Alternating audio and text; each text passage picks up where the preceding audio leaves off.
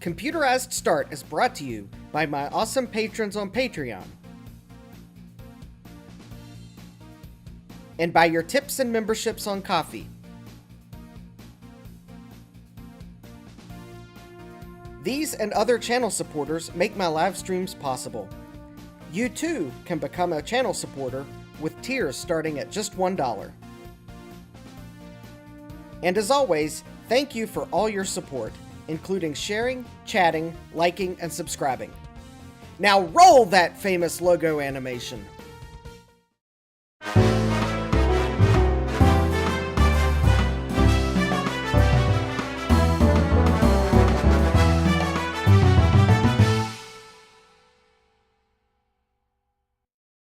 Good evening and welcome back to Computerized Start Live. I am your host, Justin D. Morgan. I apparently forgot how to mute my mic. Sorry about that.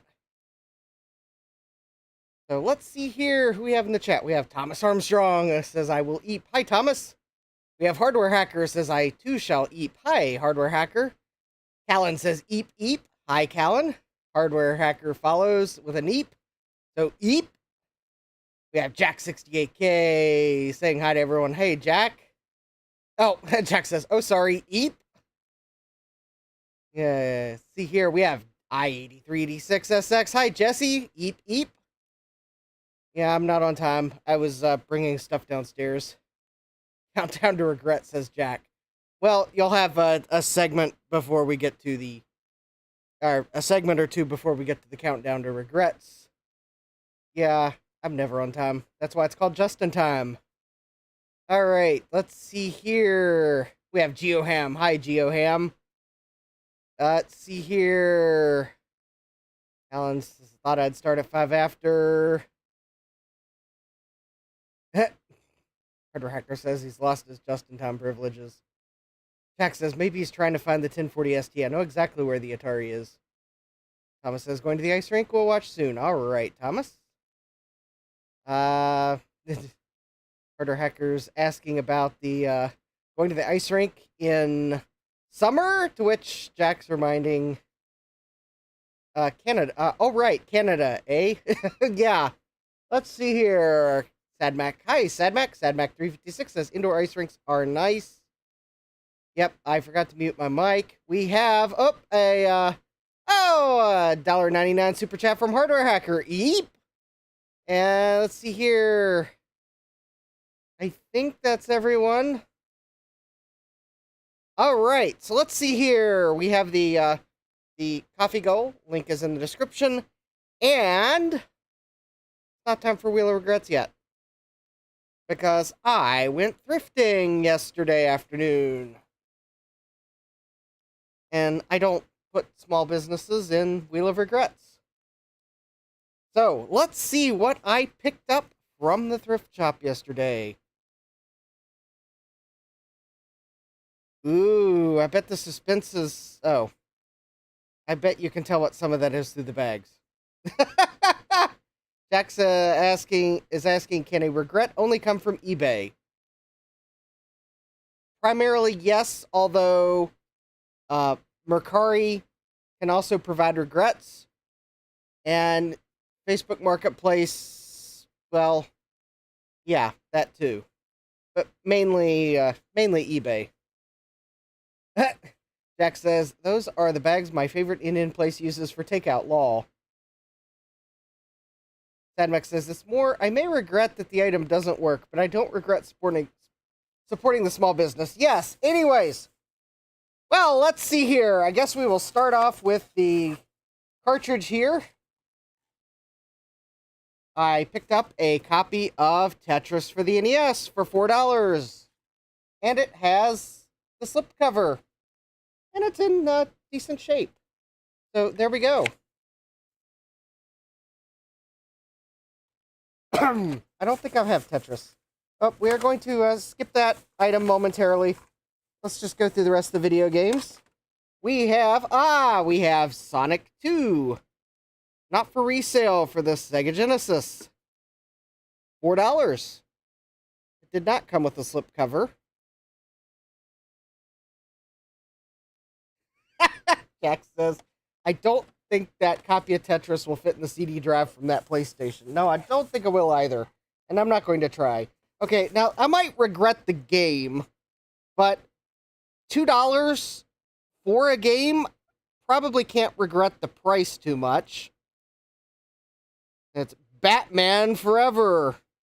The real game begins. Hey, hardware hacker.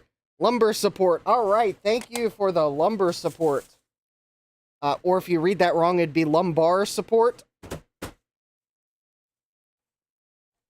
Helps me focus on buying the potential, the repair opportunities from thrift shops like this. Okay, don't let the sale tag fool you. Untested PS1 no cords for $20. We at least have a good sign that the CD tray opens.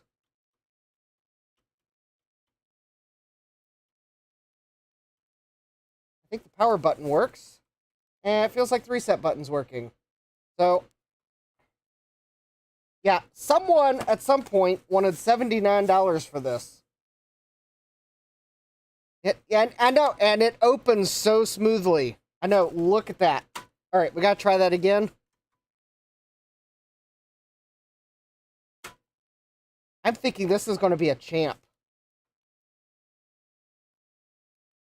We may have to try this, but I'll have to go find something to try it with. Yeah, it was a sale too. Yeah, I know. I'm wondering if at some point this was at like some flea market or something and they were trying to sell it for $79, but $20 felt right for untested PS1 no cords.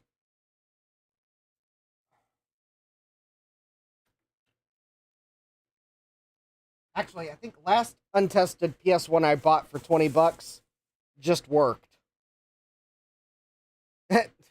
Hardware Hacker says that demands smooth R&B while it opens in slow motion replay. Yeah. All right, we're going to go to that last. All right. Capcom says, dang it, I'm late. We have a Nintendo Game Boy. And, yeah.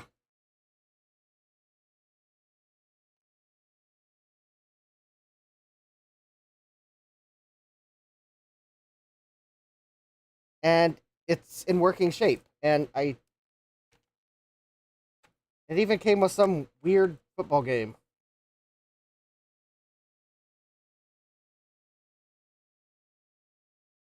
Yeah.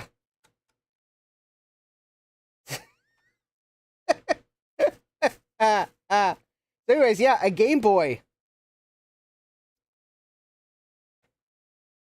And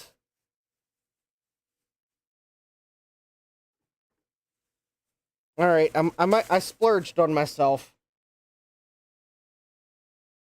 A Super Nintendo. Mega says NFL football as opposed to NFL soccer. Yes. So yes, it does look like it needs a bit of a retro bright, but it is in working condition. That was the splurge. So it is an SNS001, made in Japan. Yes. That is some interesting yellowing there. So that I got this in working shape. That was the splurge. And oh, don't worry. It had a controller, which has a bit of a farmer's tan.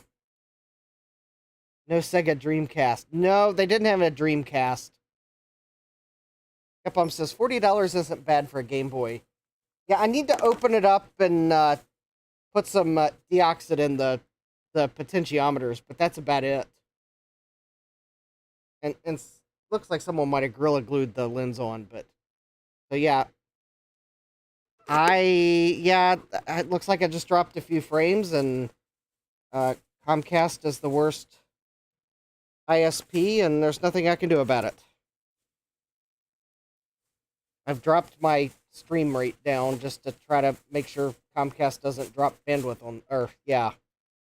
So anyways, the SNES came with one controller, an RF adapter, because he didn't have an AV cable for it, and a power adapter. So I will need to get an AV cable. The PS1's untested. The Game Boy potentiometers need some deoxit. Jesse says, laughs in Frontier. Yeah. And we have this Game Boy Color.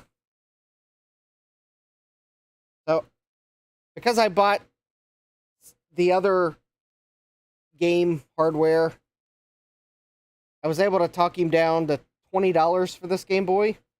It does work with the adapter.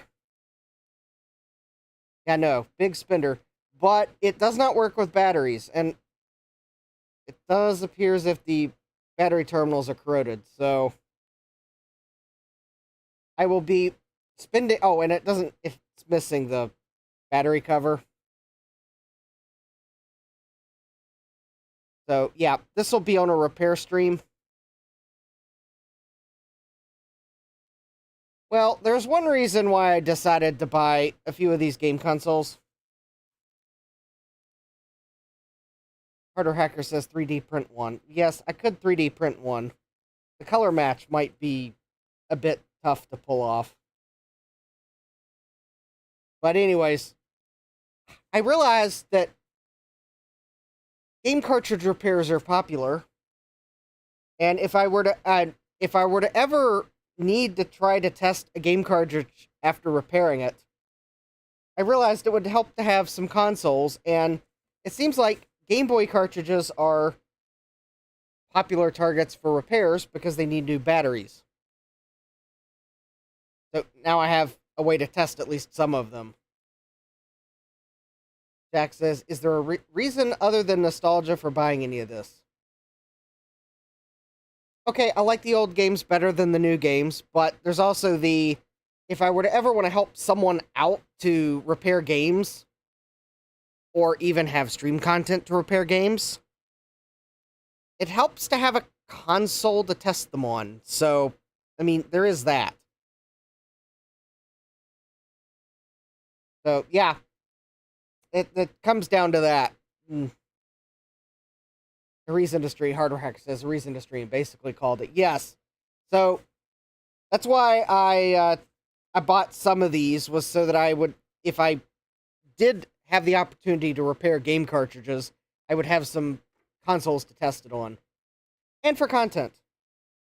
Let's face it, content. Which, for the future content... Oh, Joe says, I fell asleep. Hi, Joe. That's why, at the moment, I'm not going to test this right now. We'll save this for a game testing stream, along with these game cartridges. Although, now, I can test the Genesis I bought at VCF East. Because I didn't have any Genesis games. Alan says, agreed, all my purchases are vintage stuff. I don't have any Super Nintendo games. They had some Super Nintendo games, but I didn't really particularly care for the small selection there was, so that's why I picked these ones. Because I like Sonic. I mean, of course, that's a classic for the Genesis platform. And it was $2. I mean, this game might be abysmal. I did notice, though, the Super Nintendo version of this game on eBay seems to go for more than $2, so there could be something there. And I like Tetris. Tetris is a cool game for many reasons on the NES, so...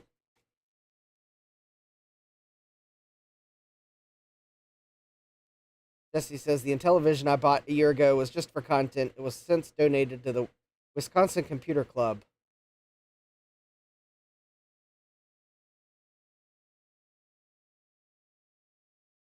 Yeah, if it says anything, I never bought a PlayStation 4 or a Xbox, what was it, Series X? I do not like Microsoft's naming scheme. I kind of stopped at the The previous generation. Yeah, the 1X. Yeah. I've got the, I have an Xbox One, but it probably needs a new Blu-ray drive.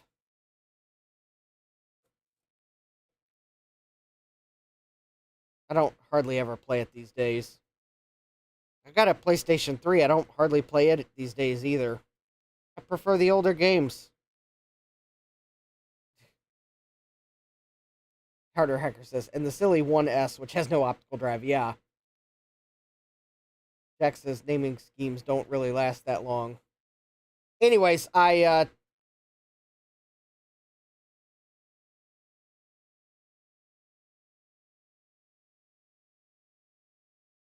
Gupum says, these days I spend more time setting up the emulators than playing the ROMs. Setup.exe is my favorite game after all. Alan says, playing Shoplifter a lot nowadays. Old games rock. Yes. So anyways, you can look forward to some gaming content in the future. And maybe I'll stumble across some game cartridges that need repairs. At a cheap price. So, before we get to the segment everyone's wondering when I will start, I also did order some things from Jurassic Computing, and I kind of like the packaging for reasons that I forgot to put gaff tape on it, so I'll... Whoops. Somehow... Oh, there we go. Harder Hacker says, is it a Quadra 700? No, but one of the items in it could go in a Quadra 700. But anyways, I appreciated the postage stamp. Because apparently in France, they let you put your logo on the postage. Gutbomb says, if that's a VIC-20. Well, if it's a VIC-20, Gutbomb, it is like the world's flattest VIC-20. But I got 10, count them, 10 Happy Macs. And a ROM shim, just in case. Gutbomb says, I sent you a tiny VIC-20 once. Yeah. But this VIC-20 would have been flatter than the one you sent me. So anyways, I now have some of these battery adapters for Macs. Just a few, and a ROM shim. So that's from Jurassic Computing. I think they were, they had another name up till recently, and then I think they renamed Jurassic Computing. It was Silicon Insider or something like that. Yeah, those are the battery holders for the Mac. So, anyways, yeah, I thought that was cool. Jack says, Jurassic Computing isn't a very French name. Well, neither was Silicon Insider. Or, is that their name? Maybe that. I'm having trouble remembering what their name was. Hardware Hacker says, we? Callan says, yup. Anyways. Alright, and now I think it is time for the following. Ladies and gentlemen, it's time for our favorite segment, Wheel of Regrets. Here's your host, Dustin D. Morgan. Hey, who comes up with these titles anyway?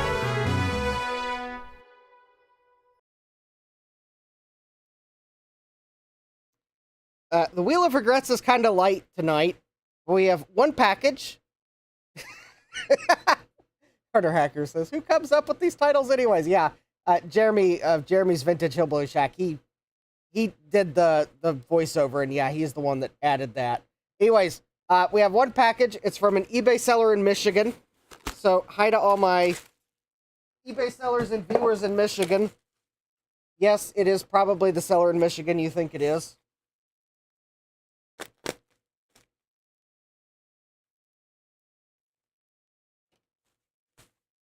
Is it a VIC-20?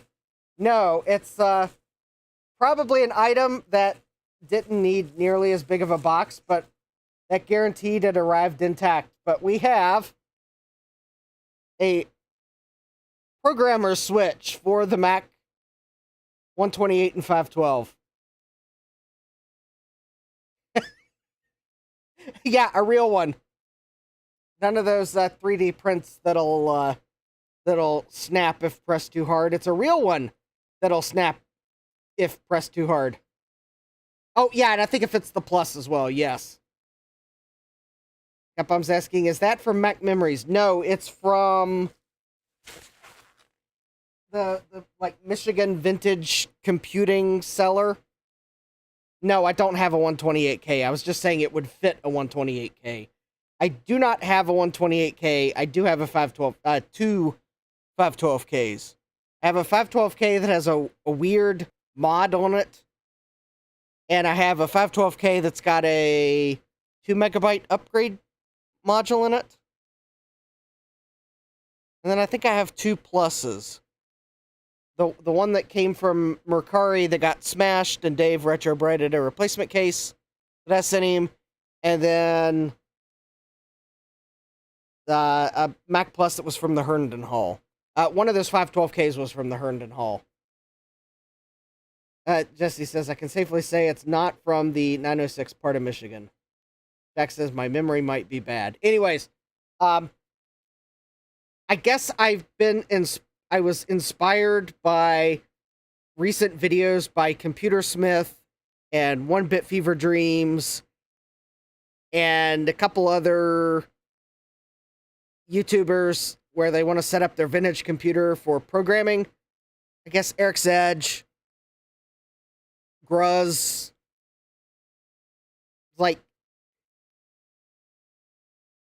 I want a programmer switch for my Mac Plus so I can set it up to program. It might not be the fastest, but it sure has a nice screen. So anyways, that's why I got the programmer switch.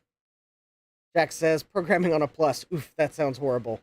Jesse says, Trina appears. Oh, because people are talking about mem test. You know, I could write a mem test for the Mac. One that does the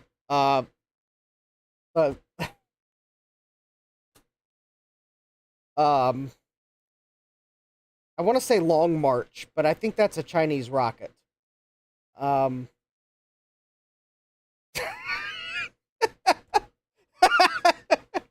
Okay, someone please rescue me. Which memory test algorithm?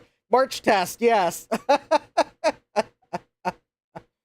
I mean, maybe while it does the March test, I can have it animate a picture of the Long March rocket on the screen, and if the memory test fails, the rocket blows up. I mean,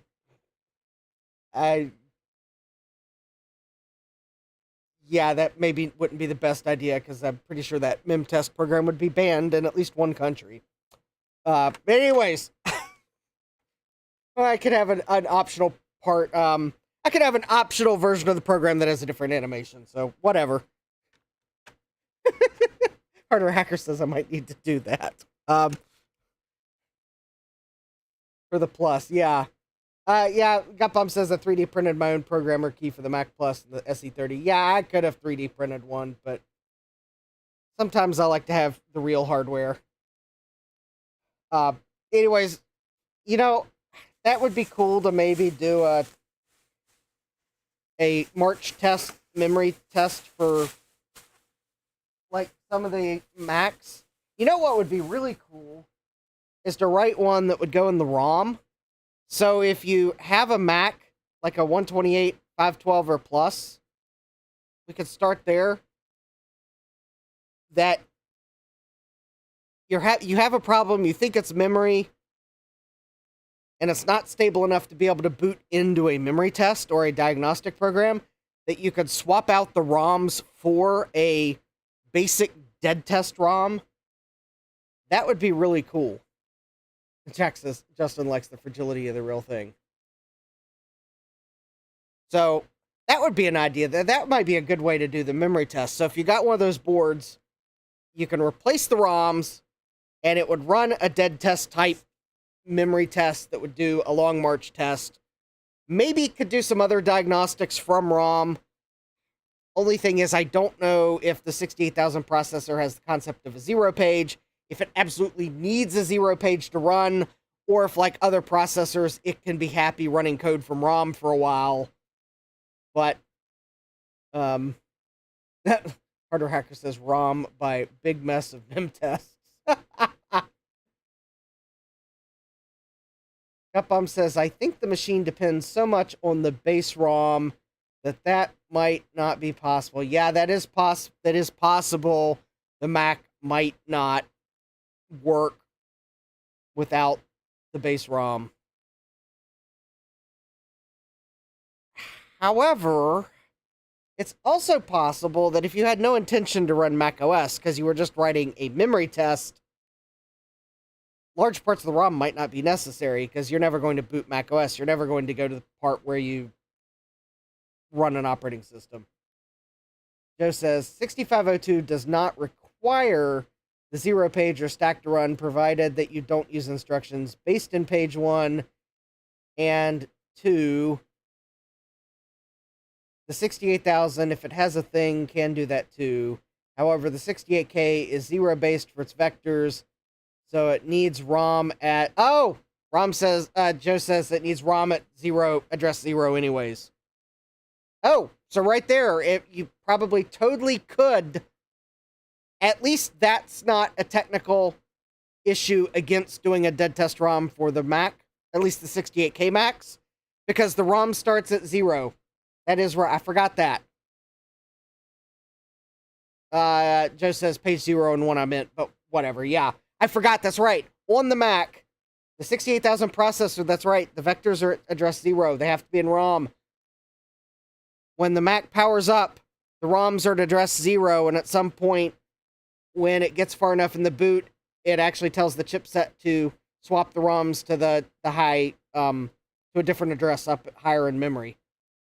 That is right. So you could possibly do some sort of a dead test. Gutbum says, I say pop your RAM into a compatible PC and run mim test. Well, I mean, for a plus and later, sure. I think that would totally work. Except for, like, the Mac 2, because it uses funky RAM. However, for the 128 and 512K, that would be where it might be handy to have a dead test, because it doesn't use Sims. But anyways, Bob says, consult Trina for advice. Harder Hacker says, we said mim test like 1,000,000 times now. Where's Trina? All right. So anyways, yeah, Gutbomb says, oh yeah, no Sims in those two. Anyways, all right, so that was Wheel of Regrets, just the one item. That's all we have for Wheel of Regrets.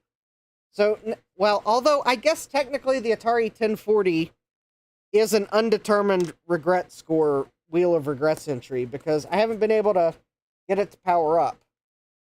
Hopefully that changes tonight. And yes, I will move these consoles off my bench. I'll do it in a moment. Jack says, I regret how few regrets you have. Yeah. I have a few things I've ordered that haven't arrived yet. And I am trying to gear up to go to a swap meet where I'm going to sell some things, but anyways, all right. So, this package here comes to us from Spain, or España, from Sidecar Tridge.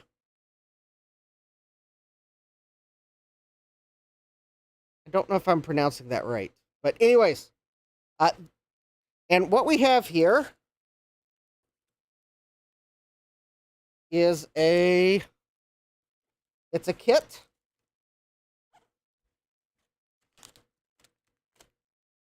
And we've got a little bag of parts here. I think these are the parts needed to assemble the power supply kit.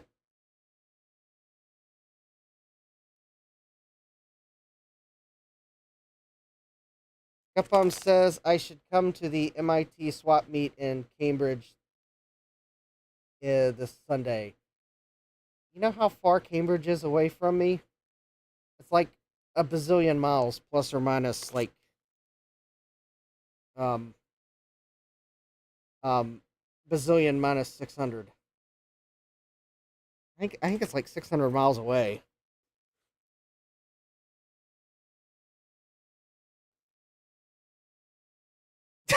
Capom says, yeah, but I live like 5 minutes away, so we could get Pinocchio's pizza.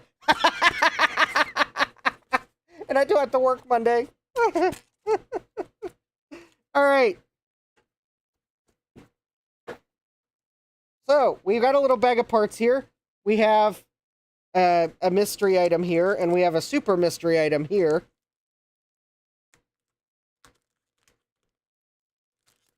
So, this is, oh, there we go, a PCB.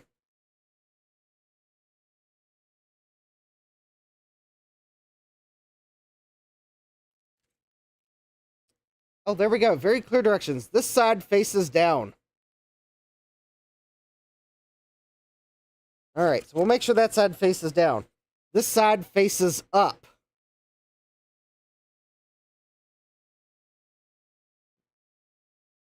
Very cool. Capom says, why is that a PCB and not just a slab of metal? Probably because it was cheaper to make a PCB than have a slab of metal fabricated. If we have to be honest here.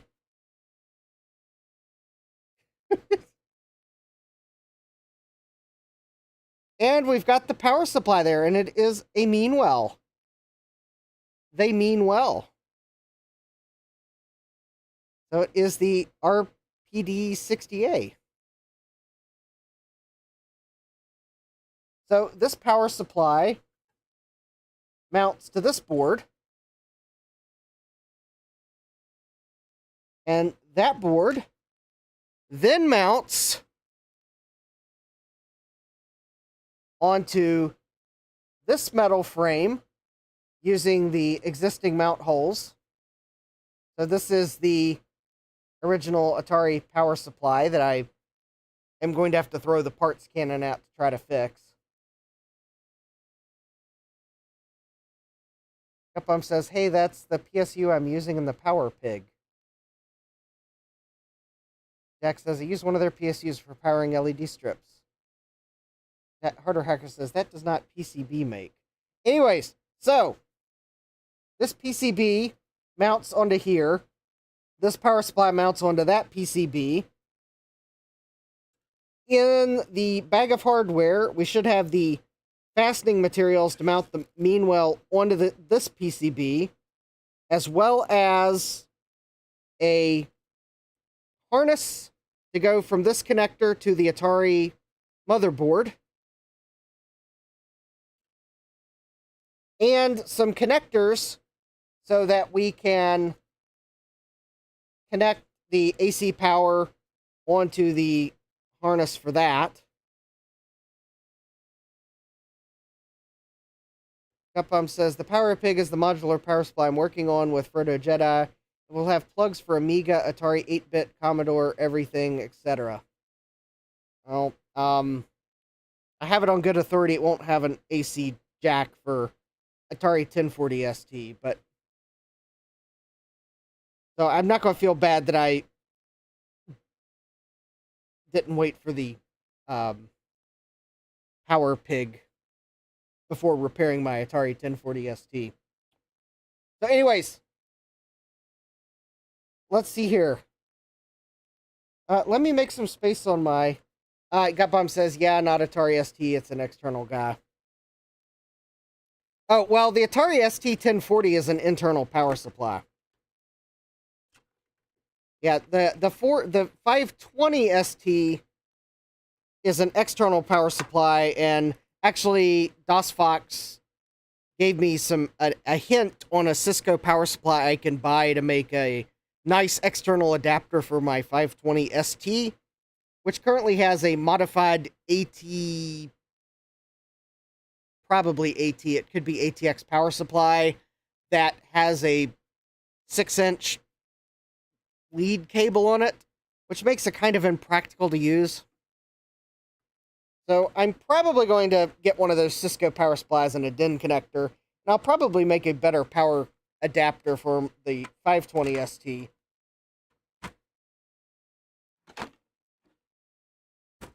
Because at some point I'm going to loan it to somebody, and they probably would rather a slightly better experience in powering it up than a modified AT power supply that gives you 6 inches of cable.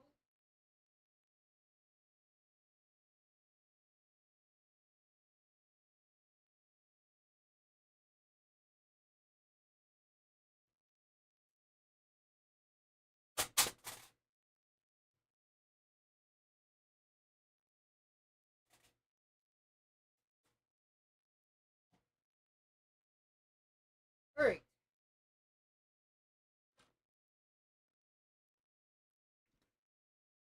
I have a wireless microphone. I choose not to use it because it's way too sensitive. Jack says, what needs 9-volt AC? Capcom says Commodore. Oh, I actually didn't. Oh, maybe this microphone might be failing. I don't know. It used to be so much better in picking me up when I walk away. All right.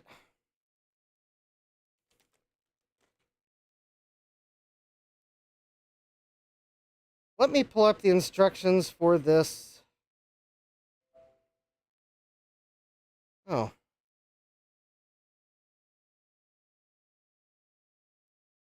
I think it's fairly self-explanatory on how to put it together, but I'm still going to pull the instructions up.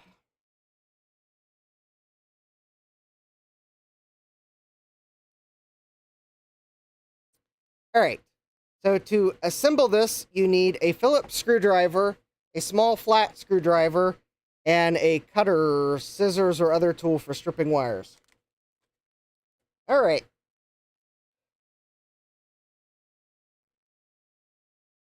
I think I have all of the above on my bench somewhere. Let's see here. Step 1, unbox the kit. All right, we have done. Step 2, assemble the new power supply on the riser PCB. All right, so secure the power supply to the riser PCB using the included screws, nuts, and washers.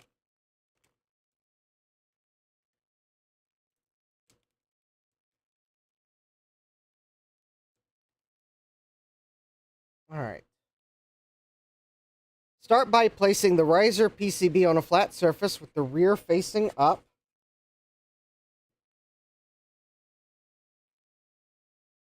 Insert 4 screws through the holes, securing them with the nuts.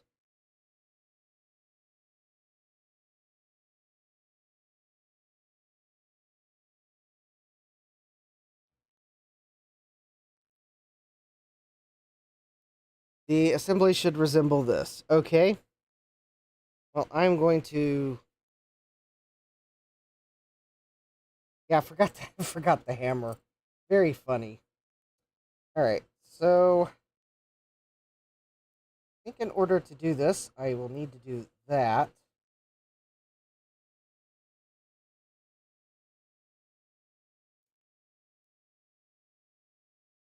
Two.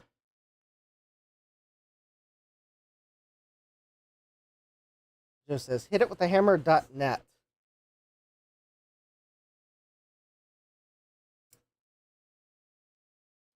Well, at least it doesn't say front towards enemy.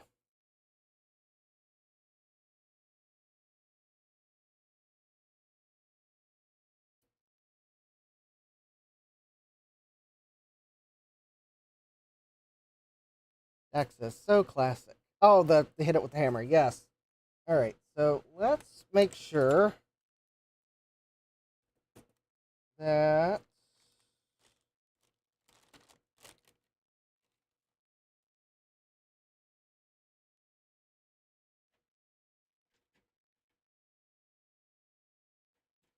oh, I don't know what I did with the... Uh-oh, I've got it right side up. There we go. Now it's upside down again.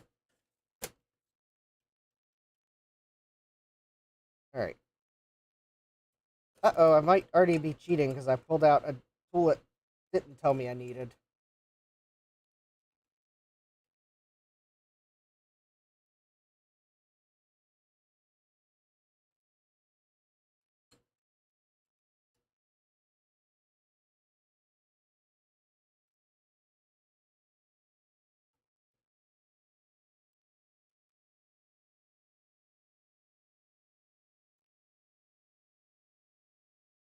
Text says my hammer is deliberately located several rooms away from the vintage repair area of my project room.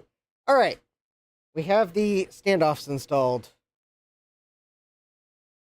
Flip the PCB to face forward, exposing the opposite side of the holes. It should look like this. Yep, all right. It looks like that. Excellent. Place the mean well on the riser PCB. Align the screw holes. It should appear like this. All right, it does look like that. All right, I am good at following instructions, apparently, even if it is Monday. All right, attach the remaining 4 screws. Be sure to use the washers. All right. So I will...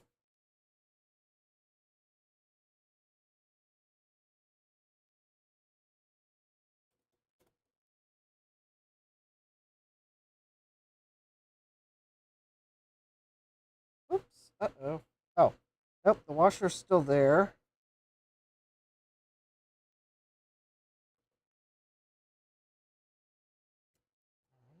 Second washer.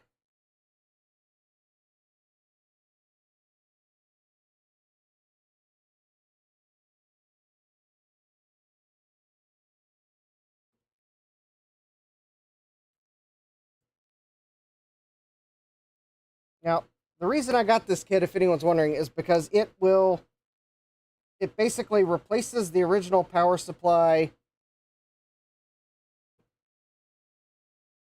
and you don't have to cut or modify the case in any way. That is always nice.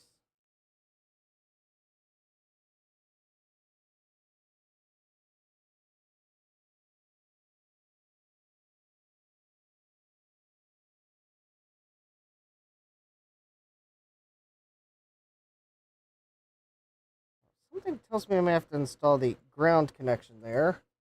I believe that is marked for ground. All right.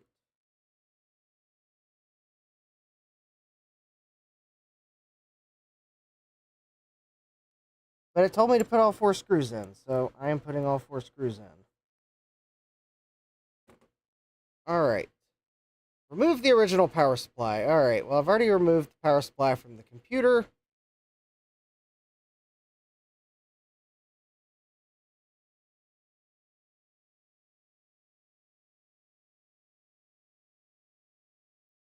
Harder Hacker says IKEA instructions, though. Joe says my hammer is on my vintage repair desk and labeled I fixed it. Ha! Harder Hacker says I'm a wizard when it comes to IKEA assembly. Jack says, is asking Harder Hacker, you're not the picture of the stick figure on the telephone with IKEA, are you?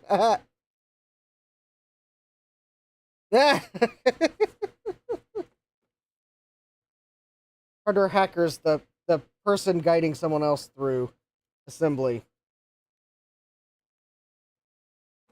All right, let's remove this temporary screw here.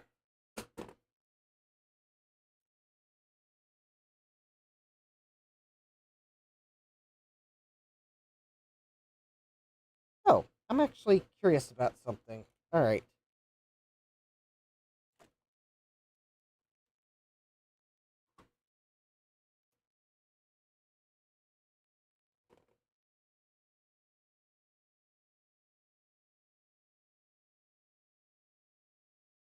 Oh, I think this PCB is one whole large ground plane.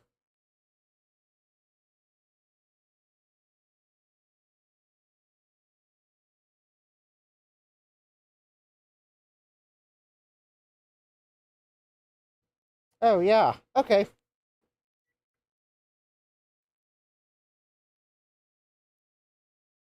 it had enough weight to it. I was thinking there might be copper layers under both layers. Oh, Harder Hacker says, you said you're good at following instructions, Justin. That's the origin of the IKEA thread. Oh, okay. All right, so we got that. Remove the original PCB. Now, I have two options here. I can cut the original AC wires.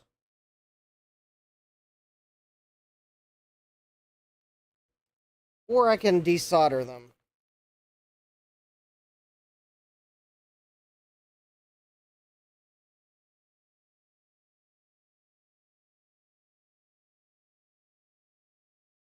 Since I have a soldering iron, Harder Hacker says, cut the red wire. No, wait, the green one.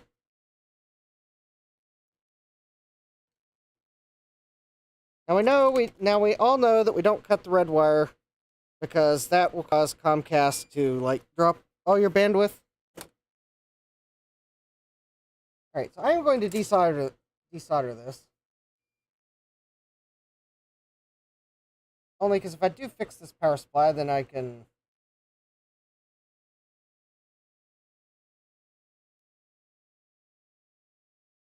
Oh, other than pads are lifting. That's not a good sign.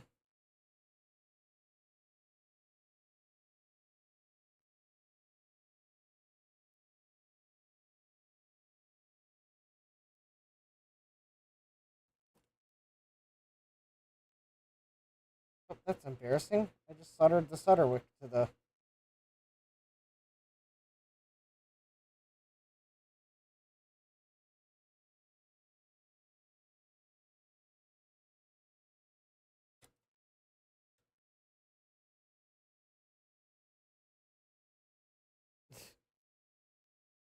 Joe says, cut the gray wire. Oh, wait, I'm colorblind.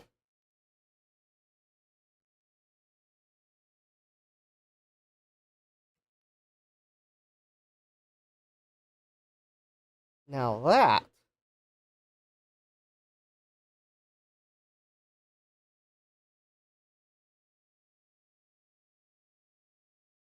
Alright, that looks really nice. I'm going to go get the screws for the power supply PCB. And Joe says Joe is not, in fact, colorblind. Hardware Hacker says plot twist, they are all actually gray wires. Joe says Joe is not, in fact, colorblind. Oh, we're writing a mystery thriller in the chat here. All right. I think the next thing we do is we get to choose our own adventure. We can either use these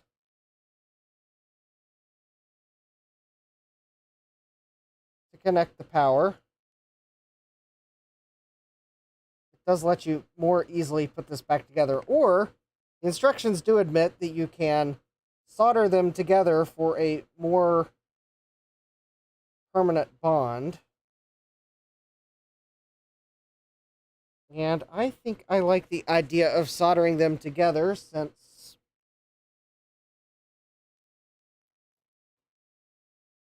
I think the instructions are written so that you can have a solder-free installation method. But I am going to choose the solder-full instructions instead.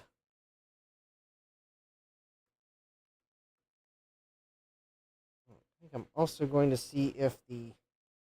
Nope, that heat shrink is going to be too small. Let's see, is this the right size?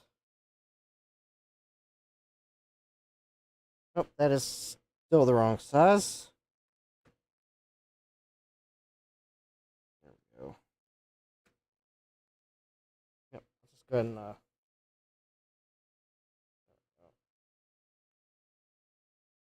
some heat shrink on that wire. And we'll put some heat shrink on this wire. Actually, I should probably put them on the other side. Doesn't matter.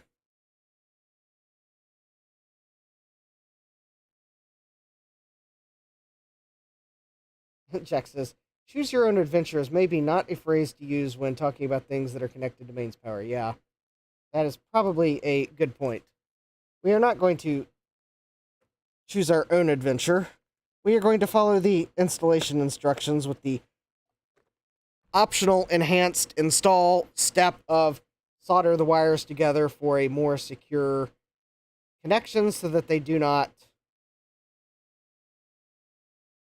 come loose. All right, so the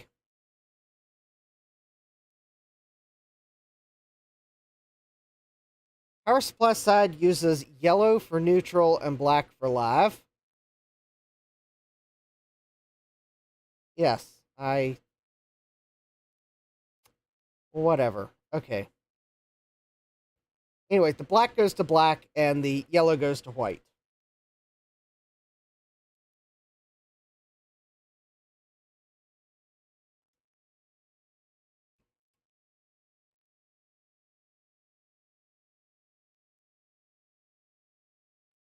Actually, I'm going to go ahead and connect that so that I do not misplace it.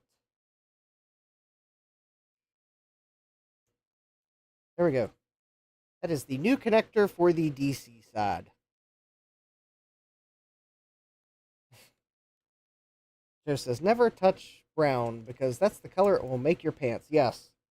That is how I remember in the in that color code scheme of brown, blue, green. That is how I remember which is the hot wire.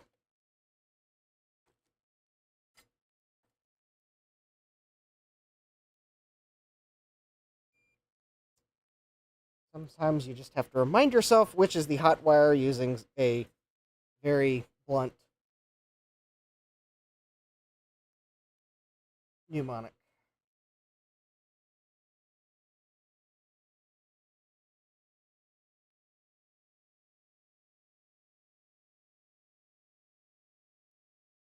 Alright, so I'm going to dab some solder on both sides here.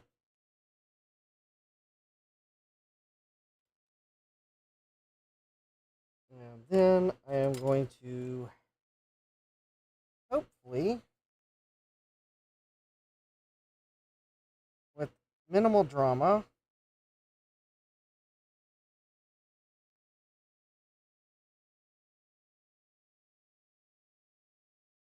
I think I'm going to have to try this.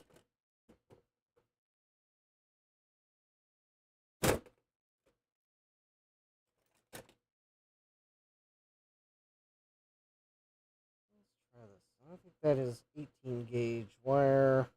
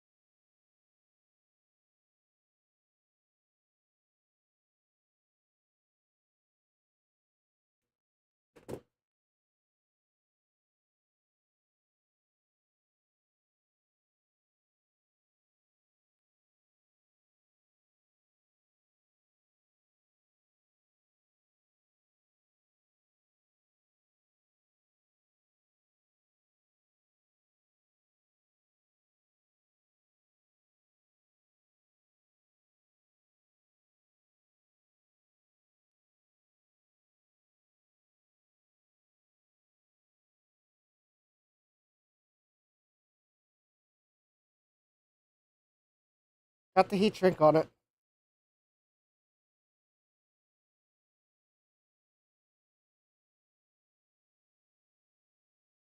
I'm first just trying to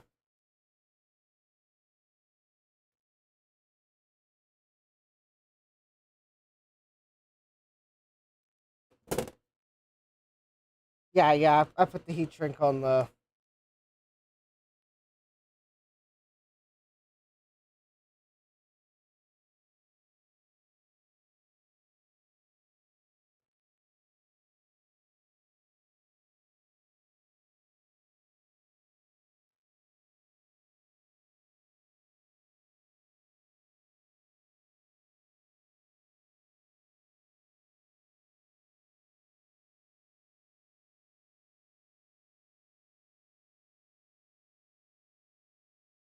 I've never really been a fan of soldering two wires together because they always turn out looking awful, but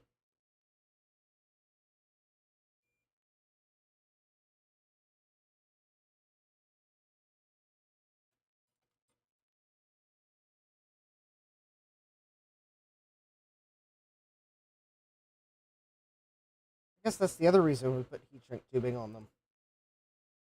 A, they don't short against anything, and B, so that no one knows how bad it actually looks.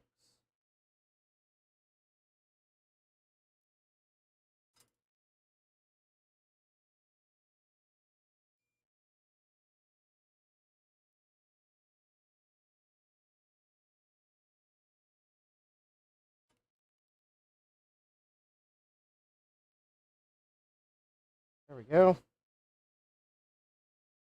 Now we'll do a continuity test of those.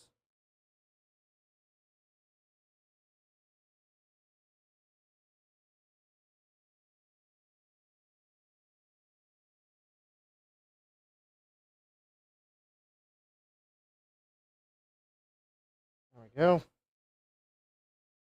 Okay, they're soldered together. Heat shrink has entered the chat. Yes.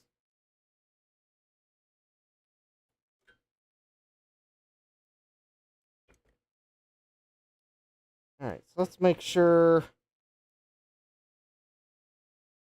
the black terminal in the power connector.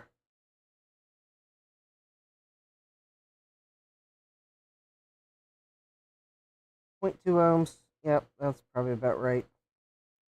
It's going through a switch.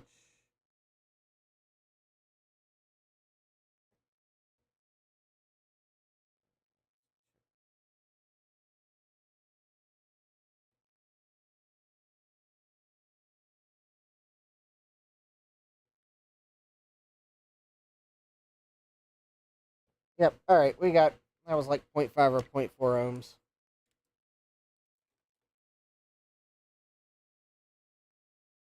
Hi, Socket Wrench. Socket Wrench says, I've had better experiences soldering together two wires after I got an Omnifixo.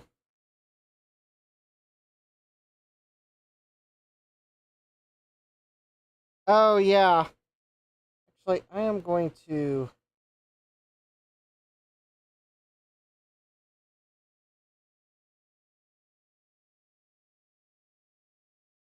I might somewhat regret this. In fact, I probably will regret this. The resistances seemed a bit high for two wires soldered together.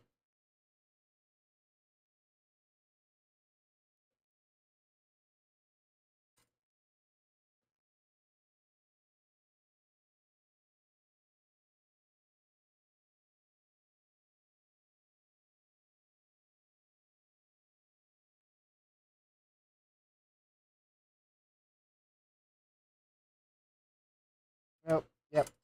Regretted. Like, oh, maybe I should have used some flux to... I should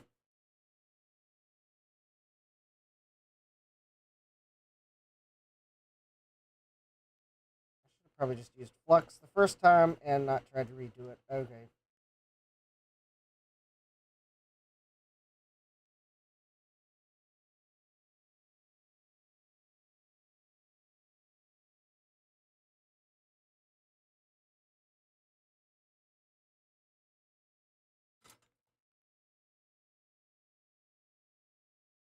All right, we're gonna try this again.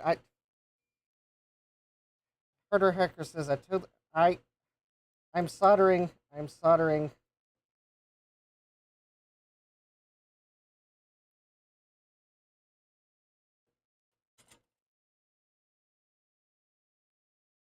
I don't have helping hands that are short enough to deal with this wire.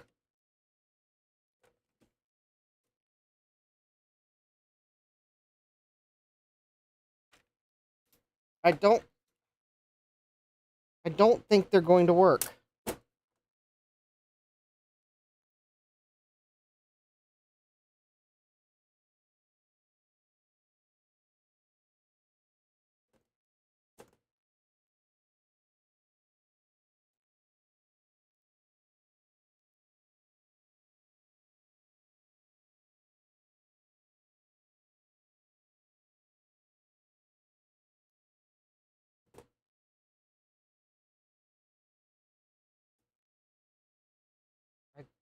sometimes have to use what I've got.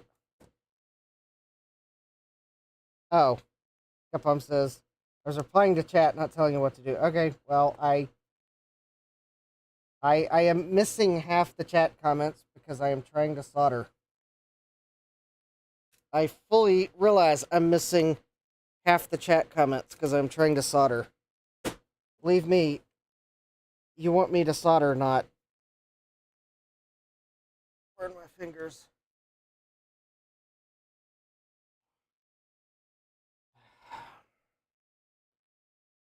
Oh, maybe I got one of these that's a little shorter. That one's not going to work. It's missing its rubber grip.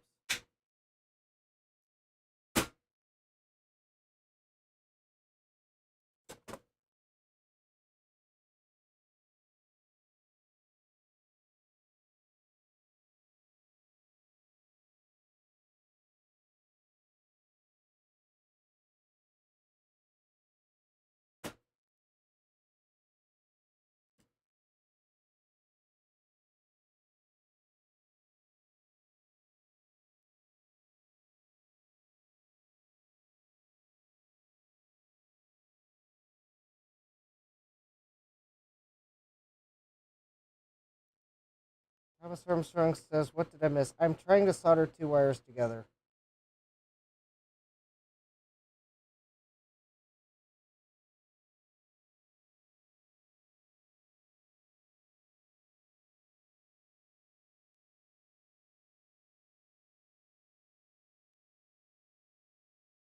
Helping hands are not helping.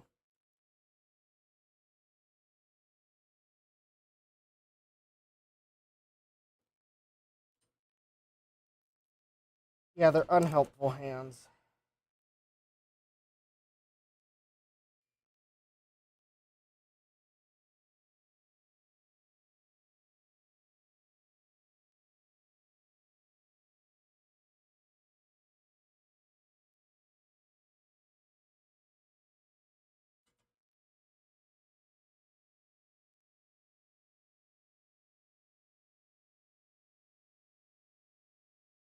All right, now let me see if the resistance on that is as low as I hope.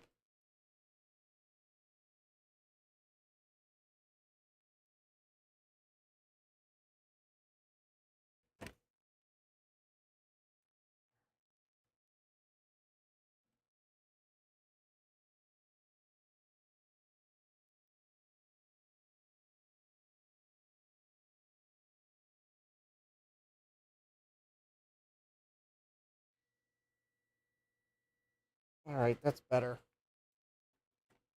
All right.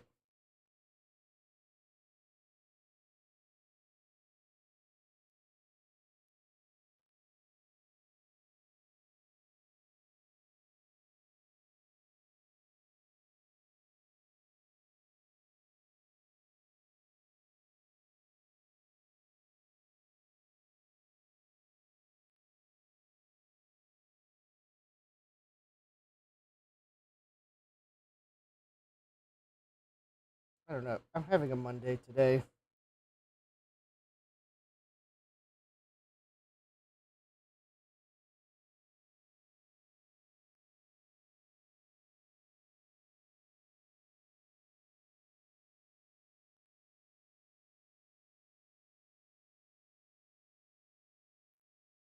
Okay.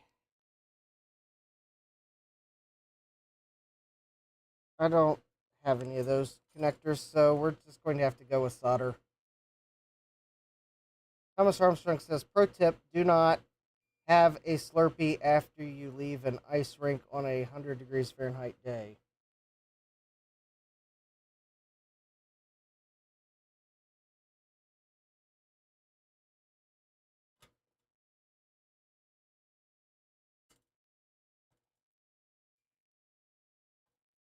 All right, I will keep that in mind should there ever be an ice rink for me to go to after on any day. I don't have any connectors to use connectors that aren't screw connectors that came with this kit. So solder is going to have to do, even if I don't trust my... Oh. Let's see what you all are doing in the chat.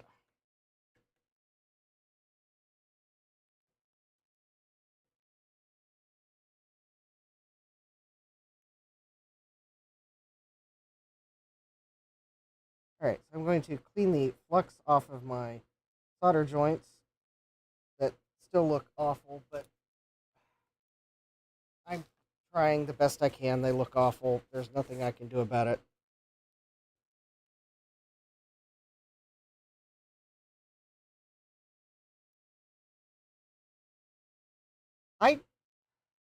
I don't want AC wires to come loose. I just am kind of crazy like that.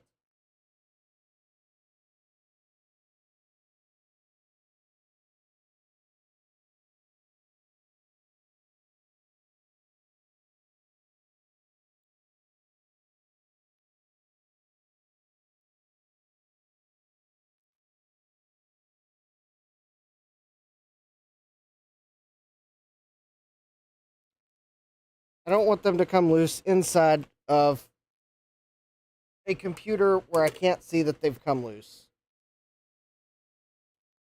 I don't mind using screw terminals for things where I can easily inspect them, but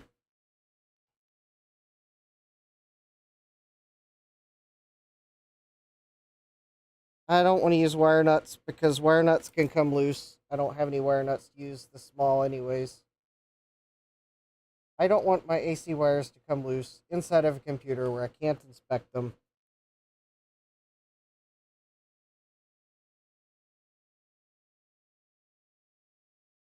Granted, if the AC wires did come loose, then hopefully the grounds would cause the a trip of a GFCI or something, but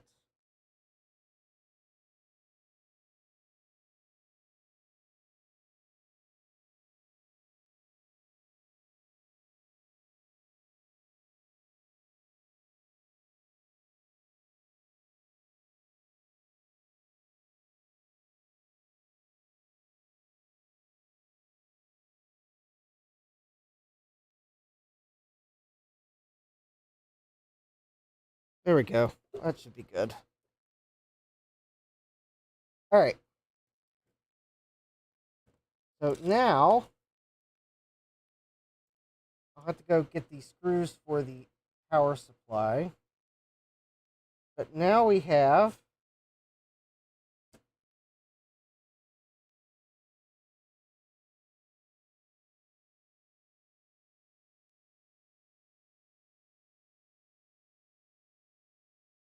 well, that's maybe a bit embarrassing that I oh, wait a minute. That's just a ground wire that screws on. I can fix that.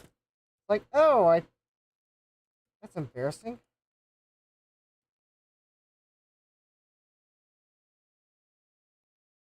There we go.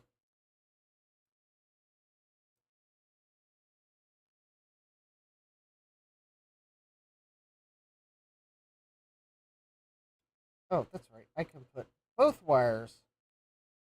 There we go. Both wires through the ground wire. And now the ground wire will act as a cable guide for the AC wires. There we go. That looks good. I left the incompatible wire links so that if I want to reverse this, then I have the length. These original wires are long enough to still plug into the original power supply. Yeah.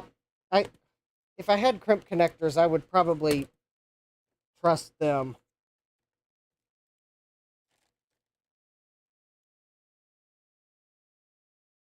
All right.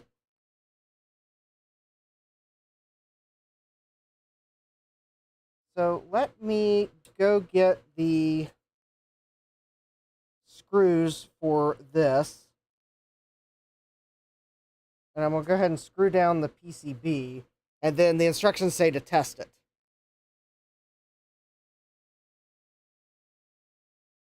Oh, side cartridge. Okay. We're not going to go for flipper wiring. Yeah, that's just right out.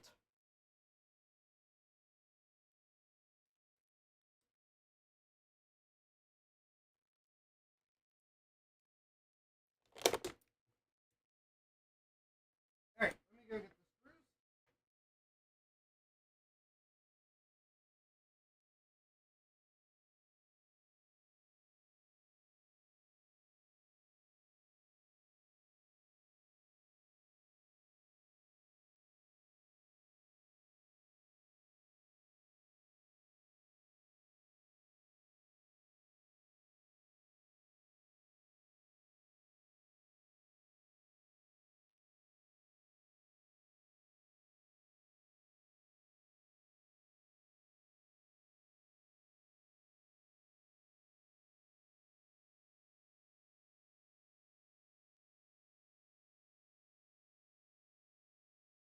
In fact, a little bit of a bonus. I went ahead and grabbed the motherboard.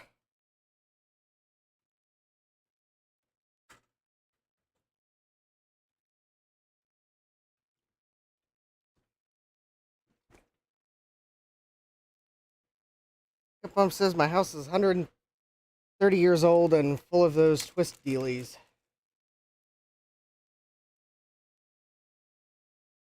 Well, if my house had a birthday, it would have turned 21, so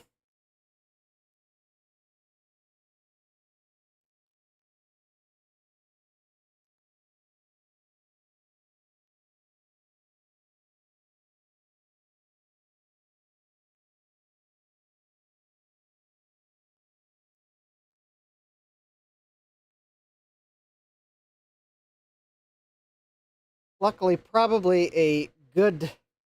Oh, mine has 4-pin phone jacks. Oh, Capcom says the huge pins. Okay, no, mine aren't the huge pins. Someone in this house wired it for phones when they had it built.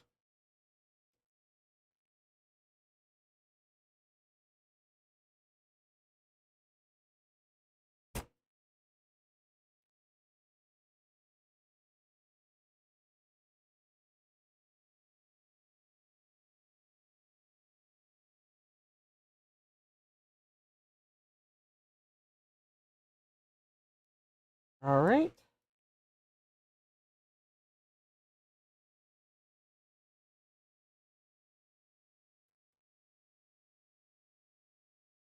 This is a very nice install. All right. Also, the instructions did say to make sure you had an insulator between the PCB and the metal frame that it goes on. So I do have the original shield in place.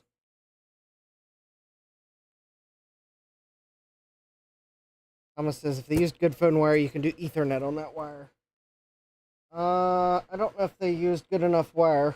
It might be Cat 5. I'd have to repunch it, probably.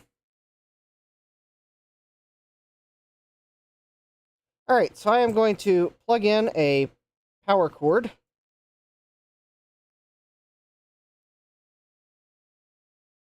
In fact, actually, I'm going to turn the switch on.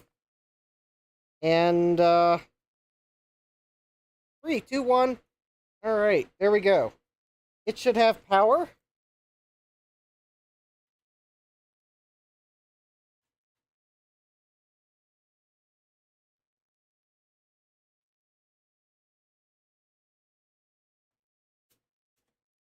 Obviously, I'm not wanting to touch the AC side.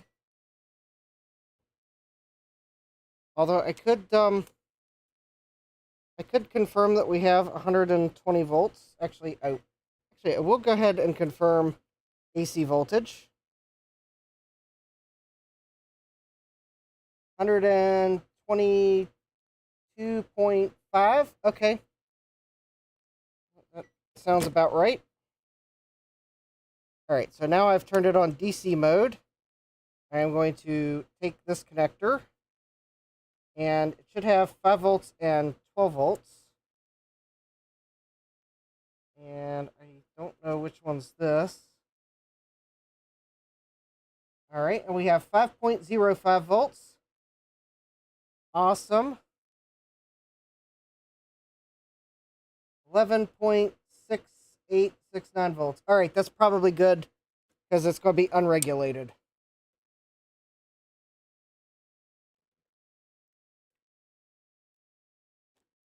All right, so I am going to unplug. It's switched off. And now I am going to take the motherboard, which at the moment I have been unable to test. Well, maybe not totally unable to test, but unwilling to test until I did something about the power supply. Hi, Francois. Welcome. All right. I did hear something rattle. Let me make sure it's... Oh, it's just the floppy power connector. All right.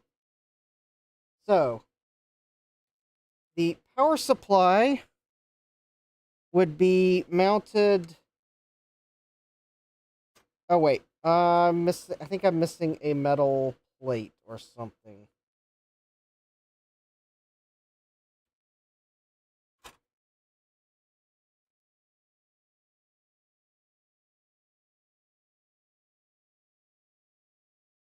Oh, no, I'm not.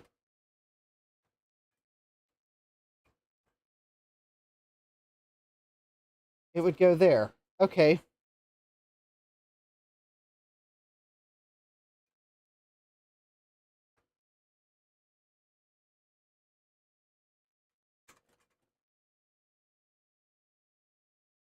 All right. Use a VIC-20 to stabilize it. All right, I'm a bit worried here. All right. Smoke test in 3, 2, 1.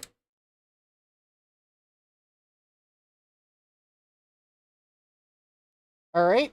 So far, so good. No smoke. Of course, I don't have anything connected to this to see if we have video or not. But let's measure power now that I've actually have a load on it.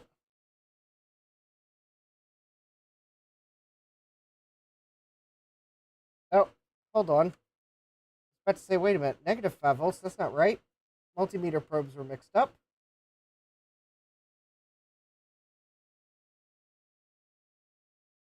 All right, we have 5 volts on the dot. 12.67 volts. That's a little high, but there's nothing using 12 volts. Might be invisible smoke. Yeah, that is quite a generous 12 volts.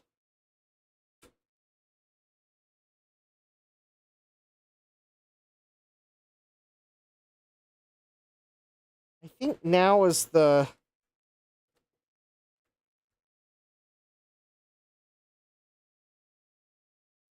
Generous 12 volts, but I'm not overly concerned. Yeah, there was no load.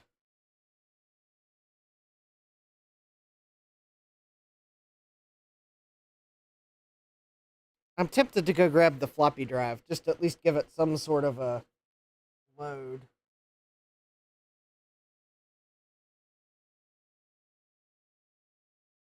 Or maybe I should grab the monitor so we see if we have a video signal. Capcom says 12.6 is fine. Yeah, it's a bit on the high side, but I think it is fine.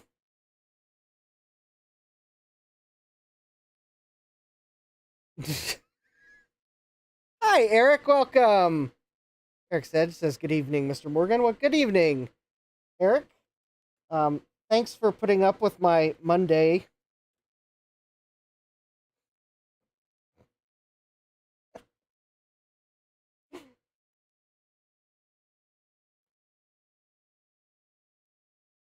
I was having a Monday today, Eric, as you could probably imagine. Eric says, we have all had a Monday.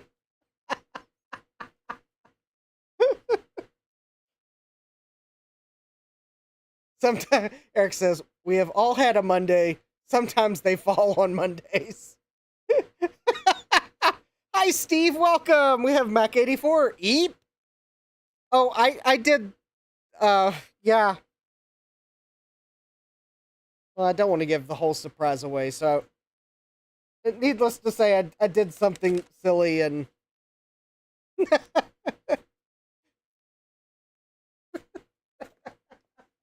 Eric had to point out my silliness.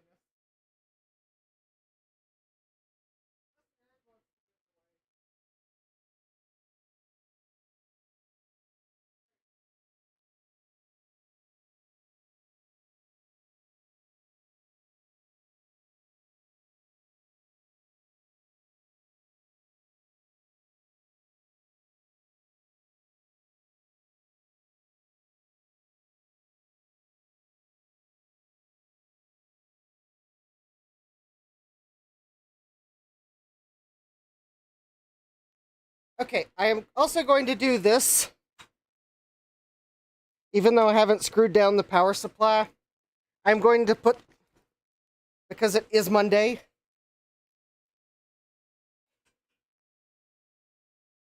and I don't want to potentially maybe have more of a Monday, I am going to set the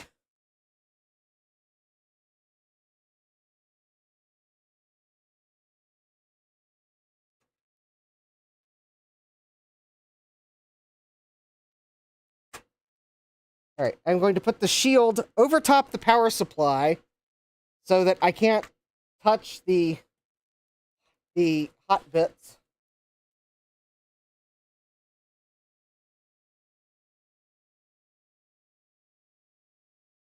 AKA the hand zappies.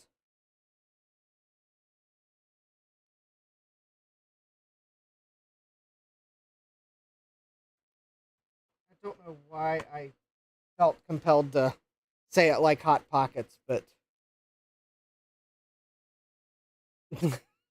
Steve says, let's have the very least Monday we can legally do. Yeah, that's why I set that there. Gupum says, I take my chocolate milk shaken, not stirred. Eric says, all I can say is moof. All right. Jack says, I successfully didn't yell at someone today, so that was something.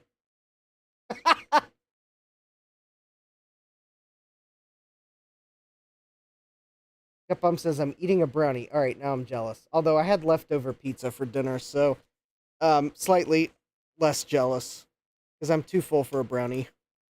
And no, you don't need to be jealous about the leftover pizza I had. It was leftover pizza.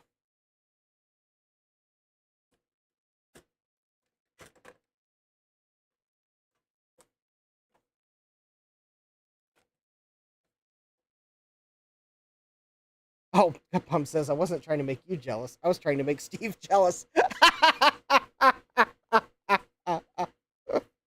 Joe says, fridge pizza is awesome. Hardware Hacker says, leftover pizza can still be good at times. Let me just say that this pizza was better in the air fryer than it was the microwave to heat it up from leftover. Because it was, well, I mean, I guess technically it was name brand pizza.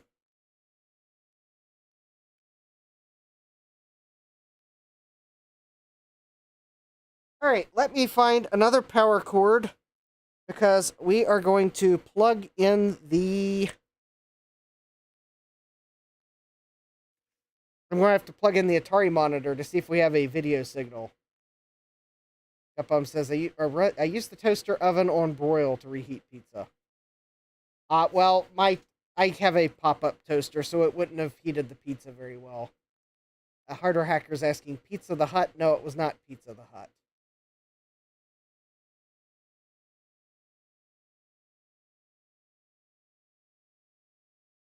No one, I don't believe anyone has guessed the brand name yet. I don't know if I would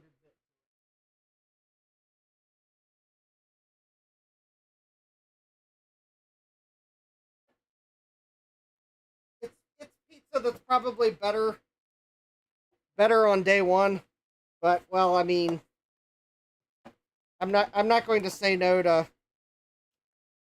leftover pizza because I'm not going to throw away perfectly good food. Those that says Donatos. FedMex says, "Oh well, it was hot once. Yes, it was. At one time, it was hot. Um, and ready. Actually, yeah.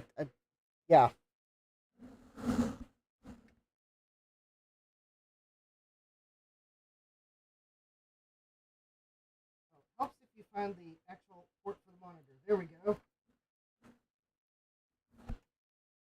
Yes, it was pizza.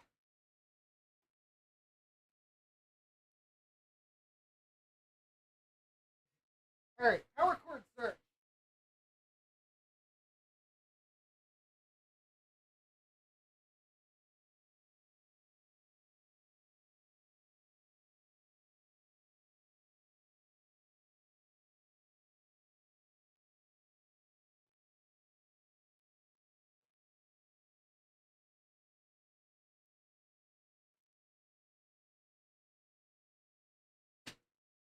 I'm not sure why this power cord's sitting where it is. This might be a sign that the power cord's not good. All right, so yes, the monitor is going to take my chair. Yeah, it was. Yes, the alcohol got spilled.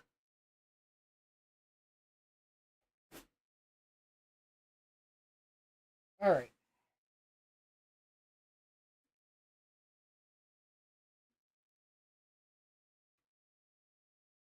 Okay, so I got the monitor. The monitor is on. All right. Smoke test in 3, 2, 1.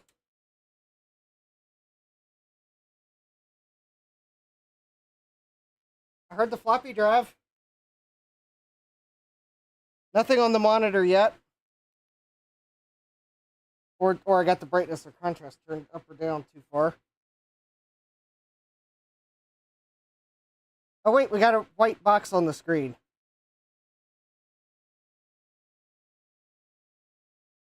The floppy drive is making noises.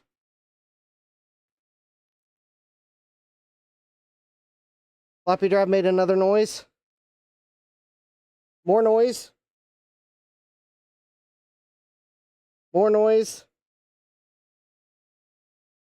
More noise. I don't have a disk to boot from, so we're going to have to wait for it to time out. It should have ROM.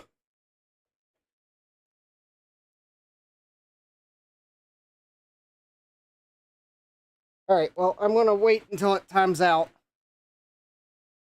But yeah, it looks like it's waiting for a boot disk. Oh.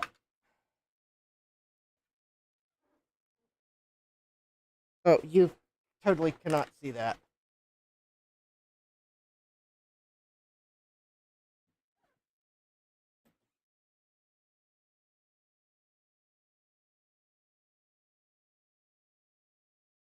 There we go. Jim, it's truly outrageous, Joe says. All right. So I guess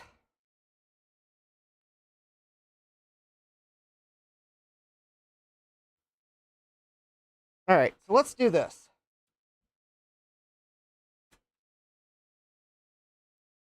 Let's disconnect everything.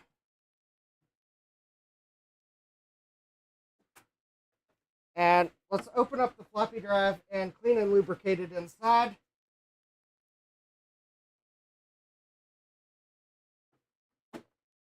And then we'll reassemble the Atari.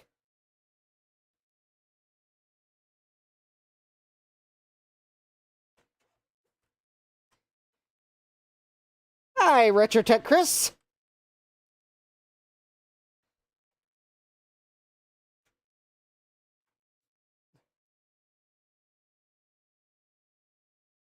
All right.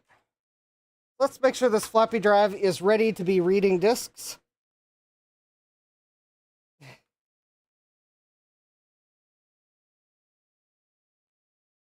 janky environment manager. All right. Oh, let's go back to table cam. Harder Hacker says it does stuff, but does it eat? Only if you're running Gymulator. I'm hoping I remembered the name of the software correctly. Capcom says, I think they made a version of Master Tracks for ST. They probably did. Jack says, don't plug a Commodore power adapter into that MIDI port. I don't think you have to worry about that. New irrational fear unlocked. Plugging Commodore power adapter into Atari ST MIDI port. Chris says, hello, watching and working. When am I not working these days? Yeah, I saw the coming soon listing in your neighborhood, Chris, and unfortunately the commute's just a little bit far for me.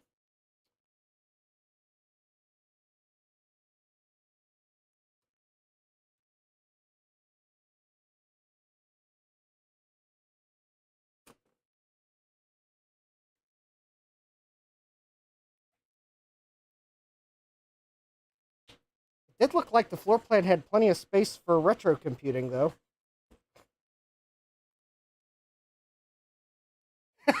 Chris says, want to move in? What was it? 1.3 million, I think? Yeah, I think I'd come up a few dollars short after I sold my current house. And the commute would be like 90 minutes each way.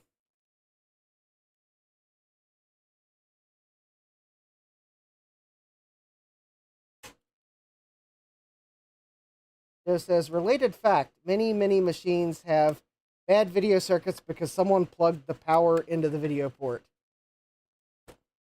Oh, yeah. Oh, wait. That was a fact related to Joe's previous comment that said, fun fact, the video port and power port on a TRS-80 Model 1 use identical ports, are right next to each other, and can't be identified easily unless you turn the entire machine around. Related fact, many machines have bad video circuits because someone plugged the power into the video port. Well, Joe, related fun fact, the Sinclair computers used TRS jacks for the tape drive and the power connector, and they are also very poorly labeled. Use the same connector and are right beside each other, and I'm pretty sure that many ZX80s and ZX81s and Timex Sinclair 1000s went the way of the smoked electronics because someone plugged the power into the tape jack. I don't know how repairable they are after that happens. Chris says, yeah, we looked at that style of house when we built this one, and we chose this one. I mean, yeah, Chris, your floor plan's great. In fact, actually, your floor plan might actually be a little bit more convenient for some things. But it wasn't a bad floor plan. Yeah. They copied the ZX81, 3 same jacks. Yeah.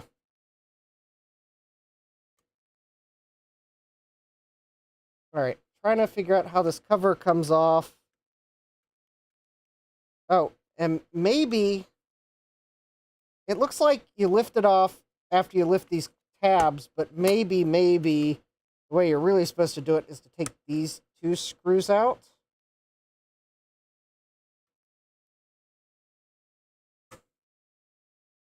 And then maybe the bracket and the shield come off together. I think that is how you're supposed to actually do it. Thomas Armstrong asks, did the ST win? Yes. We booted into Gym. So the new power supply for the win. So now I'm going to clean the floppy drive so I can put the whole thing back together. I'll deal with other maintenance on it. Oh, there we go.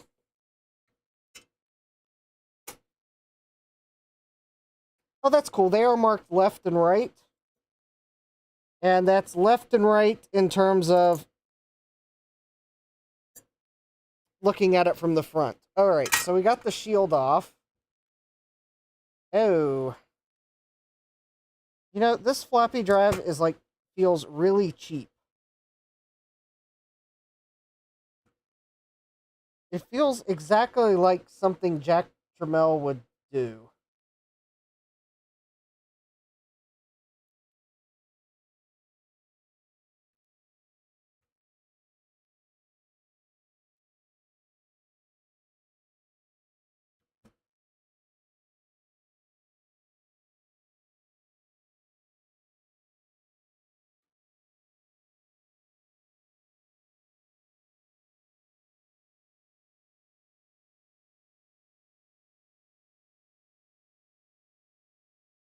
Oh, I'm losing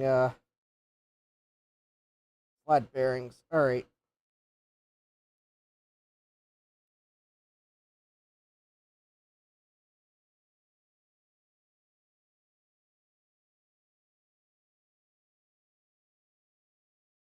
All right. I very carefully lifted this plastic off.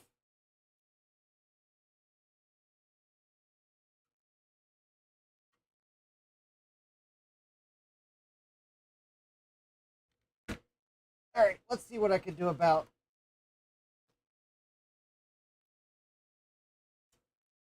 not propagating any more isopropyl alcohol onto everything.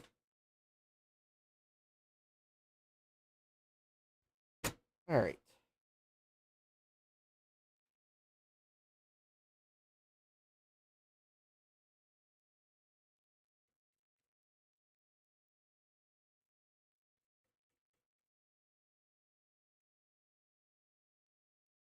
This looks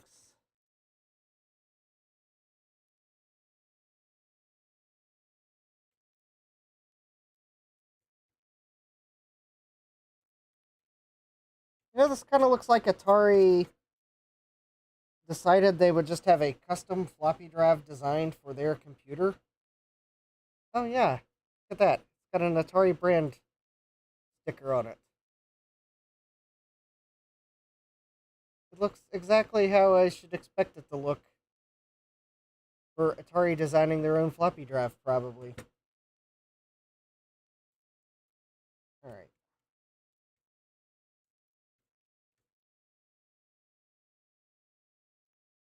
I mean, in some respects, it looks like the Sony mechanism.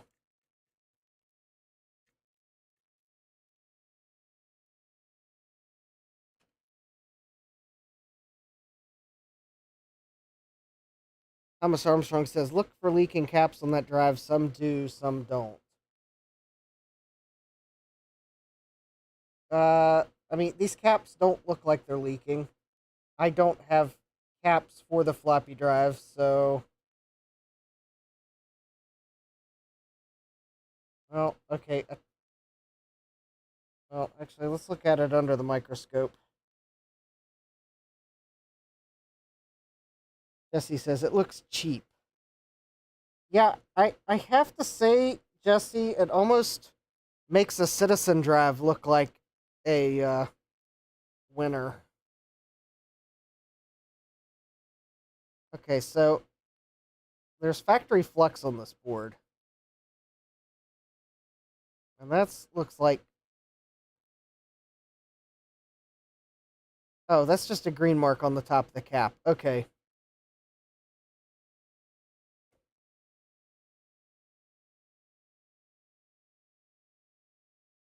Yeah, I saw that green mark on that cap, and I wasn't sure if that was like something leaking on the top of it or just a green mark. It looks like a green mark. All right, those look fine, because I think what we're seeing on the board is factory flux. Yep, no belts. Thomas Armstrong says it's a good one. It still looks cheap. I'm with you. All right. Almost looks like there's conformal coat or something. Or no, I think that's just factory flux. All right. Oh, Thomas Armstrong says it's a double-sided head. Well, I don't know. I'm not sure how you recognize that from the bottom because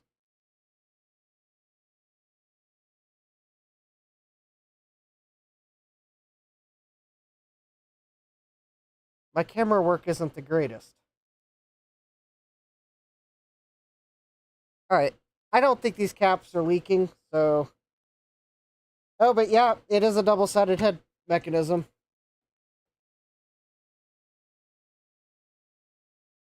All right, so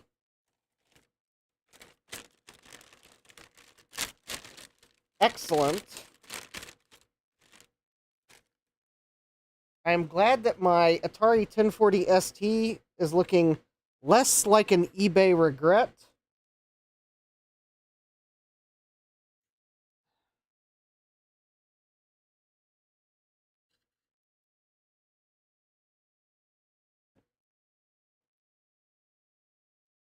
Because my last purchase from the seller I got this from didn't go that well, and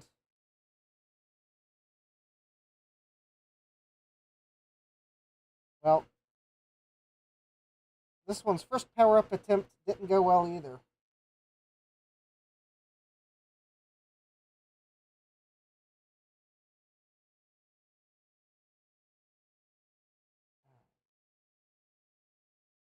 Let's see here.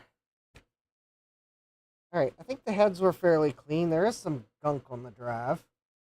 Let me get rid of the old dried up lubricant, and we'll let the isopropyl dry, and then I'll apply some fresh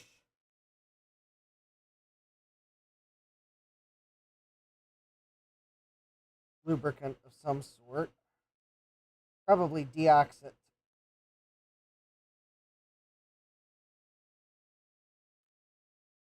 lubricant.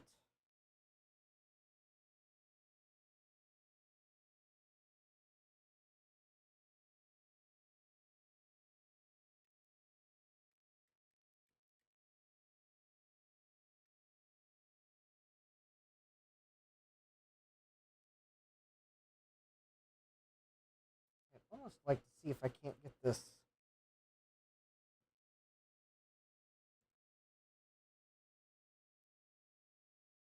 Oh, I better not try because that one broke. Oh, there's two on it.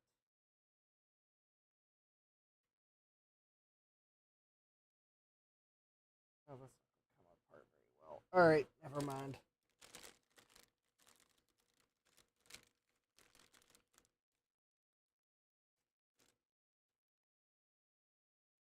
Yeah, new lube will make it happy.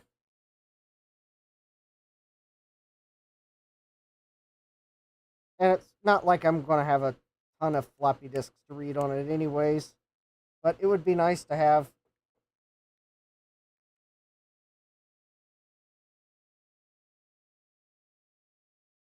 a floppy drive working in case I come across disks that need archived.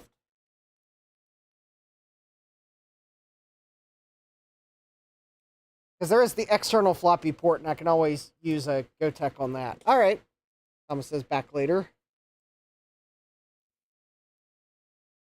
Oh, yeah, these are probably larger than I thought they were, and then these other ones are smaller than I thought they'd be. All right, so let me find the...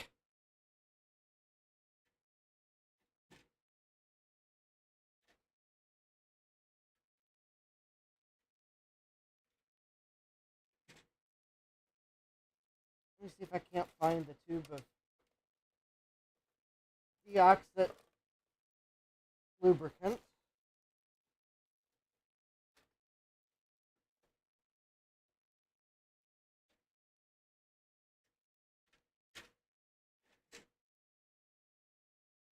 Oh, it's probably on my bench. That's probably why I can't find it.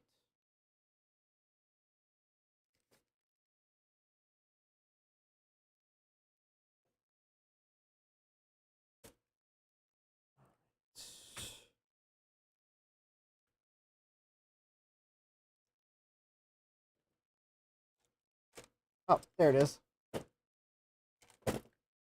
bottle says Hague Laboratories on it. Yeah, it's deoxit L260D grease for mechanical and electrical applications.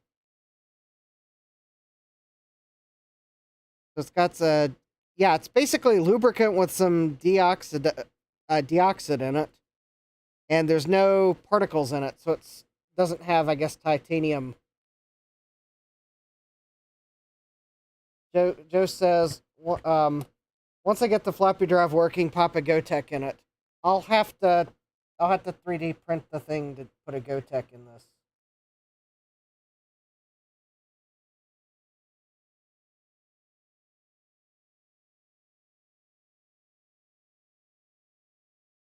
Sometimes my desire for things to look original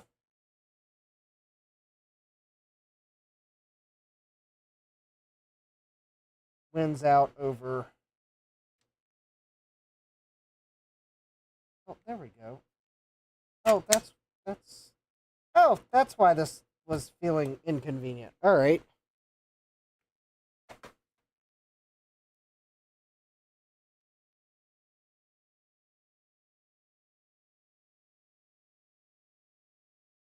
Joe says no particles, that its anti-poly formula means none of that pesky matter gets in the way of lubrication. Oh.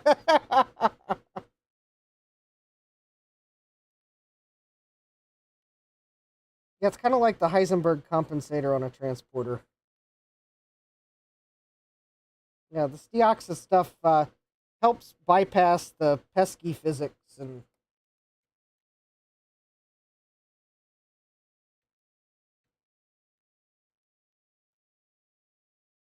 Is our literary device physically impossible?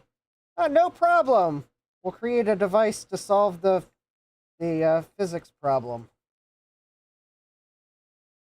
And when that has a physics problem of its own, we'll just create another device to solve the physics problem.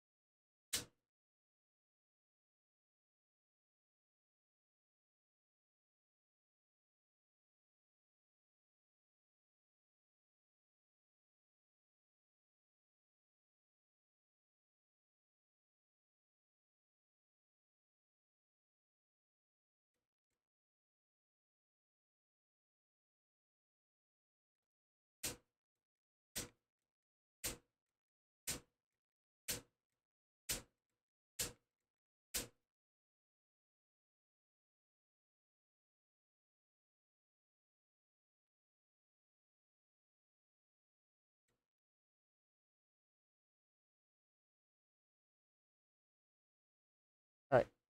Applying this a little bit of liberally. It says deoxit, it's quantastic.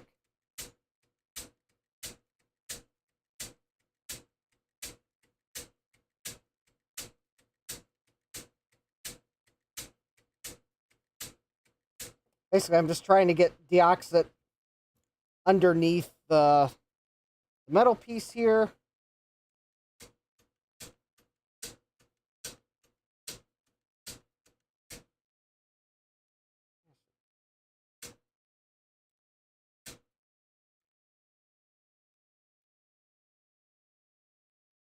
Let me just do this. I'm kind of pressing down on it gently.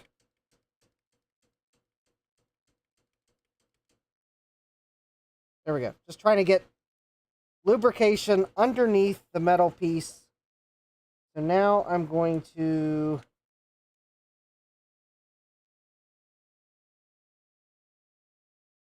get some of the gross excess up.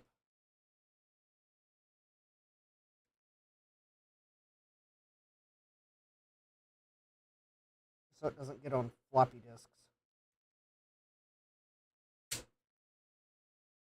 That would be sad. Yeah. Clean this so that it can read floppy disks, all to just get deoxit all over the floppy disks, ruining them. Alright. Now I'm going to put some deoxit here.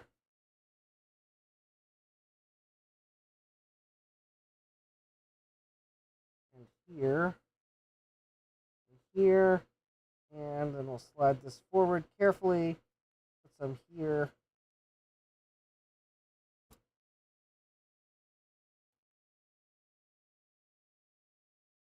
Again, trying to get some deoxit into the bearings.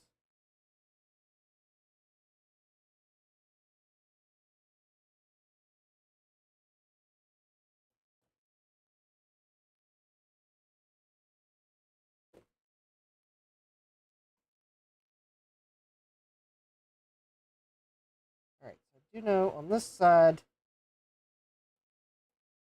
I went too far back.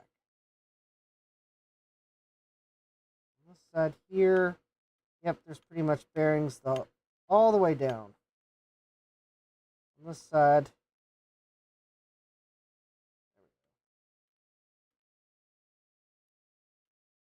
okay. I think I'm pretty happy with that.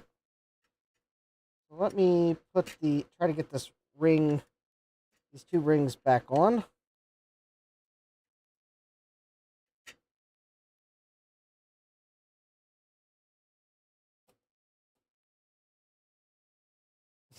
Dex says, make sure to smear some of that on the reed head. That'll make it work real good. Yeah.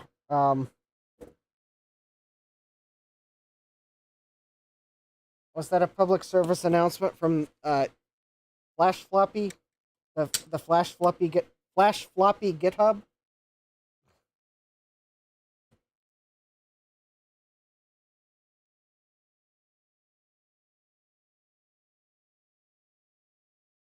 Alright, so I'm going to put some deoxit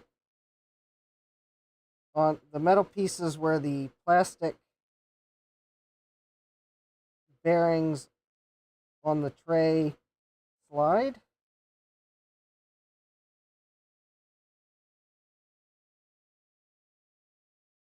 Because I can tell they had some lubricant on them at some point.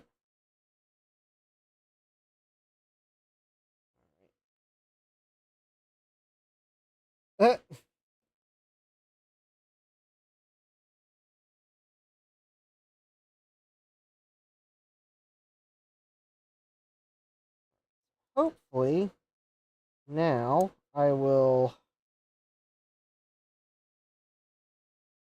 very carefully get the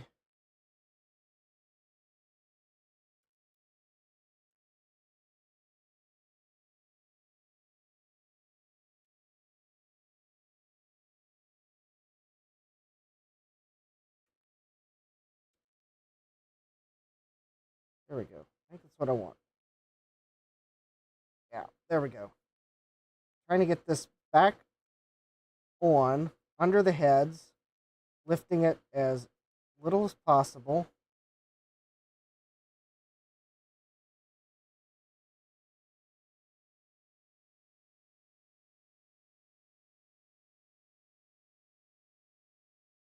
Oh, there we go. And I also need to, there we go. That's what I did. You want to move the heads, I think, as far back as possible.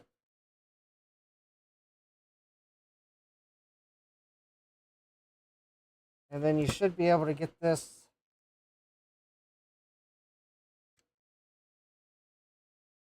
Yeah, there we go.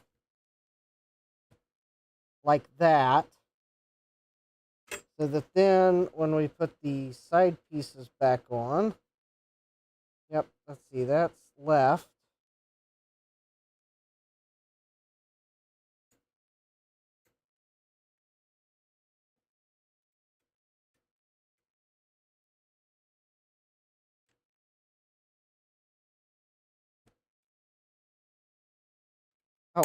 Oh, there we go. I think I can put these back on now.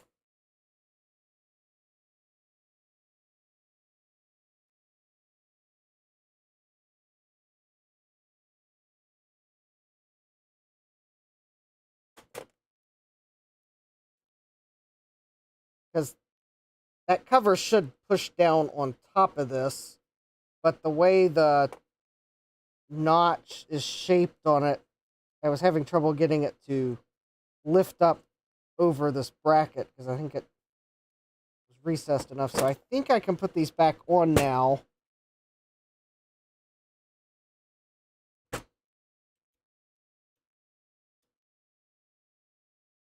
And that will also have the added benefit of I can then put a disc in and out a couple times and exercise the mechanism.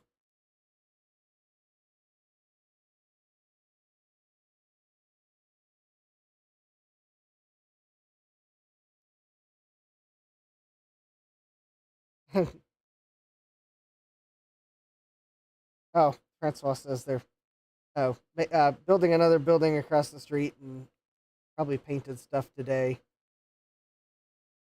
Oh, yeah. All right. Well, good night, Francois. At least the smoke's out and you can get across the parking lot. I don't blame you there. All right. Let me just find a floppy disk. One that's hopefully not completely trashed. Oh, there we go. How about an MS-DOS?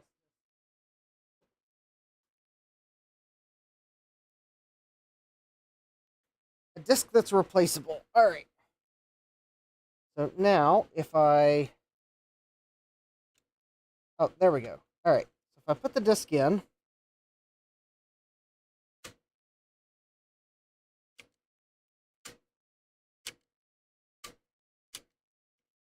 Oh, yeah. All right. This mechanism feels great.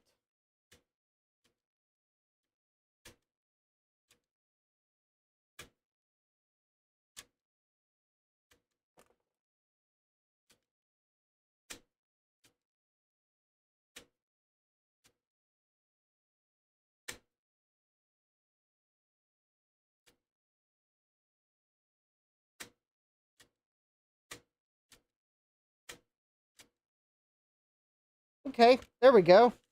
Yeah, it's a very big eject button, that's for sure.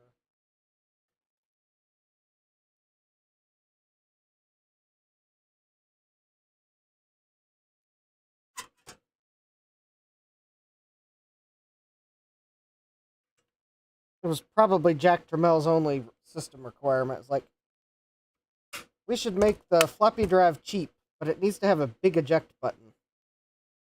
Because we want people to know they have an Atari.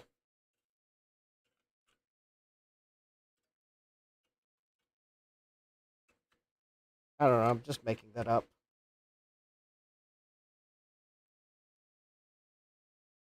I mean, for all I know, Jack Tramel hated big buttons, and the engineers put one on it to annoy him.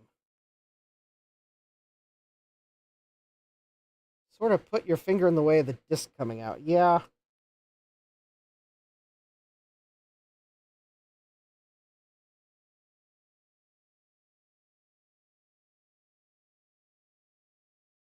Also maybe made it easier to accidentally eject your disk. See, PCs, Amigas had little eject buttons. Macintosh had no eject button. See, Macintosh made it the hardest to accidentally eject your disk because there's no button on the floppy drive. You gotta drag your floppy disk to the trash, which I'm sure over the course of history has caused countless undue concern for, is this going to format my floppy disk? And Jack says, at least they avoided the Power Mac 6100, quote, eject button.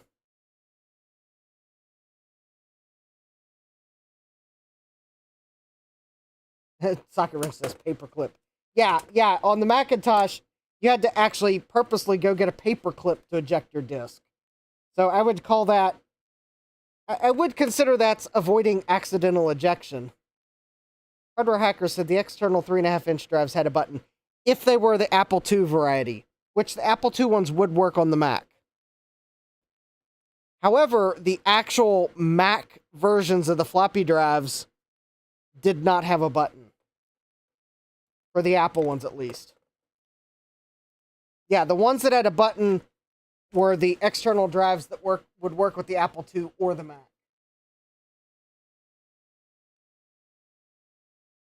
Oh, Jack says, Jack says the Power Mac 6100's power button was to the right of the floppy drive. That's right, I forgot about that. Yeah, the Unidisc 3.5. Yep. Sad Max says you were meant to eject it in software, yes. Alright, let me wipe this up. So that I don't get whatever that was, probably flux, all over the Atari. There we go. So I got a floppy drive. It has been put back together.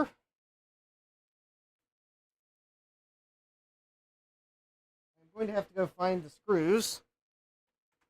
I know where they are. It's not like I got to go find them.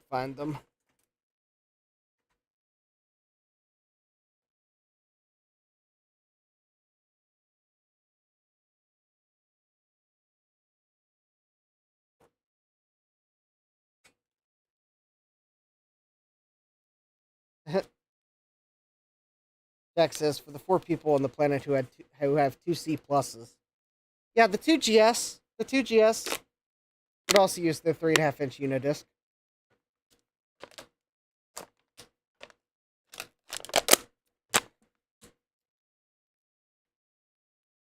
I'm fairly sure there were a few more people that had 2GSs than Apple IIc Plus.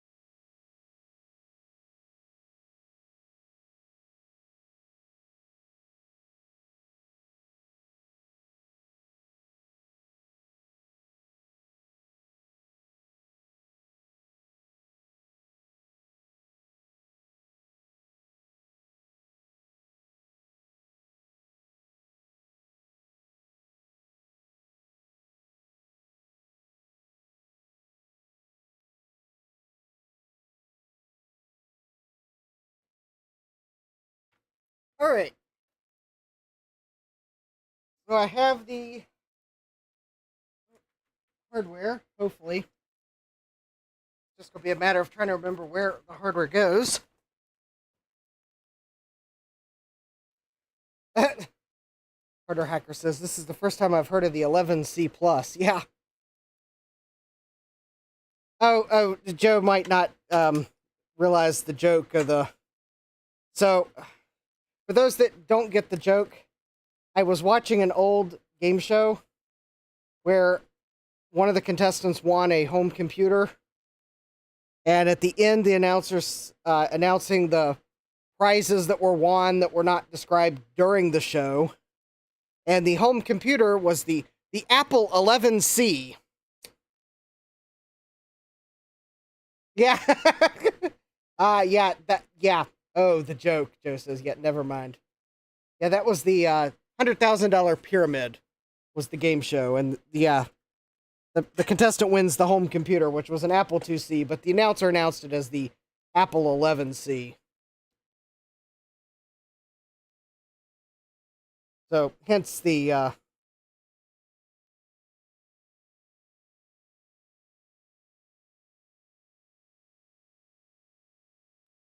Jean-Francois says, oh, hi, Jean-Francois.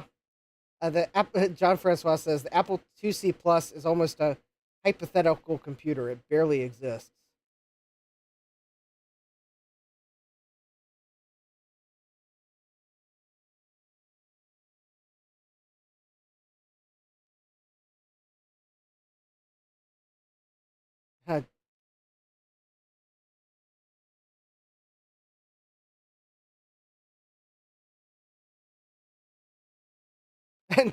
And looking at what I missed in the chat, Sadmax says, why exactly they decided drag the disk icon to the trash was the way to eject it? I don't know, man. I just live here. Yeah. Yep, the Apple IIc pluses are cool. Probably will never have one, but they are cool.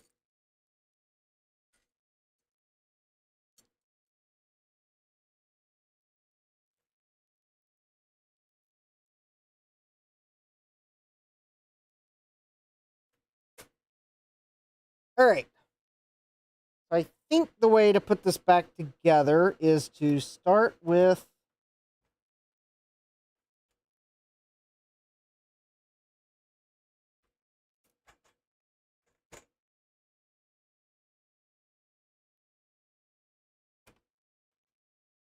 disconnecting the power supply because it screws on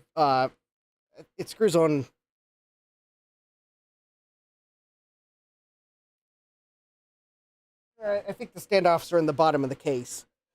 So I got a few things to put back together first. Although, I guess while we have this out and open, I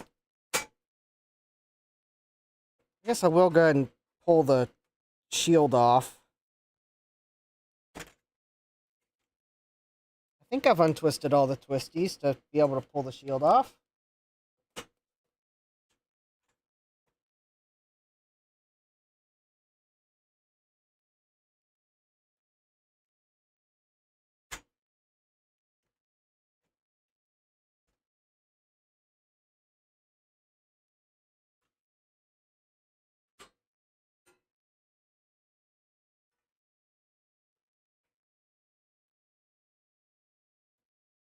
All right, so we have the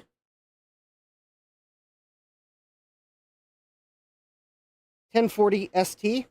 Hi, Dave. Welcome.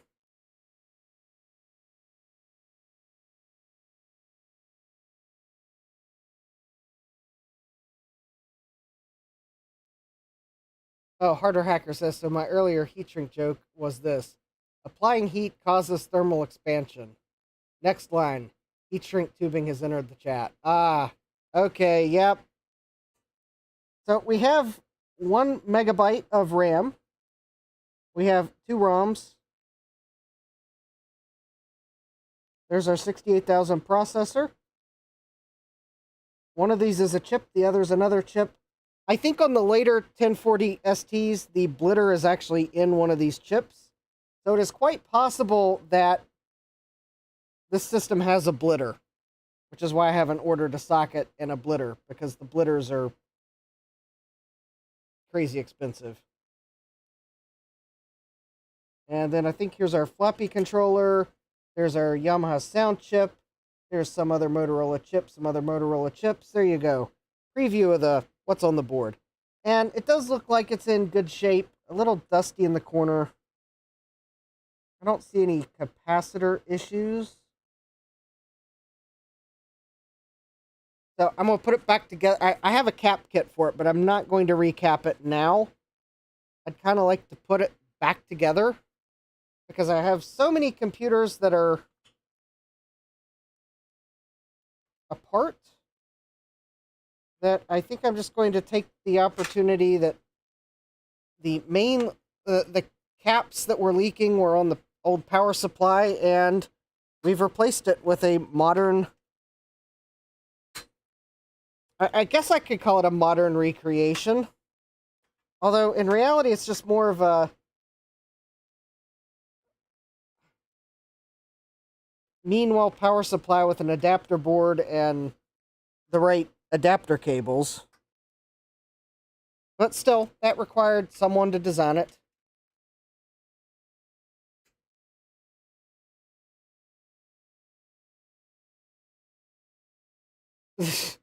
Joe says, I just Googled Apple 11.2 looking for that game show clip. Google AI told me there was never an iPhone 11.2. Oh, it was an Apple 11C, and actually, I think I can...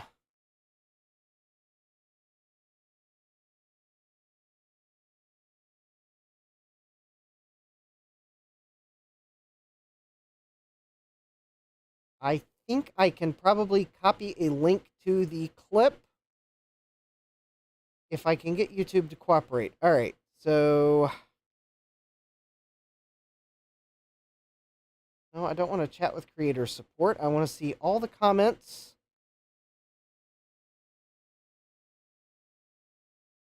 Wait a minute. Let's see here. Maybe that's my channel.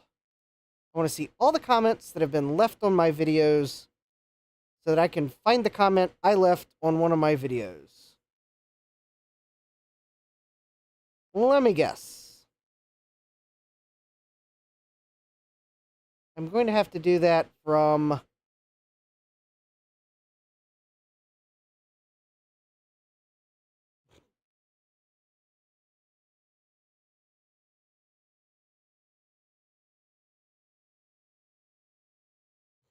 Fine. Fine. You drive a hard bargain, YouTube. I will open up the YouTube Studio app on my phone, which I think will let me see what I am looking for. Yep. There we go. Content. Nope. Analytics. No. Community. Oh, there we go. Comments. View all. Remove unresponded. Oh, actually, funny. The link for that video is actually in my last Atari 1040ST live stream.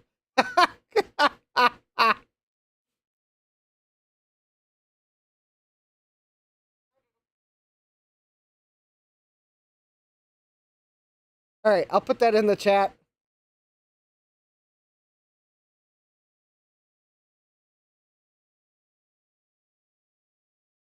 There you go. If anyone's wondering about this Apple 11C comment, all right, I just copied the link to the video in the chat, and it is time-stamped, so it will take you to the end credits of the game show.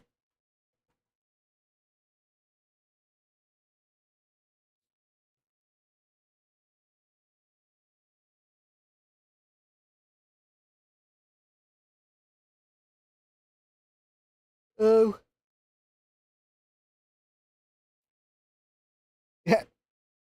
Jack says, while LLMs can do some legitimately cool things, I completely resent the people who market it as AI. Jean-Francois says, can we just call those silly things AI? They deserve the... Oh, can we call those silly things, quote, AI, end quote? They deserve the derisive quotes. Joe says, I just Googled Apple 11C, and it told me I'm asking about the USB-C port on an iPhone 11, which it doesn't even have. Jack says, that's Apple AI notification summary level quality there, yeah. Jack says, takeaway. You talk about the Apple 11C a lot when working on Ataris. Carter Hacker. The Apple 11C personal computer.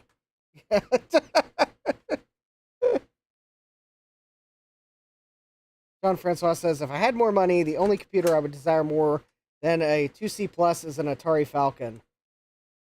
And Soccer Wrench says, I call them algorithmic word salad machines. That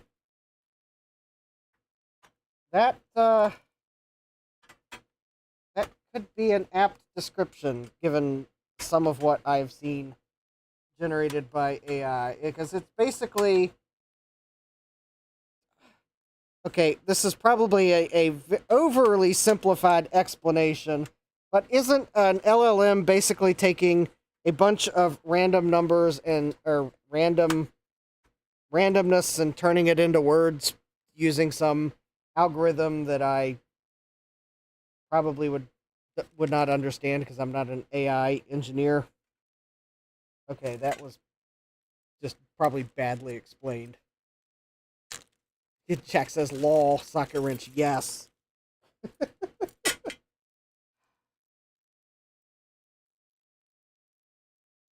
All right, so let's see here.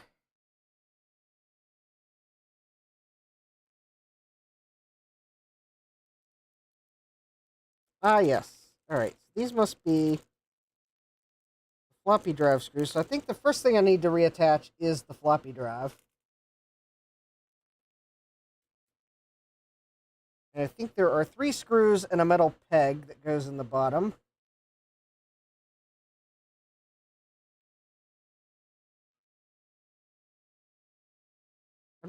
I'm going to put this together enough so that I can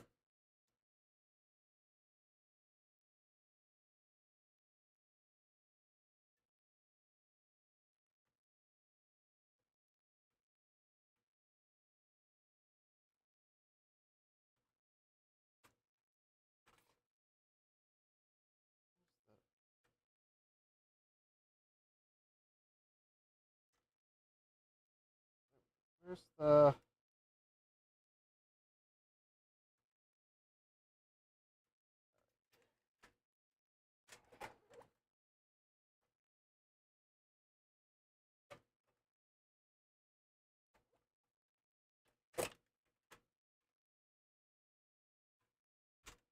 if I can find the hold please while I try to line up the metal peg.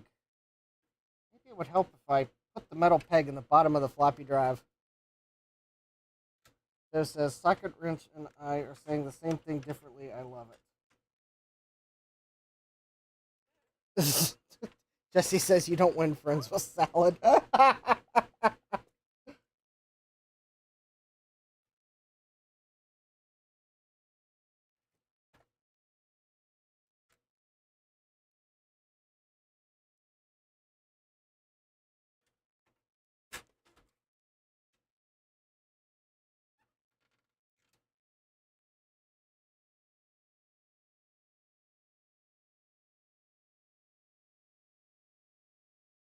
Harder Hacker says the better be a darn good salad. Yeah.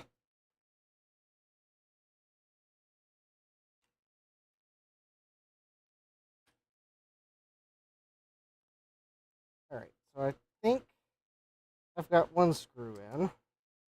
Maybe. Alright, it feels like it's actually going into screw threads. 2.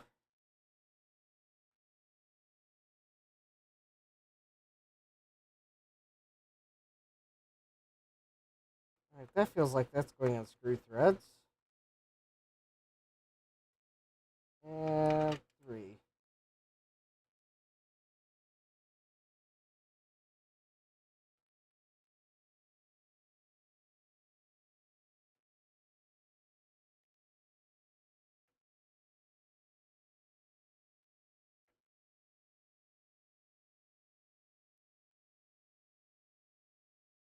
Well,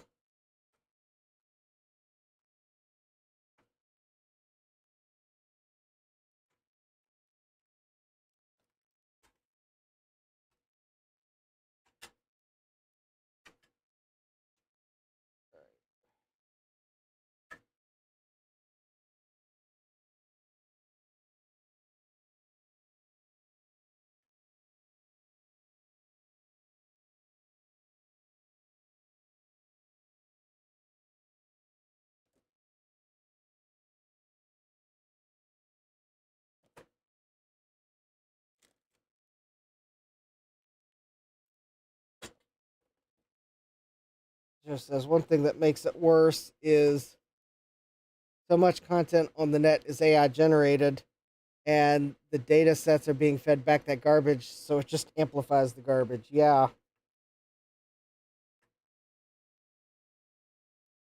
Jesse says garbage in, garbage out.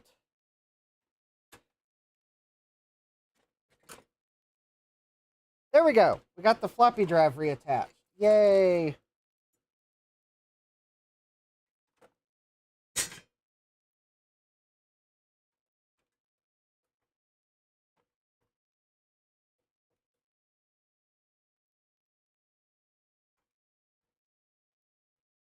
Let's see here. I think we have... So I haven't turned the twisties in the shield because I think once everything gets put together, it'll hold it enough that... Oh, hey, CDI, welcome. John Francois says, most non-technical people think LLMs are magic. Unless they're artists, Then they think LLMs are thieves, which is a lot more accurate. Yeah. Okay, so there's that. We got the floppy drive in. The floppy drive is...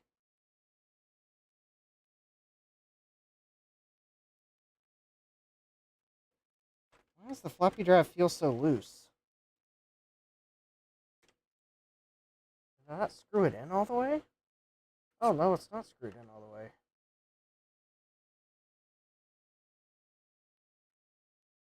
That's embarrassing.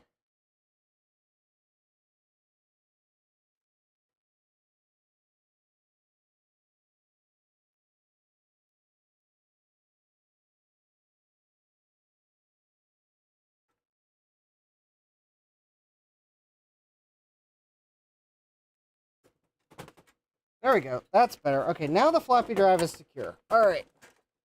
Next step.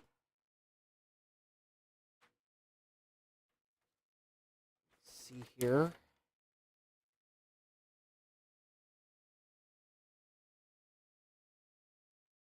Oh, wait a minute. I just noticed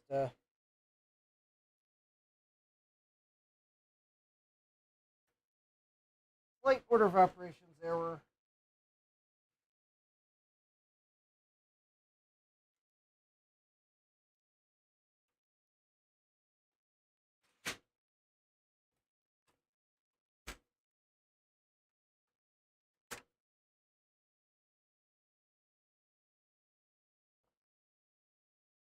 Floppy drive gets screwed in from the bottom of the case.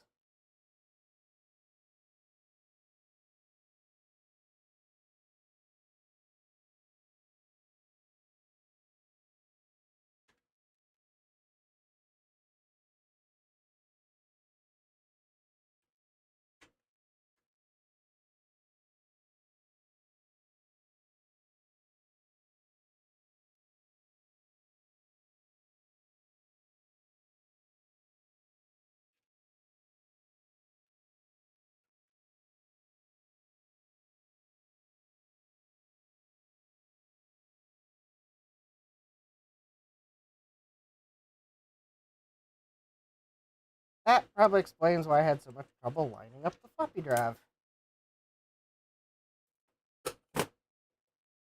Because the bottom of the case helps you align the floppy drive.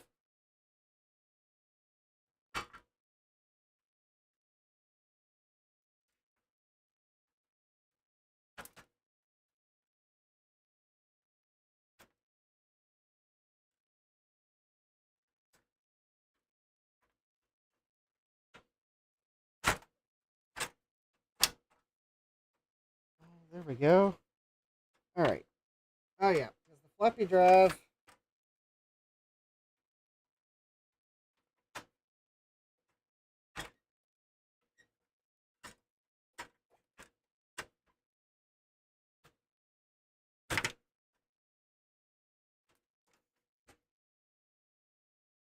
doesn't feel right.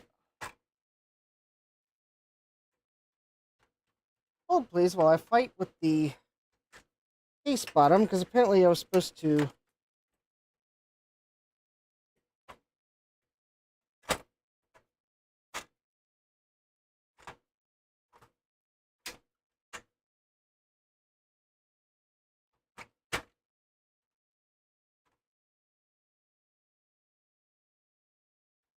There we go.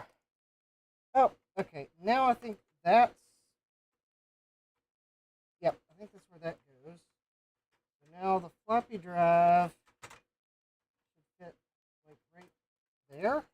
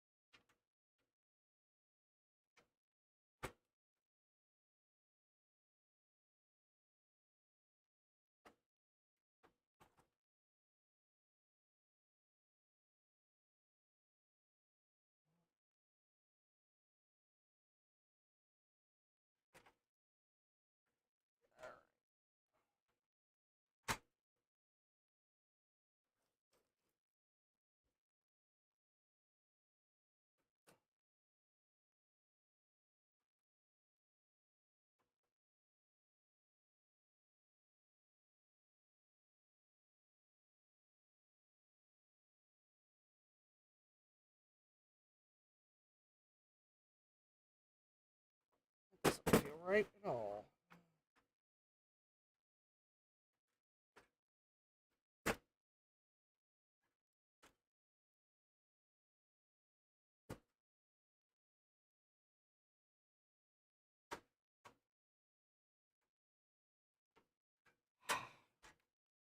All right, I'm having... Oh, there we go. All right, I think that's... Having trouble physically aligning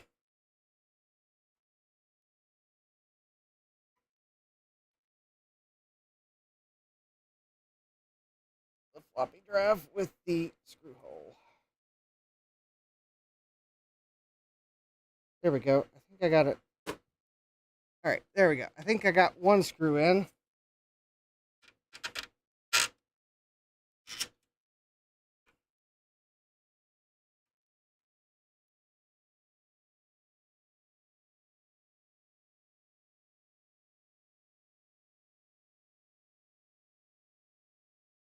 Two. Three. There we go. Three little screws. Ah, ah, ah.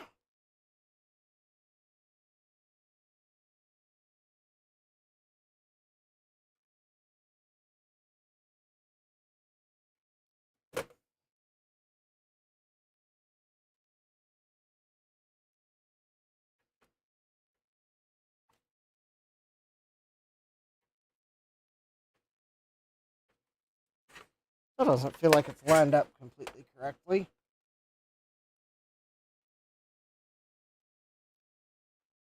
But it's screwed in, so, all right. Yeah, it screws in from the bottom. That's why I was having trouble getting it lined up.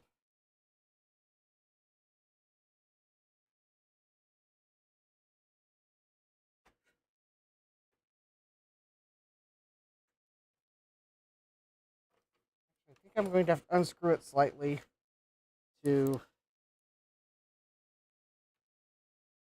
I don't think I got the metal frame quite lined up right. All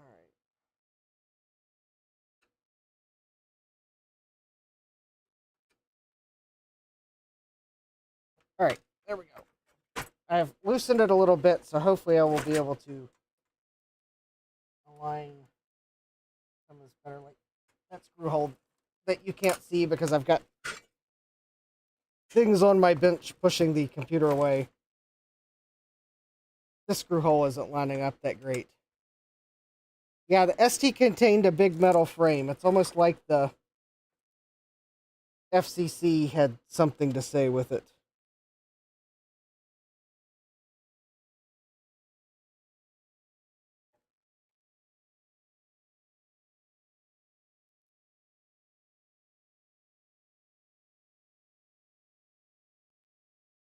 Oh, thank you, Hardware Hacker. A $9.99 super sticker. Yeep.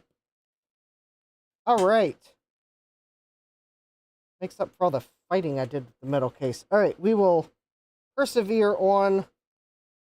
Oh, I think this thing might have been missing some screws or something. But anyways, all right, I think the power supply will fit in here now.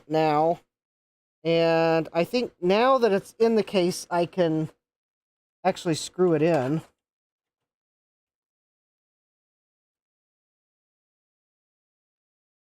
Should fit. Uh-oh. All right, why is it not? All right, what's it hitting against?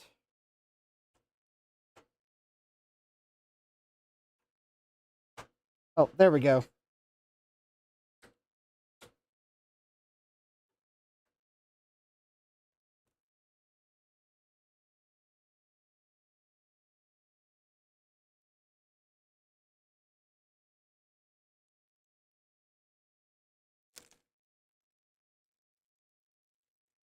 Probably for RF shielding. And maybe so it wasn't so flexible. And it would give it some weight. Because what better way to say high expensive computer than to give it some weight?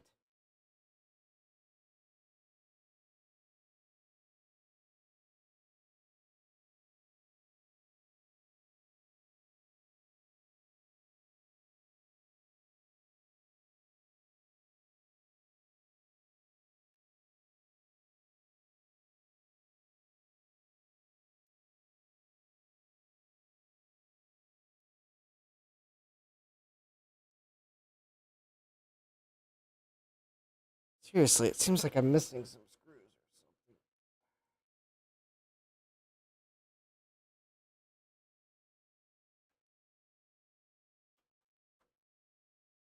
or something. Or these screws don't go to the power supply. That's probably it. These aren't power supply screws.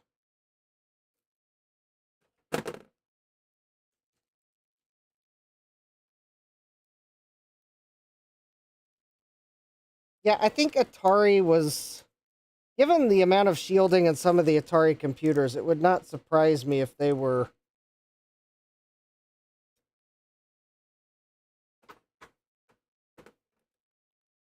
risk averse. All right.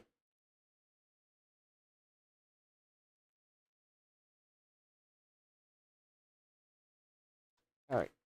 Let me do a little bit of reverse engineering here. So the keyboard is held in with 0 screws. All right, I believe that is correct. I think the keyboard just fits in and is held with friction. Okay, so there's no screws on that. CDI says Atari 400, 800. Yeah, exactly. Okay, so to hold the case on, 2, 3, 4, there should be 7 screws.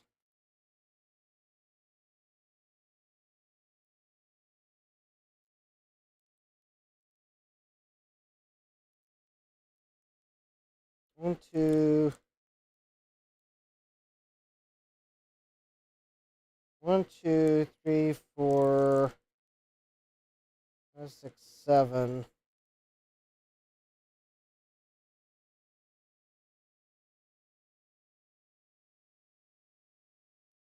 All right, so this goes on top of that, and there's 2 screws that hold this on.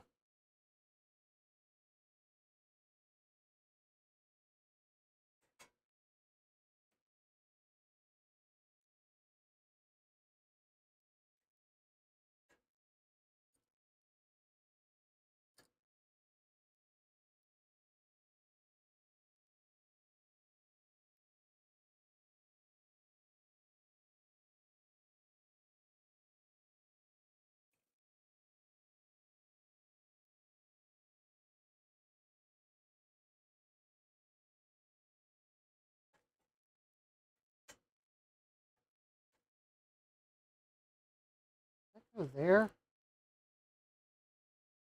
Yep. Okay, so I think this goes here over the cables. Yep. All right.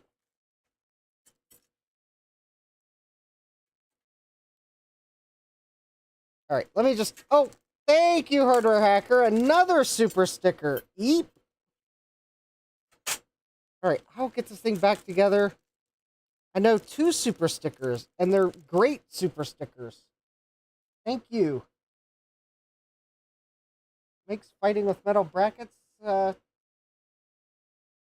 a bit more smoothly. That's weird. This wants to go here, but yet it seems like it's... Did I bend it?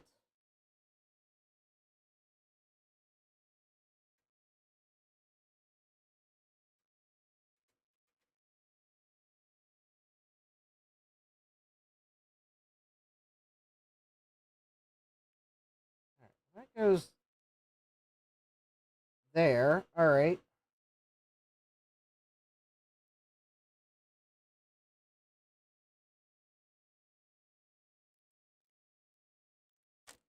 You know, I bet someone has been in here.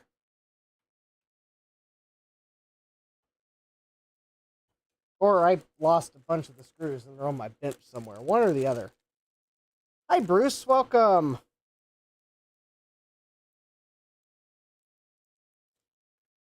All right. So we will... All right. So... All right. Moving on. Oh, actually... Oh, that's why there's only... Oh, there we go. That's why there's...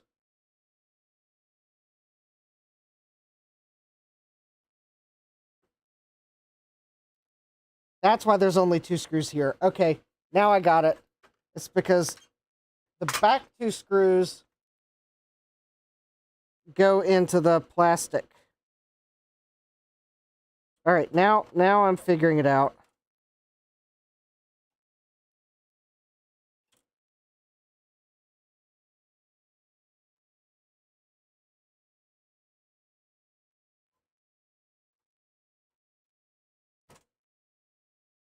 There we go. Okay, so the power supply goes on with these 2 screws.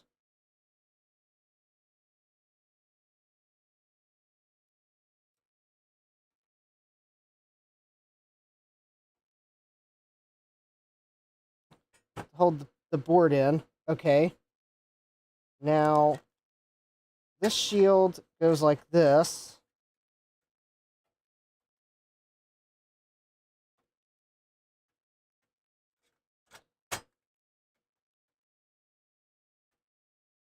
And then we have 2 screws in it. And I'll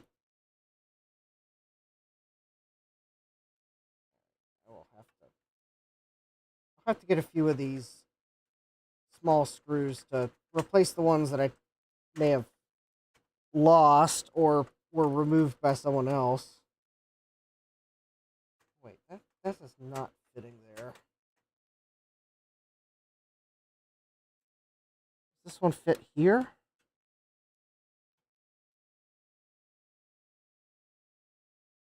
Oh, that one's actually going here. Oh, okay, maybe...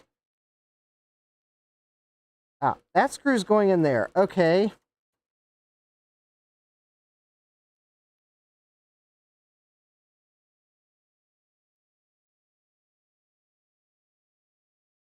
All right, we'll figure this out.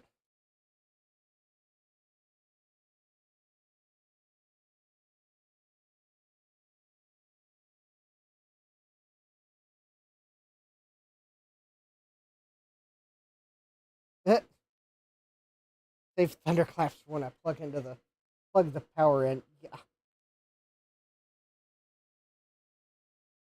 All right.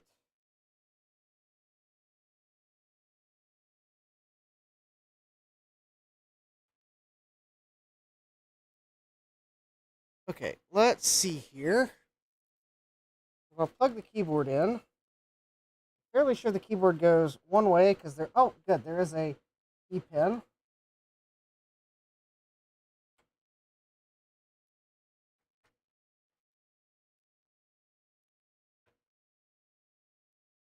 Oh, okay. Now I see. Okay, I bet this metal piece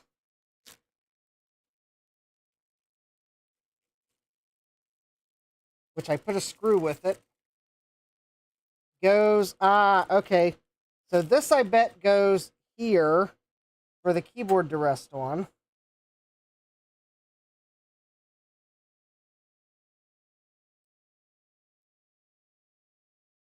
Okay, this is making sense.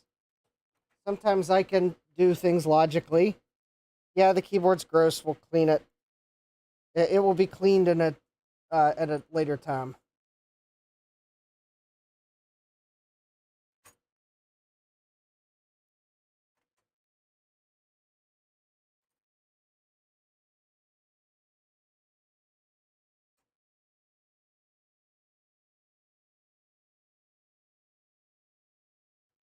That's what this bracket's for.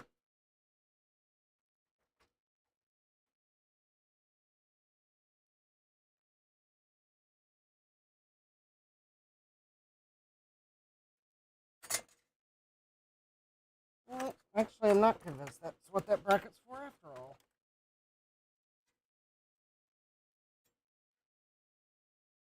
Oh, maybe the bracket actually goes the other way. Okay.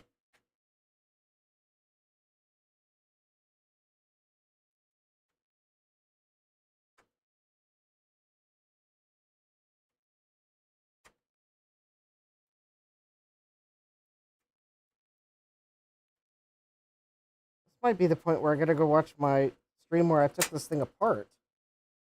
Figure out where this bracket goes.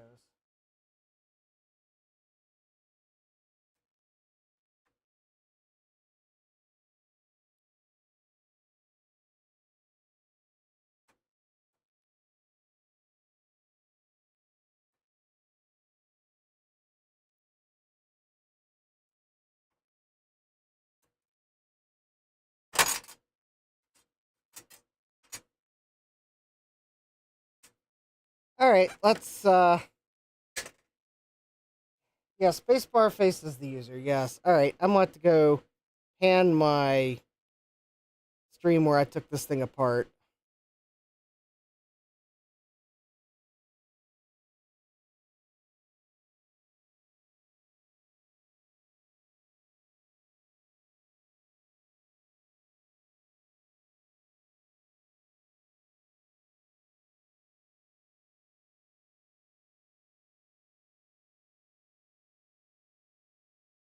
Let's see here. Which stream did we take this apart on?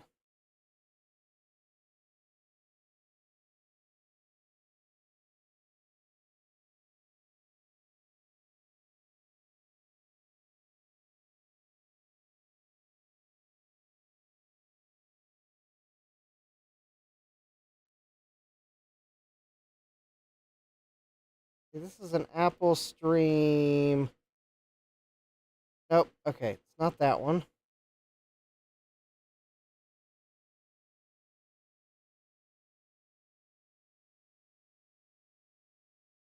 Oh, it wasn't this one, was it?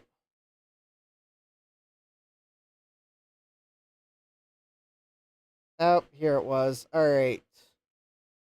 Found the stream. All right. I'm taking screws out. There we go.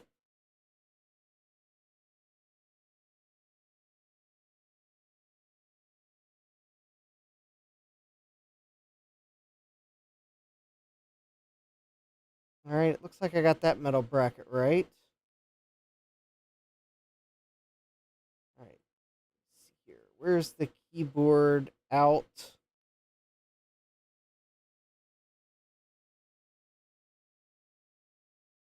No. Okay. This bracket did not go there. Oh. Clever.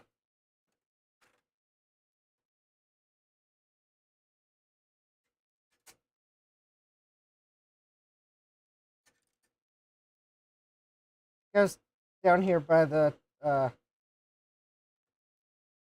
in a completely unrelated spot. All right. That's why I couldn't put the bracket where I was trying to put it, because it doesn't go there.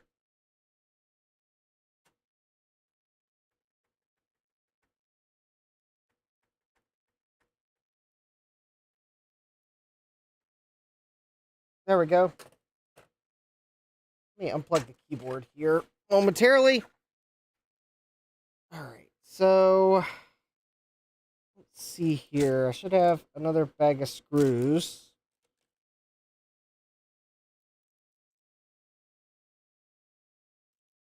Okay, and I should have two more.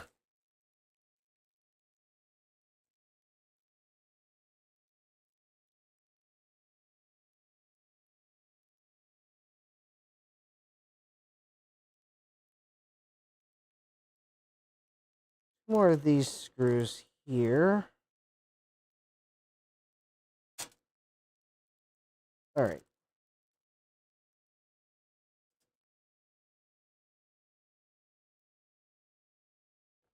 All right. One of these goes here.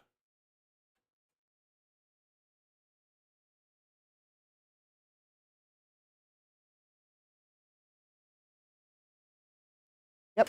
All right, and then this one goes here.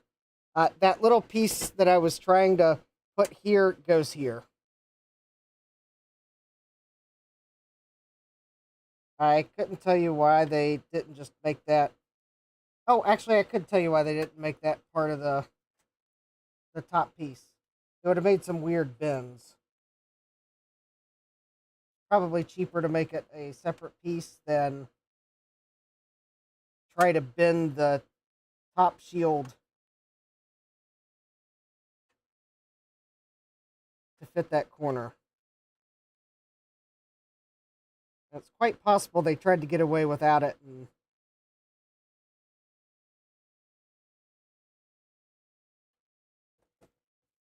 All right, there we go. All right, so we got the shield on the power supply, the shield over the floppy cables. Yep, still at it, Chris. Although, I'm just about to button it up Because although there's more work to do on this system, I decided that I was going to go ahead and button it up so that at least I could store it as one complete system and maybe actually enjoy it before I do more work on it.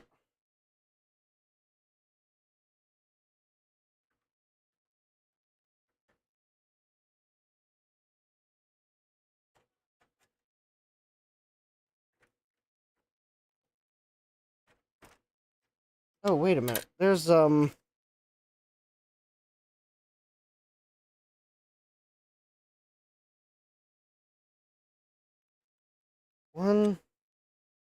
two, three.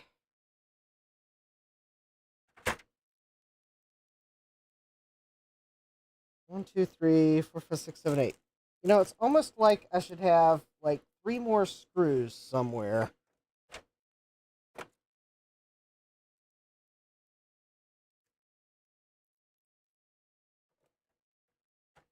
But I don't.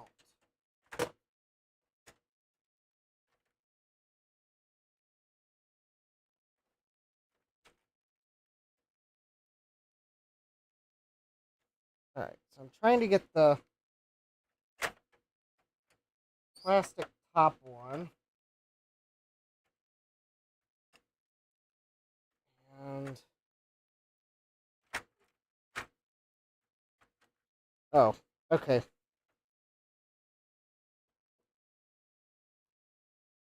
Chris says, many people are excited to go and get new things. I am just excited to get rid of things.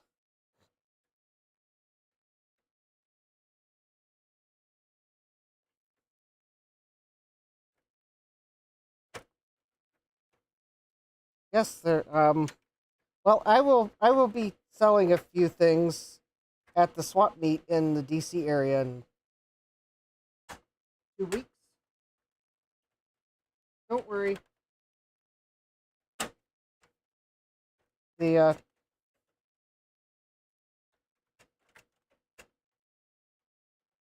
haven't decided exactly what, but I don't think, truth be told, I don't think it would probably surprise folks to realize that I have a few duplicate things that I did not mean to buy on eBay in duplicate, and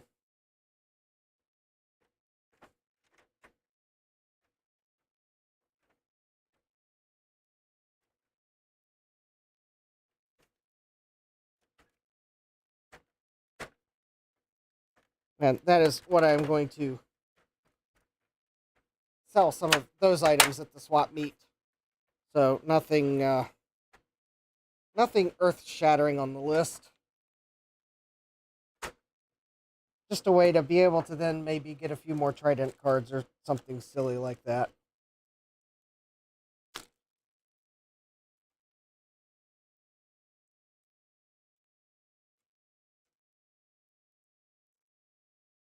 Rumor has it I might have asked Chris for a compact.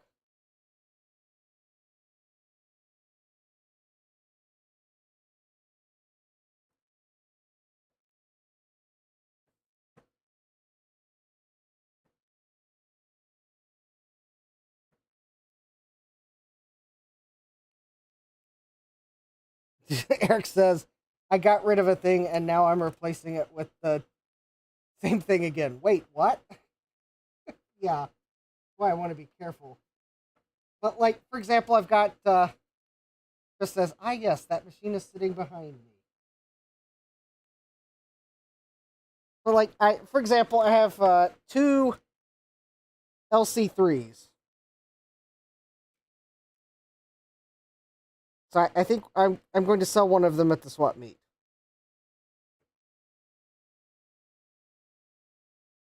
I don't need 2 LC3s.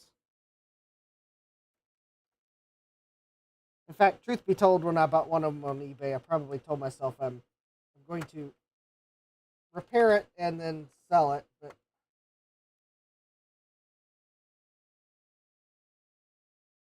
oh, Chris says, oh, I think I put it on your pile. Yep, because you also have some parts that you picked up at from Bill Lewis too, so I don't want to forget those. 1, 2, 3. 1, 2, 3, 4.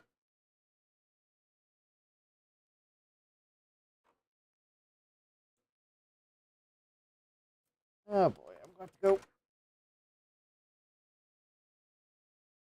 watch part of my live stream again because I seemingly have. Oh, wait a minute. Is that why I've got 1?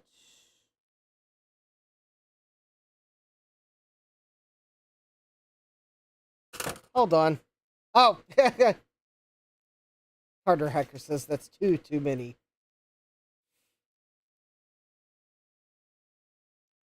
Yeah, I'm going to finish cleaning the one and sell it. So that's probably one thing you'll find at the swap meet at my table is an LC3 recapped. It's been recapped and cleaned.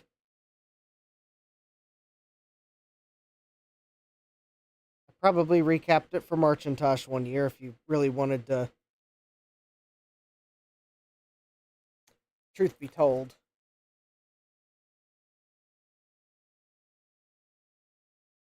Oh. Oh, yep, there we go. Yep, I got a small stack forming in one of Chris's bedrooms. All right, so I am watching my live stream so I can try to remember which screws went where. 1, 2, 3, 4.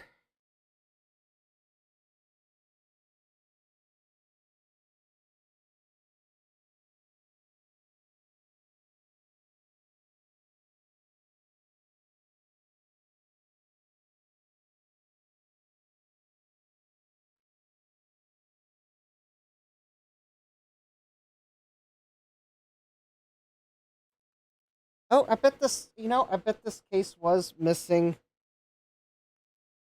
a screw. 1, 2, 3, 4. Oh, yeah, sure enough.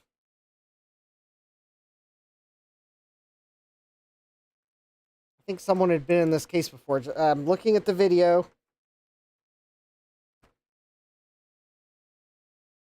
I have an extra screw, but more importantly, I can see when I disassembled this computer, I only removed 6 screws from the bottom, and there were 7 screws. There are 7 screws that go on the bottom, and I removed 6. That tells me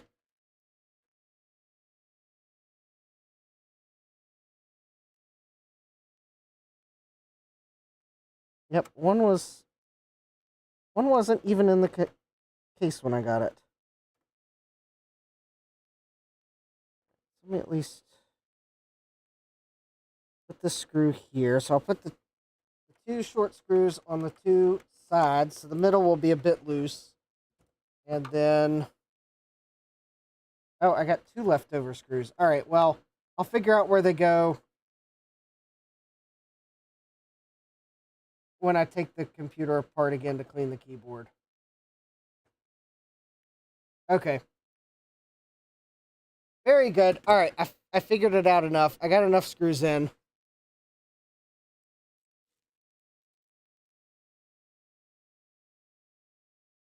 Hardware Hacker says, to be fair, one of them... Oh, you have 3 LC1s, but to be fair, one of them has a 2E card. I have 1 working LC,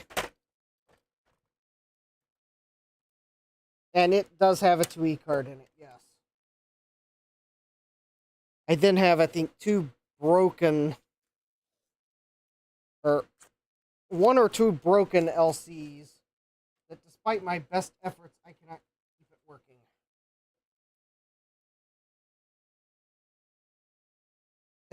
Richard Tech Chris says, I thought about getting a Macintosh, then I thought, new ecosystem, and I pass on it. Well, maybe what we should do, Chris, is set you up with a Macintosh emulator. Because then it will take up 0 space, but yet you might get to check out some cool things with it.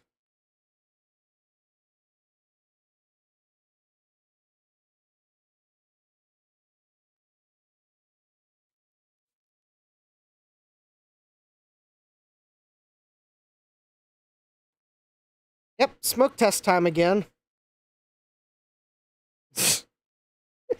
Eric says, Chris needs an intervention. Send him an SE. Chris says, then again, how many Macintoshes passed through my house? Yes, there have been a number of Macintoshes passed through your house. 2 fan loads, I recall. Yeah. All right, so let's plug in the ST. And, all right, I guess I'm going to have to plug the monitor in again somehow, but I don't really have a place to put it. Bruce says, I think LCs breed. I'm sure I have more of them now than I used to.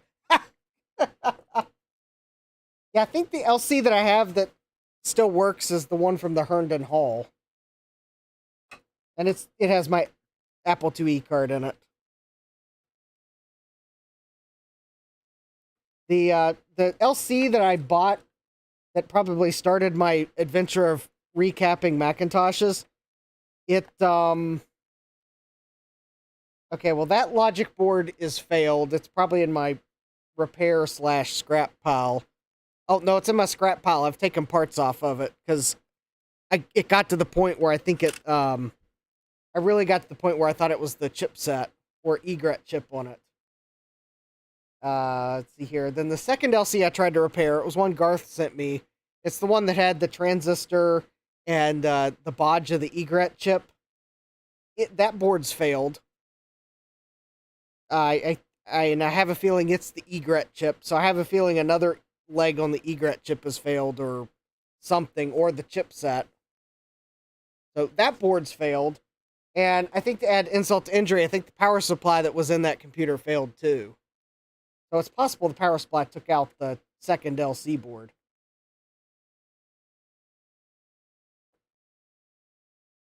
The LC2s, I think I've got 2 LC2s, but one of them has a special accelerator card in it. So I'm probably going to keep the LC2s. Because one's got the special accelerator card in it.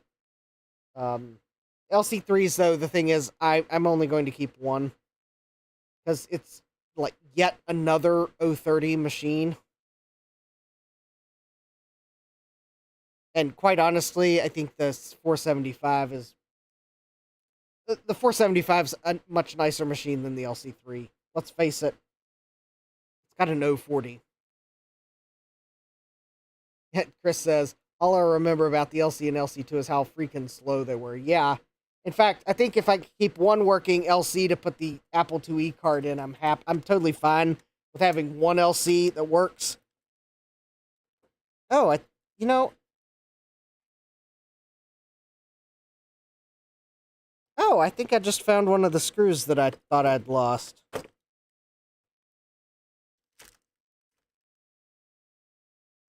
Well, there we go. Okay, I can put the third screw in the case because I think I just found it.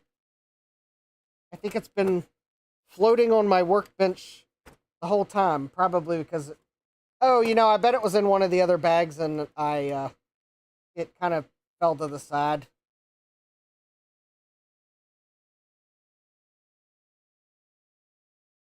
Although it sure looks like a...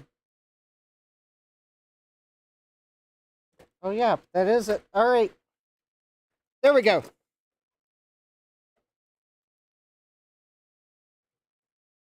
Atari reassembled. We'll power it up and make sure that at least it starts to act like it's alive. Yep, we got a power light. I think we got a floppy activity light.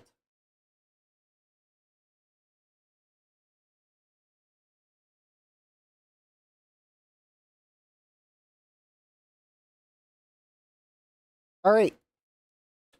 So I at least put it together correctly. Now let me grab the monitor. Let me see if I can make a little bit of space so that I can fit the monitor on my workbench. Some way, somehow.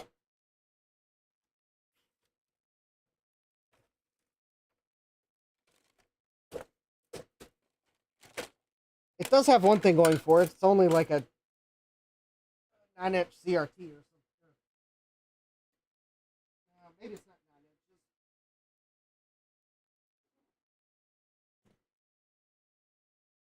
It's what's the model? Oh, I think it's like a somewhere between a 10 to 12-inch monitor, but like 9 inches viewable, because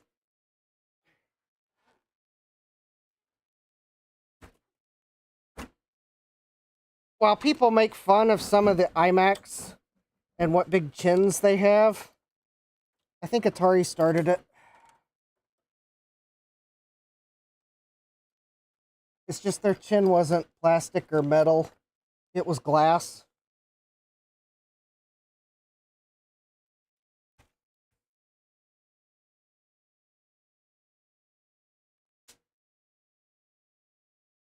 Okay.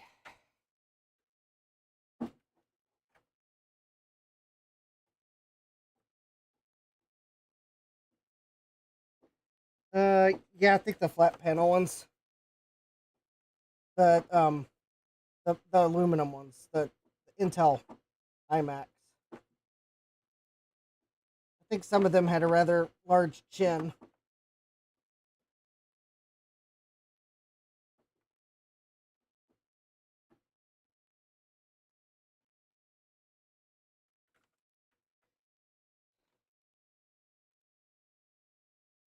Carter Hacker says, I have 3 of those.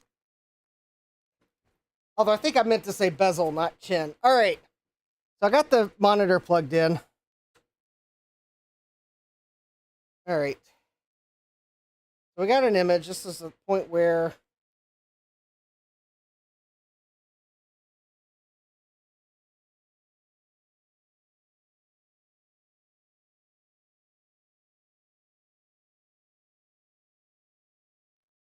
I'm going to pull up Droid Cam.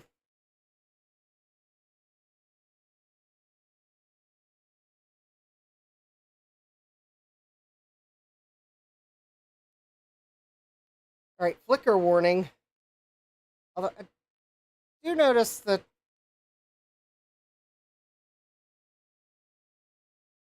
yeah, this is, I think, seriously, from my research, this is what the image looked like when you bought it new back in the day. There really was like a 1-inch border around the entire picture.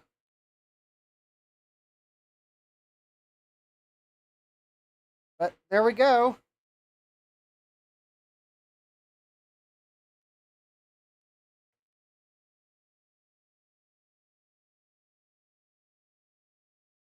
I'll have to find my Atari mouse adapter.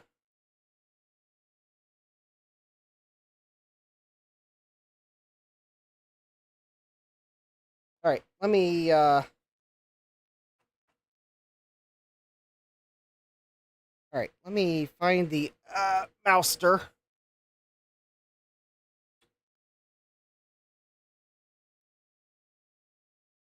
Here it is. It's in a very holographic package.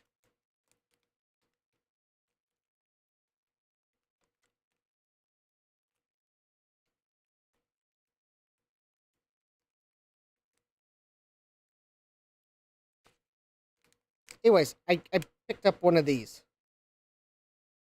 Made in Denmark. Eric says that's a funny looking Macintosh screen, Justin. Yeah. Like a wrench says, starting to wish I had an Atari ST to do repairs to. Alright, well, if you do get an Atari ST, don't make the mistake I did and full send the original power supply. Even if the eBay seller says tested working, because we all know that probably means they saw a red light and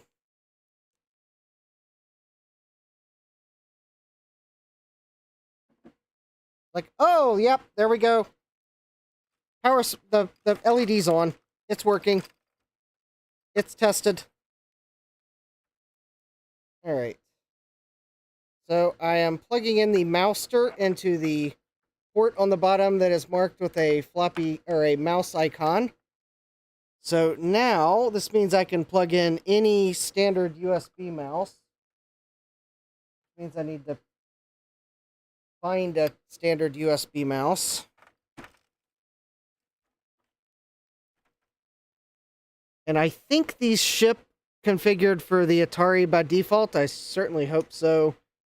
Because otherwise, I don't know why they would call it the mouster if it ships for, say, MS-DOS by default.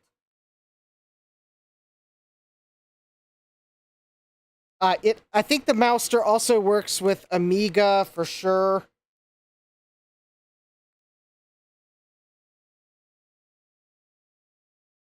But it's marked Universal USB HID class device to DB9 adapter. So I think it may also be able to adapt to serial. But, good night, Eric. I'm just glad we got the Atari ST to power up. I was worried about it for a couple weeks.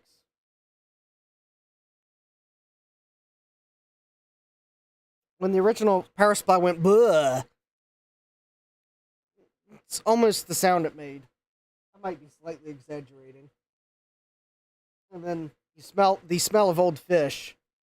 I was a bit worried that it had possibly overvolted the system, but this thing's a trooper. As Sadmax says, tested working, meaning saw a light on the power supply unit, maybe it tested okay with no load on it.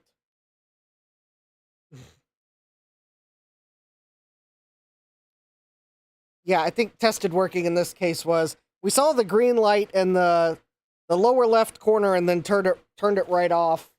Never mind the fact that our technician ignored obvious signs of distress.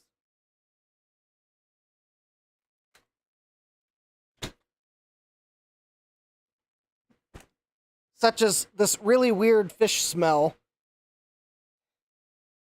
But everyone chalked it up to the fact that he'd had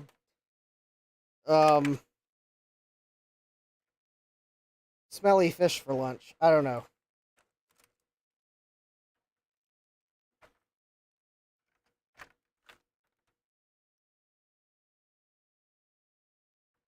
Alright, so I'm going to plug in this Microsoft mouse that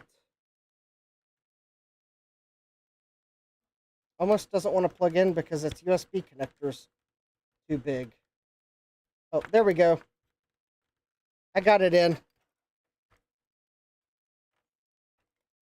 I don't know if the mouse works, but, well, we're about to find out.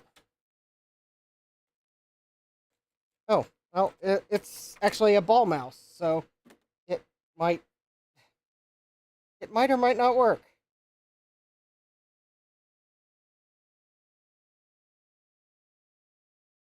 It is a Microsoft mouse.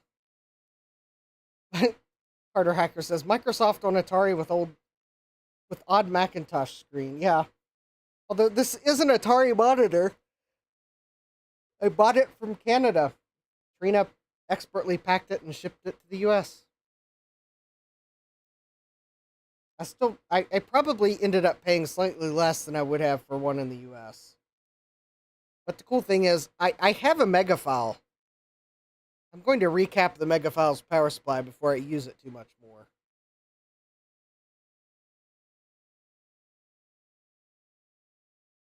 And yes, this is a monochrome monitor, if anyone's wondering. Oh, there we go.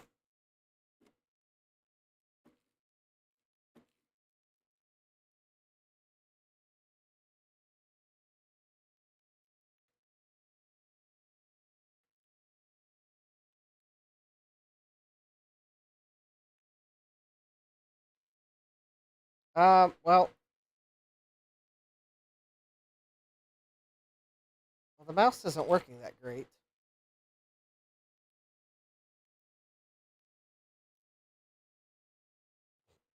Hold on.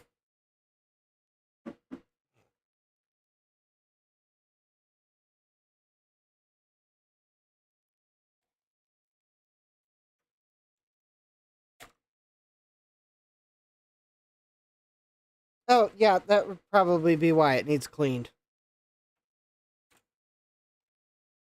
Hold please while I clean the rollers and the mouse.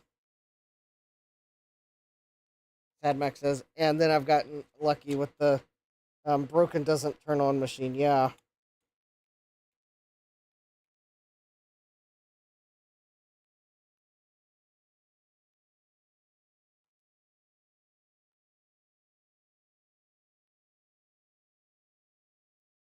Yes, I should probably just go find a laser mouse.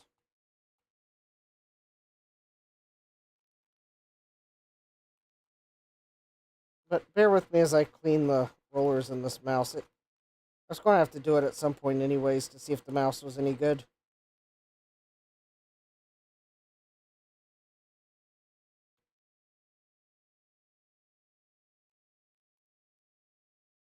Oh, it seems to be... Oh.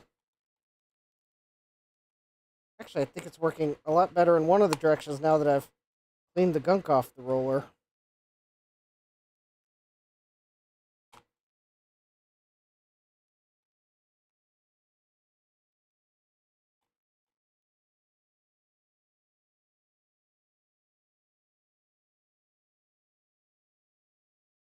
Although, interestingly enough,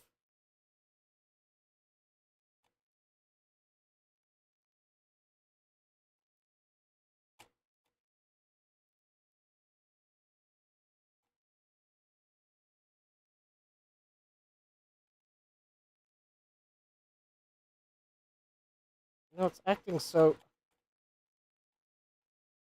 I'm sure thought I was cleaning the... I know you can't see what I'm doing.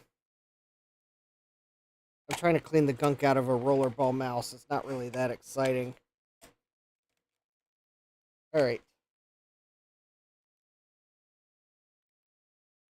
Wow, this is...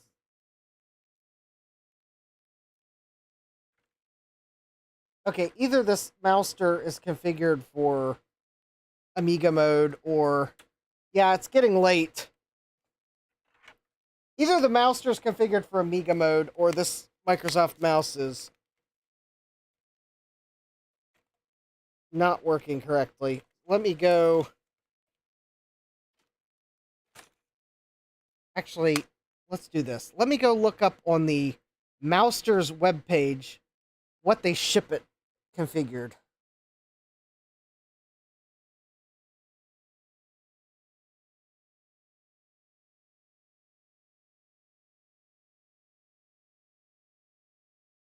Because if it's configured... Actually, maybe I could just download the file to configure it.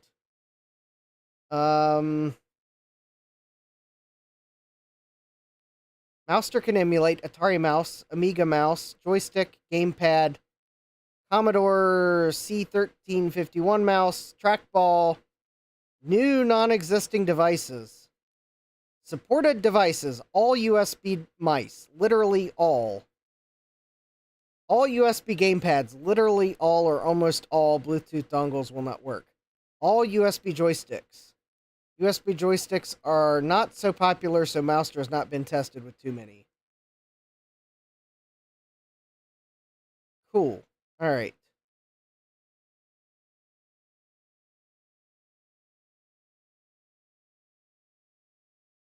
The user's manual is available inside a mouster.ini file after connecting a FAT32 formatted USB thumb drive.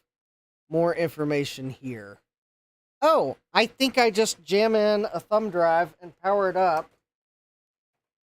And then I will get... I think it will dump a config file to the USB thumb drive, which I will then be able to reconfigure it. Oh, that's pretty cool. Alright, so let me just grab a thumb drive. I'm just going to do it this way. I'm going to plug in a thumb drive into the Mouster.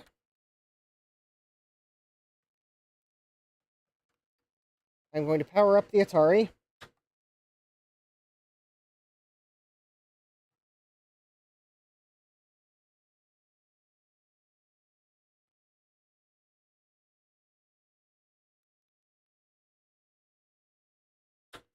Alright, and now I'm going to power it down. pull the entire thing out because it's a new thumb drive. Oh! Well, I did not mean to do that. I just pulled the mouster completely apart. Well, at least it's just a 3D printed case. That theoretically means if I break the case, I can print a new one. Alright. Now, let me plug the mouster into my desktop. Yep, I usually go till midnight. Even if I did have a Monday today.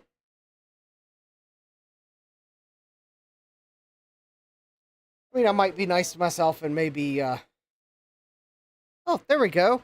There is a mouster folder with a mouster.ini file. Oh, that's pretty cool. Alright, I am going to give them props. This is the ini file it generated. Unfortunately, I know you can't read that text because this is Notepad and, the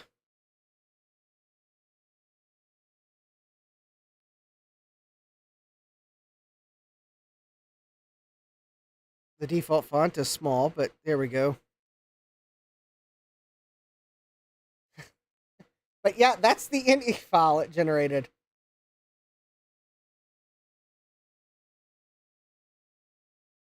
Sad Max said, I figured at the time that the battery had probably died at some point, and the seller didn't have a known good power adapter in my case, so for the price I was willing to take the risk. Yep. I've done that before. Alright, so let's see here. User manual. Warning. Warranty may be void if used with Atari 7800.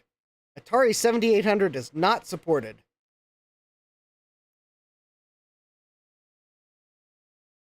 Alright.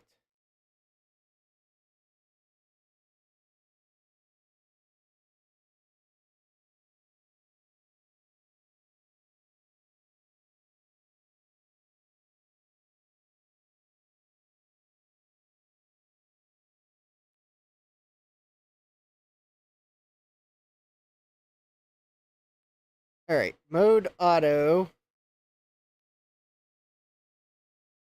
Well, that's probably fine.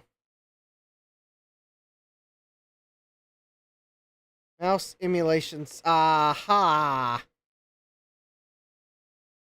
That's why it was acting weird.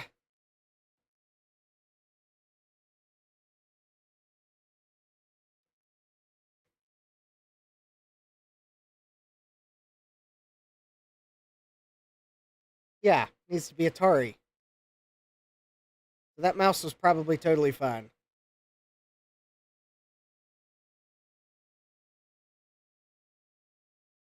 How about let's just do that, and I think all I gotta do now is save this file, plug the thumb drive back in, and I think the mouster, seeing the ini file, will reconfigure itself.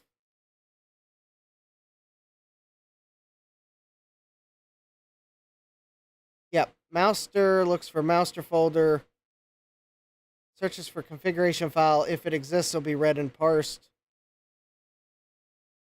and written to memory.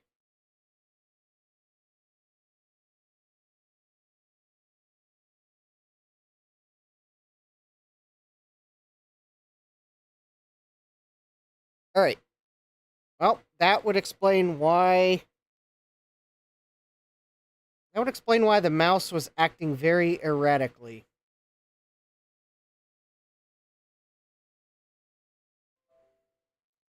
That's what would happen if you plug an Amiga mouse into an Atari. The, none of the signals are going to line up. Or, well, they're not going to line up in a sensible way, at least. Alright, so let's plug the mouster back into the ST.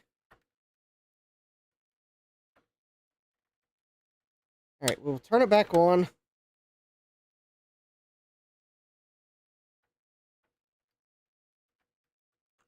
Oh.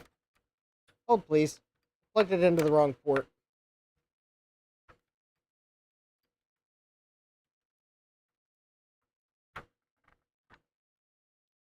Let's plug it into the mouse port.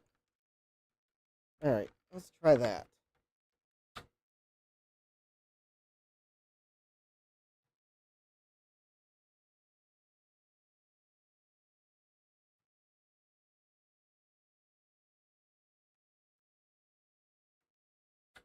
Okay, should be reprogrammed now. Alright. So now I will remove the thumb drive. I will plug in the USB mouse I was trying to use, because I have a feeling there's nothing wrong with the mouse, and everything was wrong with the mouse simulation mode on the Mouster. Alright, now we will turn it back on.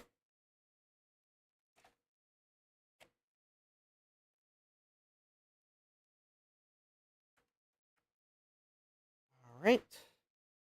I have not made any other changes to the settings. I'm hoping the defaults will be good enough.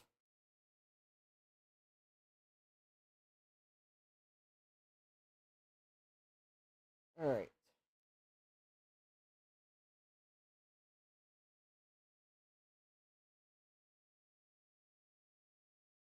Yep, flicker warning again.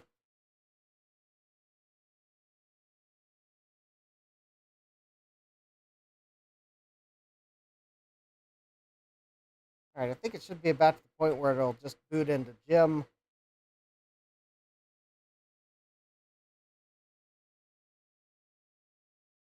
I have to admit, the Microsoft mouse is... Oh, there we go. That's better.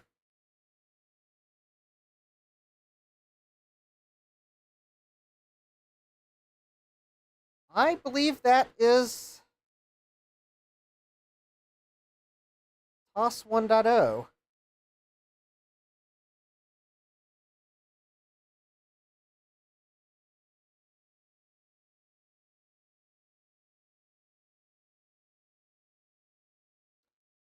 I kind of didn't see that coming.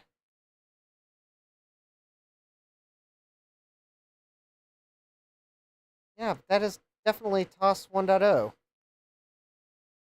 Well,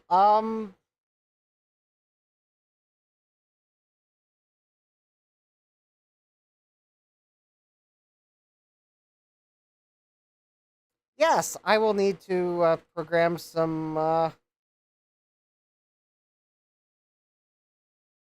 upgraded ROMs, because I can't use the mega file with TOS 1.0. But that is definitely TOS 1.0, because there's no version number.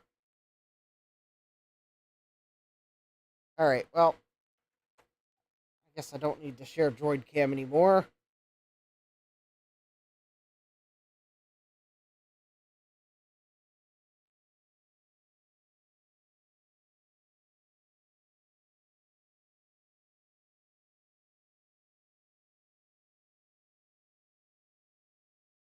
Great. So I will need to burn a set of ROMs for it. So I will have to ask the Atari community, which version of TOS should I run on a 1040ST?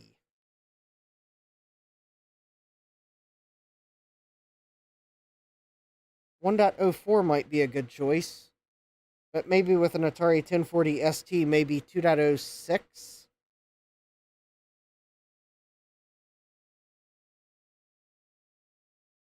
I'll also need to figure out what ROMs I need, because this is set up right now for 2 ROM, which probably means I need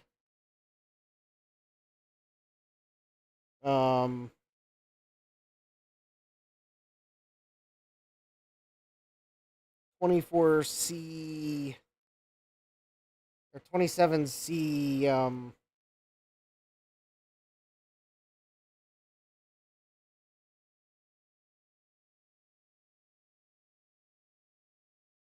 I may need 27 CO10s. Yeah, I'll have to look and see what ROMs I need. Because I think for 1.04, I could also figure out how to configure the board for 6 ROMs, and I think you use 27C 512s.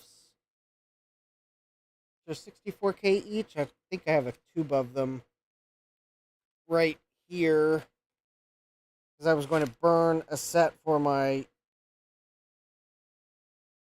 Yeah, you use 27C256s. because I was going to burn a set of these are one-time program ROMs for the Atari 520ST. I have enough of these that I could use these to burn a set for this too. I have to figure out what jumper you set on the board to set it for 6 ROM mode. Or I may have enough 27C, likely 010s, to just program 2 ROMs. But that is not a tonight problem. That is a later problem. So the important thing is the side cartridge,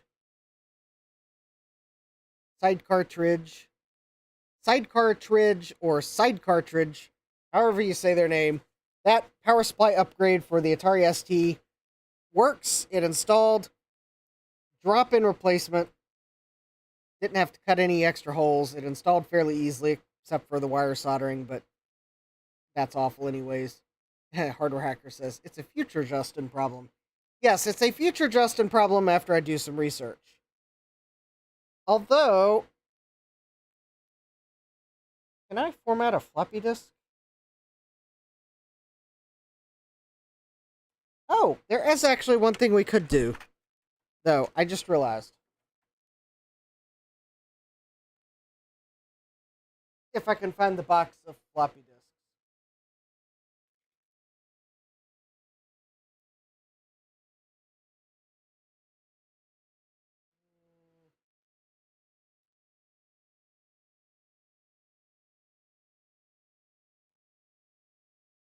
If I can figure out what I did with them. Hold, please. One moment while I try to find the box of double density disks. I thought I had a box over here.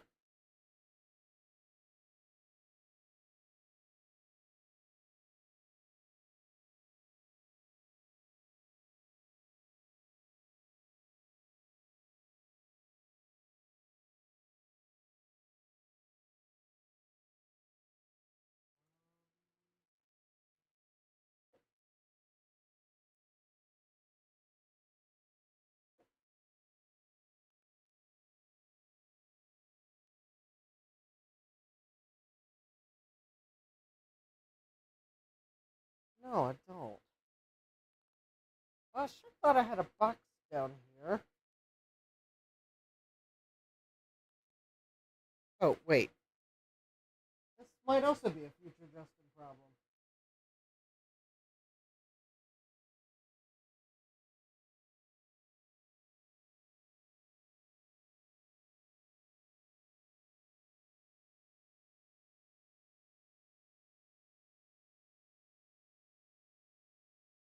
Oh, I have a feeling that the box of floppy disks I'm looking for is probably actually upstairs.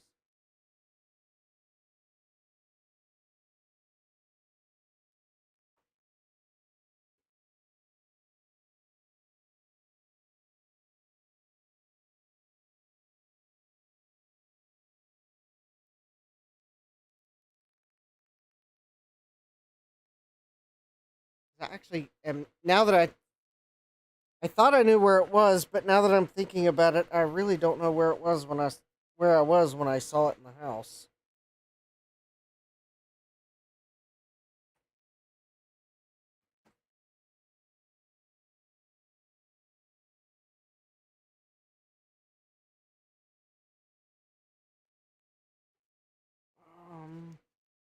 All right. Let me take one last look for it.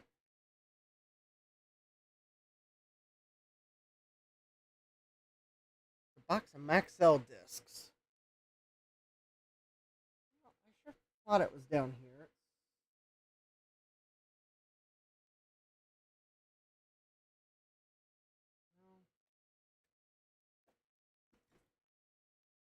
All right, I guess maybe I will be. Oh, there it is. I saw it somewhere.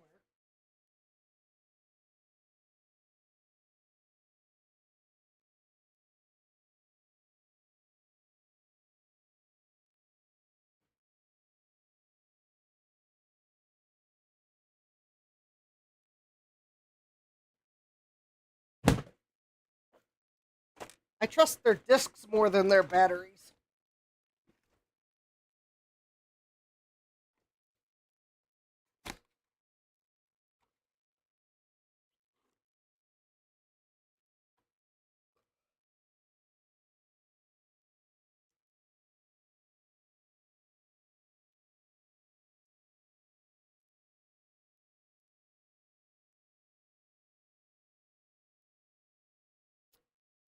Of course, I say something nice about the disc, and then I realize the plastic sleeve that the disc is in has seemingly shrunk with time. All right, the disc looks like it's in good shape, so probably okay to put in the floppy drive. All right, let me click on the A floppy disk, and I'm going to go to Format. We're going to click OK, and then I'm going to bring up Droid Cam.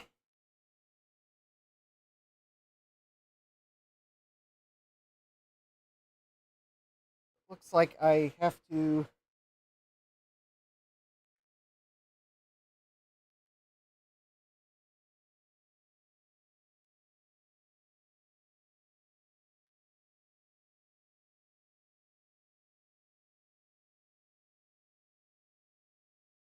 Atari disk. There, it's an Atari disk. All right, Format.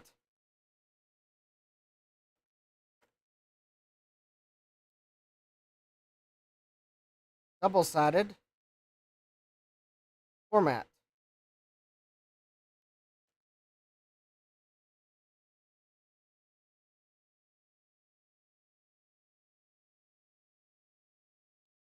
Uh, uh,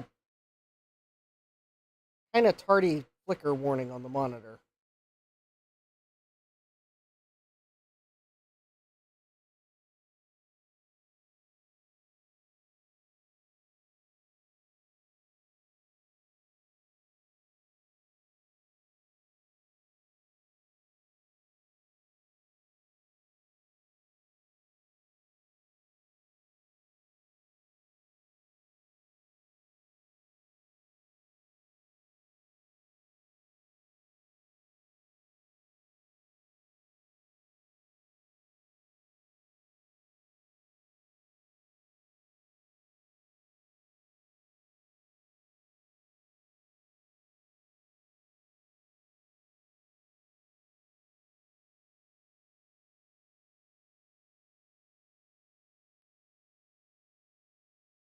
Also, I have to rate the power supply.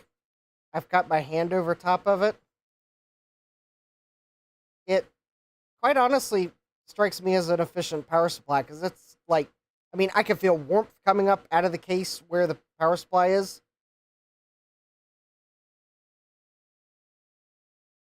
But it's not like as hot as some retro power supplies got. So, yeah. I mean, it's a modern Meanwhile power supply, so I guess I should expect that. Yay! We formatted. Nice.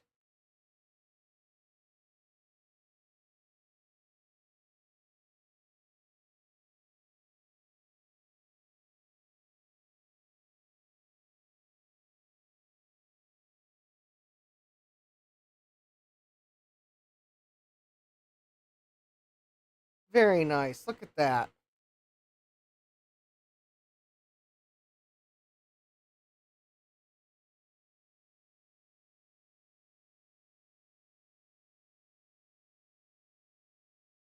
All right. And that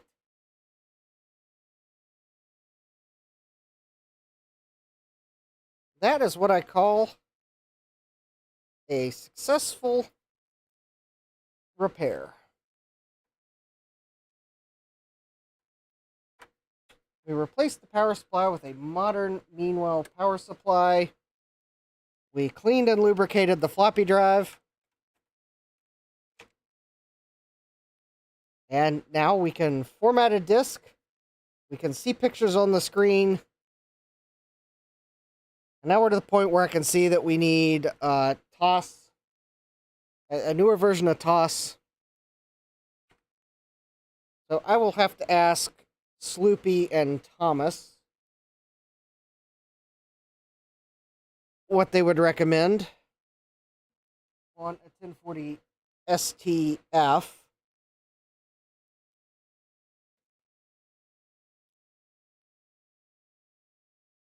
So I'm going to put notes on the Atari.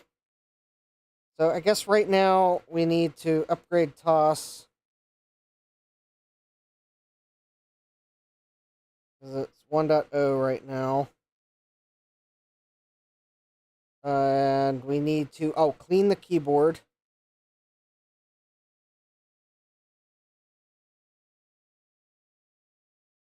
And we check if the blitter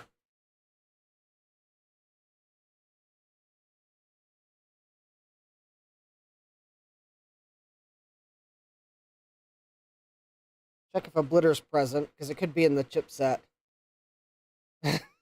Hardware Hacker says, upgrade TOS to TNG. Find home. Oh, yes. Find home for Aaron Screws.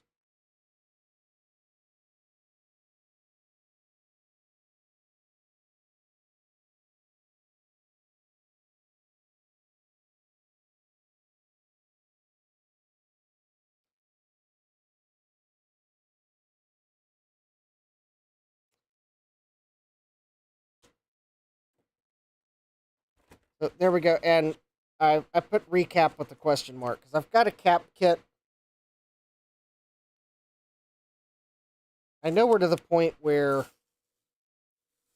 the capacitors on some of these computers are verging on 40 years old, and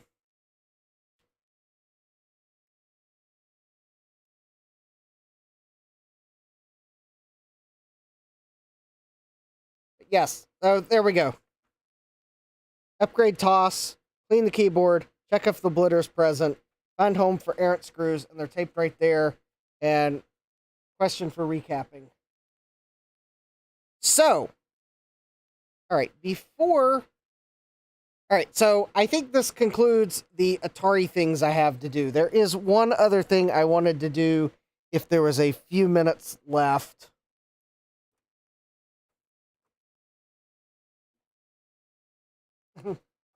Hardware Hacker says, look long and recap. I mean, the caps on this Atari ST are probably 40 years old, so...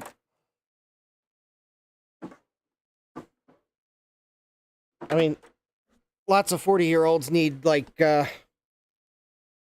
knee replacements, so... What's a cap replacement to a 40-year-old computer? Isn't that, like, equivalent? Warning, that was not medical advice. All right, Callan says, gonna have to go a little early. Y'all have a great night. All right, thank you, Callan. Yep, we're, So what we're going to do is, for a couple of the game systems I got that I know I'm going to need to do repairs, we're just going to take the back cover off and see what version of board's inside of it. Bruce says, I think knees usually last longer than 40 years. Yeah, you are right. You are right, Bruce. I think they do usually last a bit more than 40 years. Maybe I can clarify it. Some athletes are having their knees replaced at 40 years old.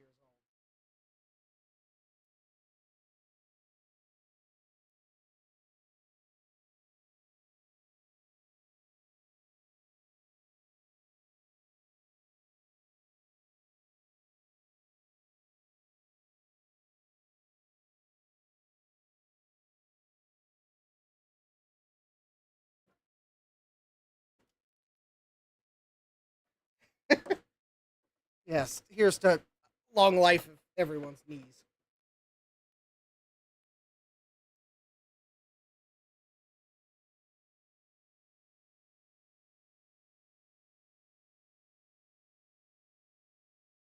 Great. So I did make sure I have my not sponsored iFixit toolkit, because I know it's got a game bit in it somewhere. Hardware Hacker says, so you only need to recap athletic 40-year-old machines. Yeah. Yeah, if you manage to find the computer that was running the computer of Wrigley Field, yeah, you need to recap it and probably also put a new coat of paint on it.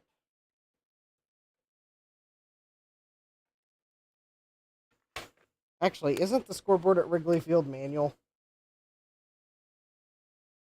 Yeah, please don't recap the person that's operating the scoreboard. They probably wouldn't like that too much. All right, first of all, I need to try to remember which designator it is for the game bit.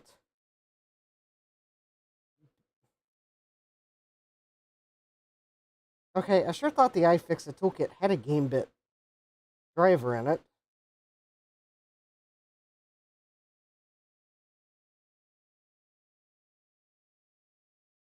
Oh wait, I think this is just the tri-wing. Okay. Never mind. I was looking for a bit that... There we go. Okay, so all I'm going to do is I'm going to just open the cover of some of these. I just want to look in them and see what version of board is in it.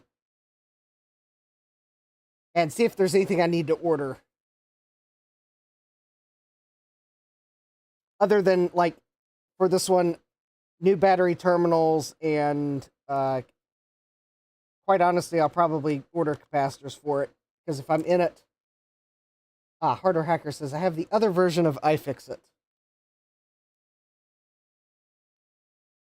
Yeah, I decided... Yeah, I bought this tool set. They definitely aren't sponsoring the channel.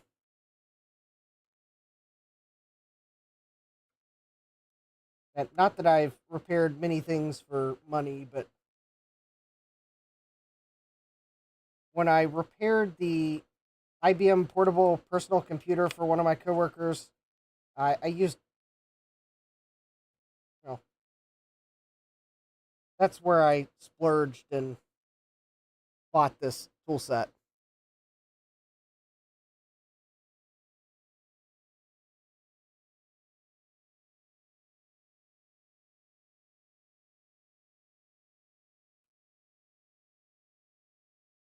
Yeah, I think basically I put what I charged them for labor in towards this tool set.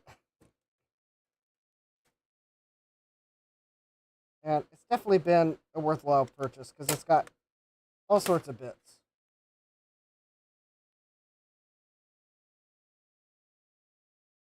Alright, so hopefully with those 6 screws out, I can just lift the back cover off.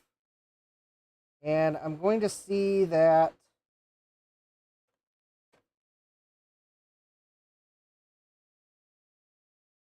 no, it's really not that bad inside.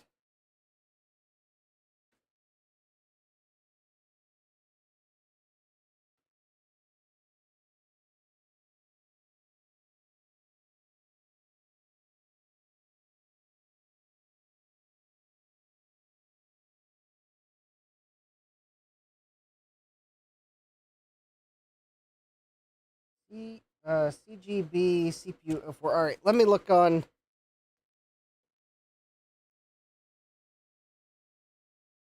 I don't know if Joe took off or not.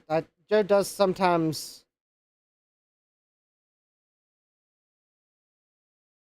go to do other Joe things, which is fine. I'm sure if Joe's still here, I've just got his attention and he'll say hi in the chat. All right, so let me see here. Computer. Oh, I think actually this will be under console and handheld cap kits. Nintendo. Game Boy Color. I think for the Game Boy Color, Okay, I think there's just the one kit. Excellent. And Console 5 actually sells the battery terminals. So I'll go ahead and order a set of battery terminals because they're pretty corroded. And the symptom with this is that it works with the power adapter, but batteries don't work. So I'm going to presume the battery terminals are probably pretty crusty. And while I might try cleaning them, I'll just go ahead and order a set to have them on hand. It doesn't look like...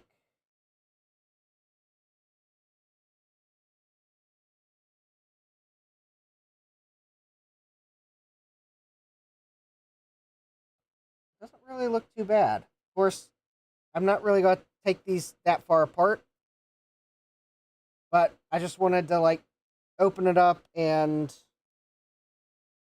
check revisions.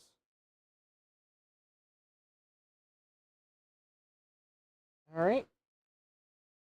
Yep, that completes that. Oh, and I'll get a battery door for it because it was missing the battery door. Or try to 3D print one.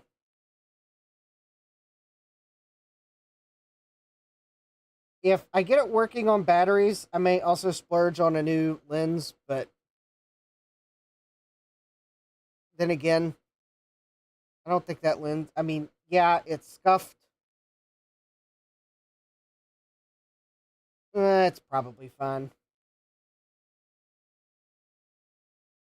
It was a $20 Game Boy.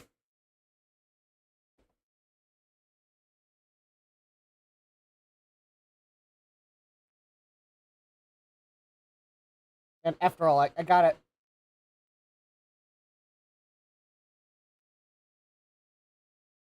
I got it to try to repair, and I guess be able to test Game Boy Color games. But I don't know how many... Now that I think about it, I don't know how many games there were specifically for the Game Boy Color. I mean, I think I know there were a few. Yeah, it's not terrible inside. It's probably repairable. In fact, it also could be the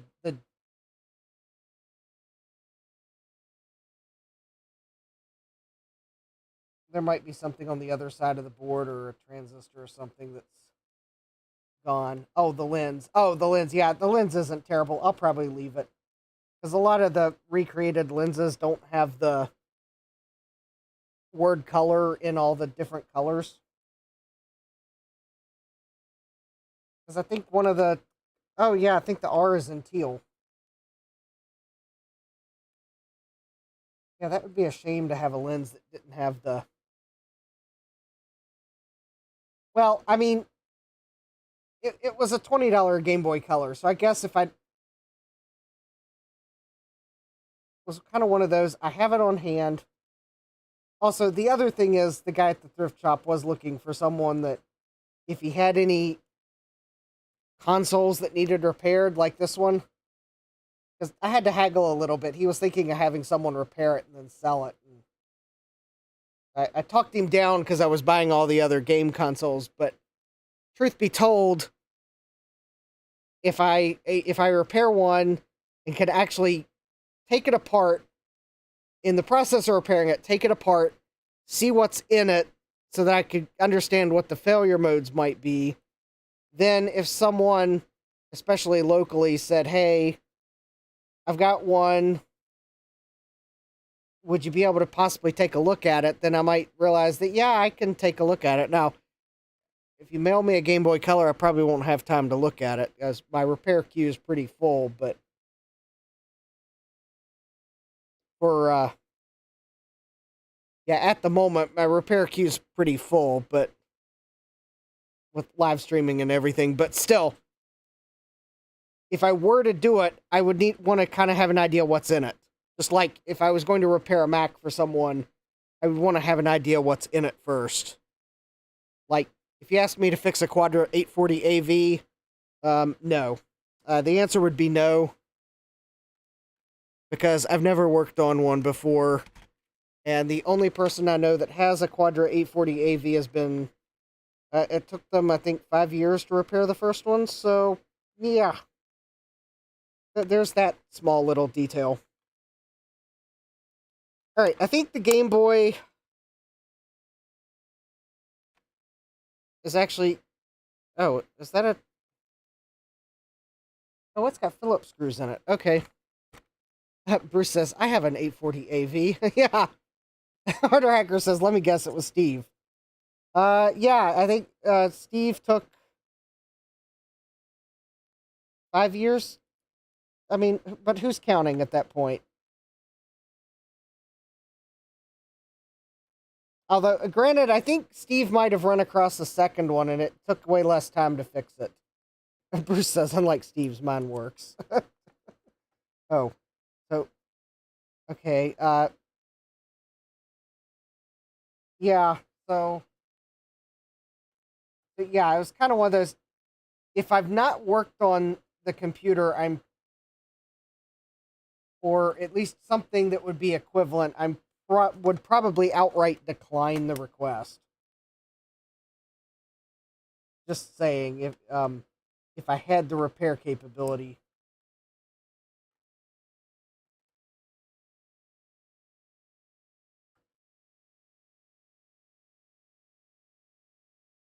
His Sadmax says, yeah, something like that. My response would be, not if you want it done in a reasonable time frame. Yeah, that would be the thing.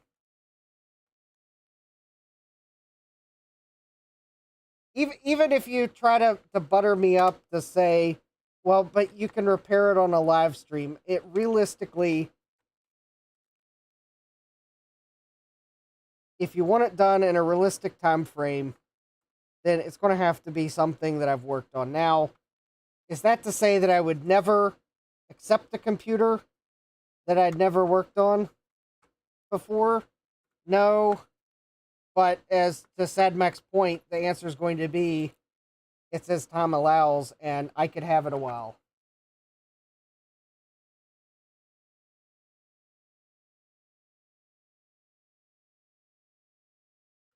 And if you want it back before I'm done with it, by all means, we can talk about returning it, but it won't be... It's not like I can instantly fix it if you then decide, oh, I need it back now. It's kind of one of those, if you want it in a realistic time frame, then you want me to have kind of actually used it before, so I can give you an actual estimate of how long I think it'll take. Alright, so I think this Game Boy...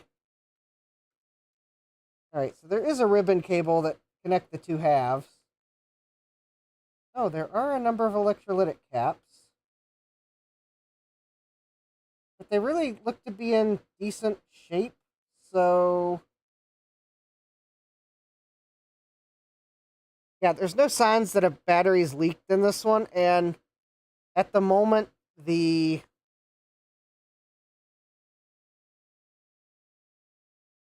don't really see any signs of leakage, so I think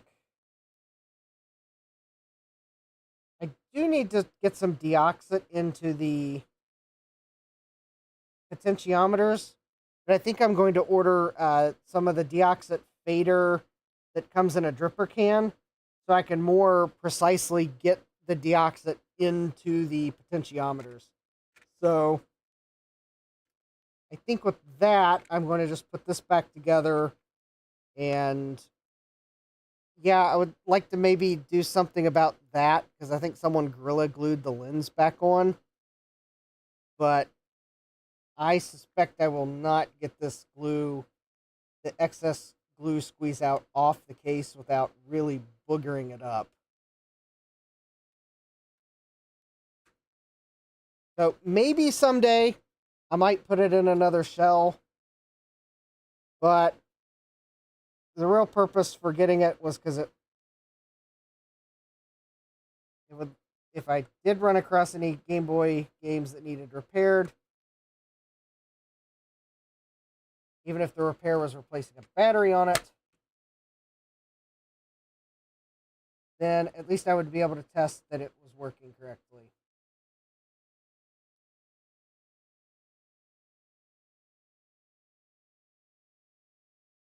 Plus, let's face it, do I have times where I would like to just maybe play a classic game for a few minutes? Yeah. There were some pretty neat Game Boy games. So, yeah, you could also say that I got it so that I could test game cartridge repairs. Because that would be something that, like, if I had someone, especially local, because shipping lithium batteries is a pain in the rear, where they were like, well, I got this game cartridge, it needs a new battery, then that's something I might be convinced to just quickly knock out.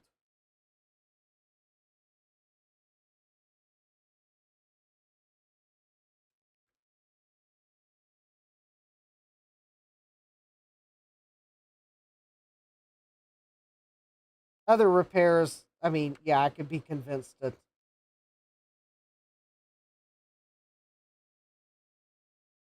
try other repairs on a stream, but ideally,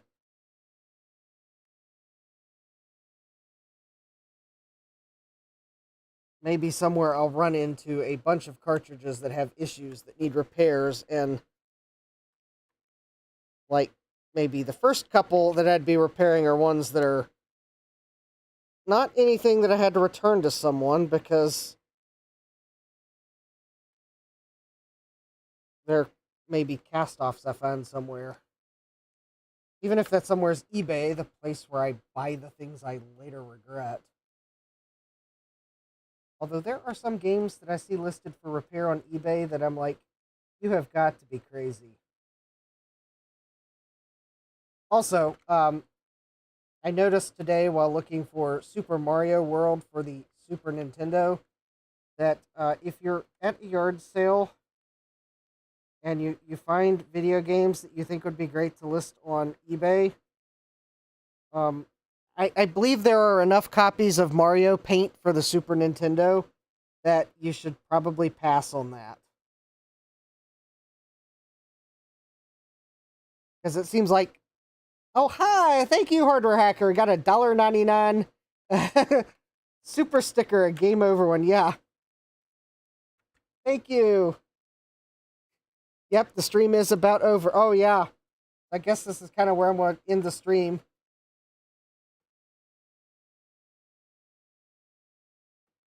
Well, I mean, okay, so I got 2 of them checked. That was good. We could check the other ones on another stream. Because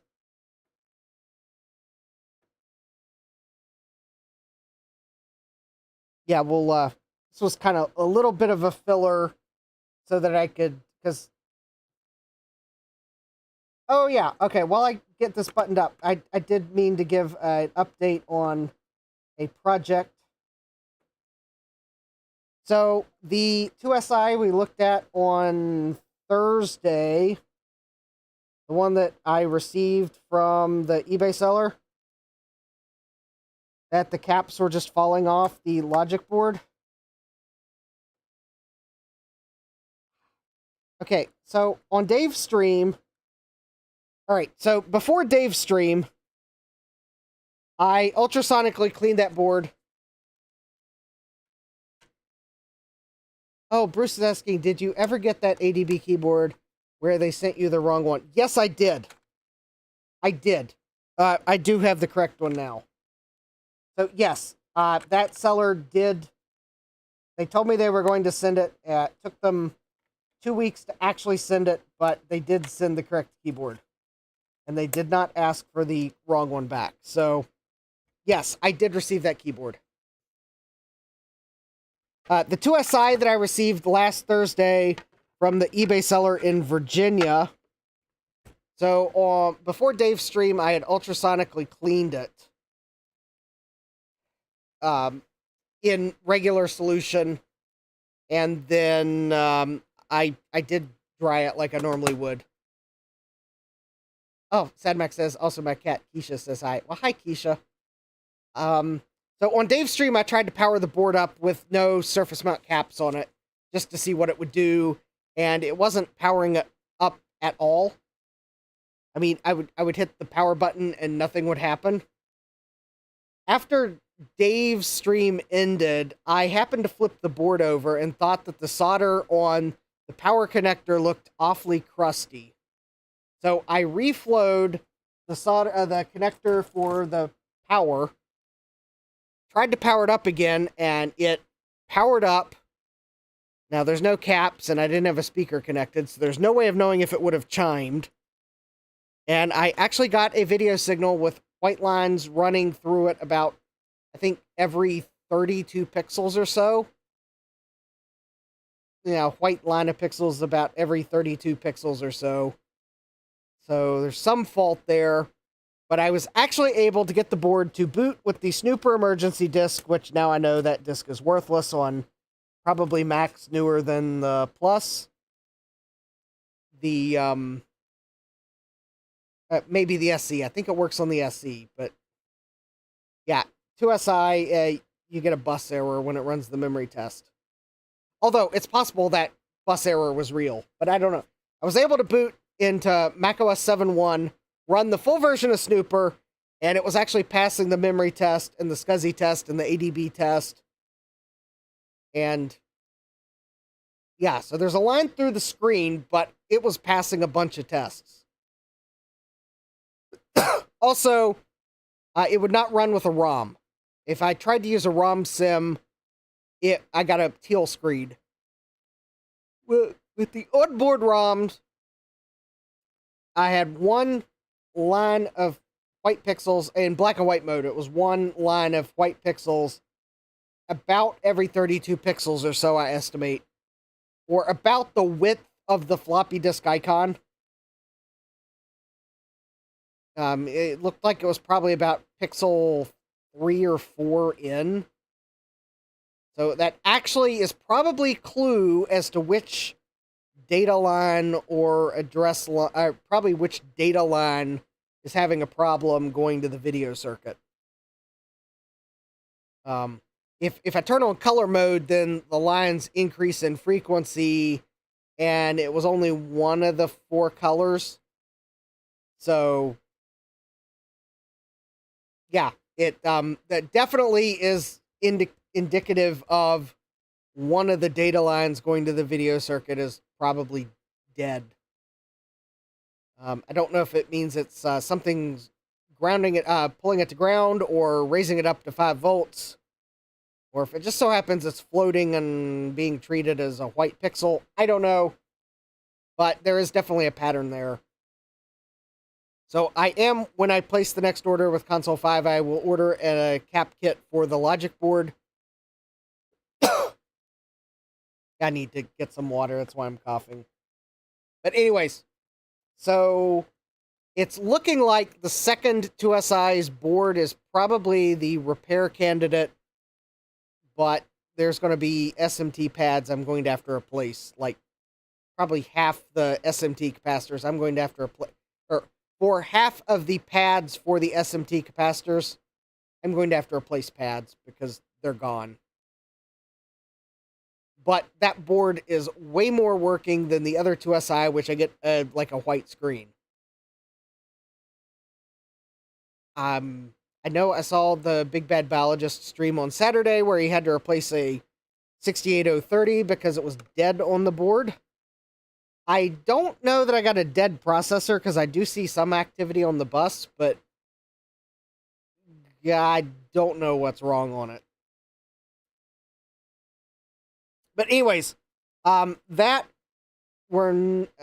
says, that sounds like it'll be fun to fix. Yeah, the Snooper emergency disc is, oh, yeah. I think SC and below it works. Anything above it doesn't. Except on an LC. I think I did get it to run correctly on an LC, so...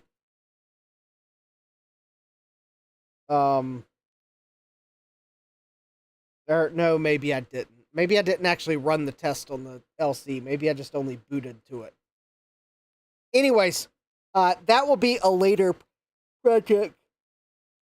Thursday, though, I think we will probably look at... We'll go back to one of the Macs I've been working on, probably. Not the 2SI. Oh, that's the one other thing. Okay, so that Mac came with a new bus adapter. Its new bus adapter appears to be working. I was able to put a new bus video card in it, and it was detected and did output video. Now, is there a problem with my new bus video card? Yes, there is. It apparently has a bad RAM chip or two on it, which is sad. It's my Apple Trident card, but the new bus card, the new bus adapter was working, and the FPU was working on it. Now, the first 2SI I bought also has a new bus adapter that came with it.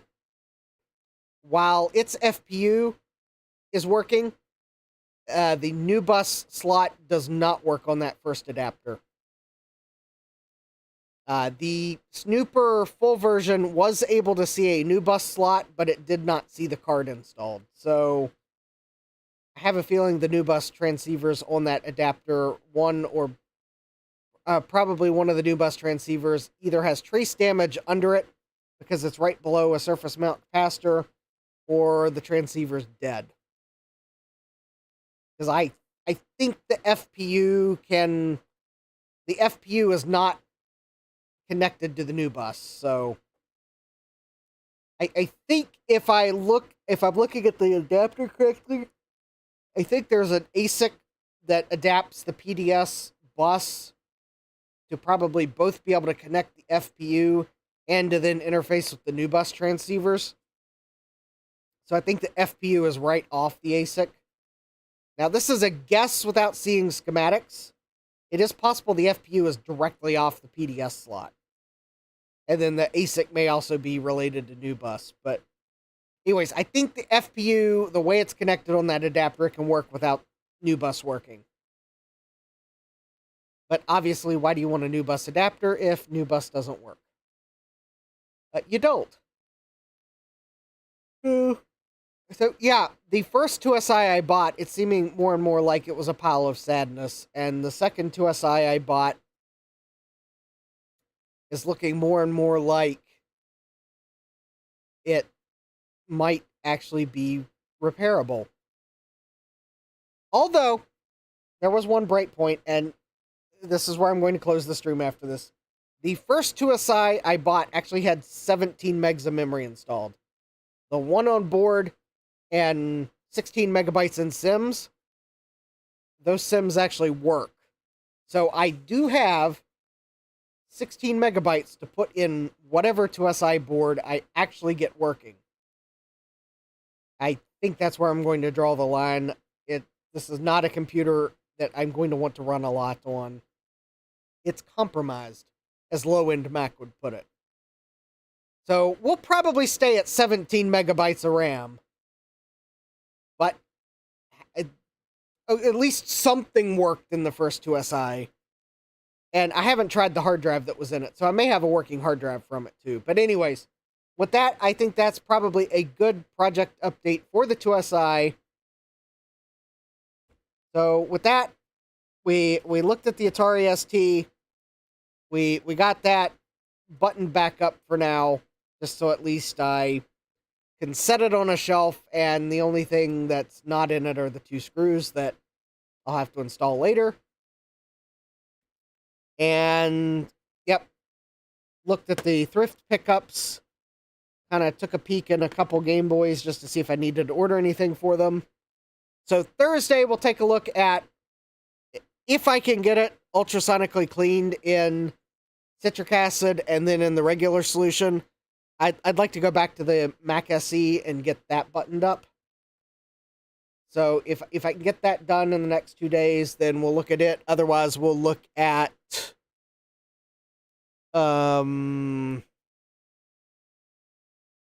another Mac. We'll put it like that. We'll just say another Mac. So don't forget to smash that like button to let the YouTube algorithm know that you like content like this when I get these old computers repaired, so we can explore them. Don't forget to subscribe and turn on notifications, and so you know when I go live next, because I have plenty of projects to work on. With that, I hope to see you all here Thursday at starting at about 9 p.m. Eastern. So yeah, Hardware Hacker says button smashed at the start. Bruce says like button smashed. All right. So yeah, I hope to see you all here next time. It'll be Thursday at 9 p.m. Eastern. Hashtag just in time. And with that, thanks for hanging out, being cool in the chat, sharing in the victories, the snarky comments, the super stickers. Thank you, Hardware Hacker. Eep. Very awesome. And anyways, with that, I hope you all have a great rest of your day. Take care and God bless. Computerized Start is brought to you by my awesome patrons on Patreon and by your tips and memberships on Ko-fi. These and other channel supporters make my live streams possible. You too can become a channel supporter with tiers starting at just $1. Don't forget to smash that like button. And if you've liked what you've seen, subscribe and turn on notifications so that you don't miss the next video or live stream. And as always, thank you for all your support. I hope to see you next time. And until then, take care.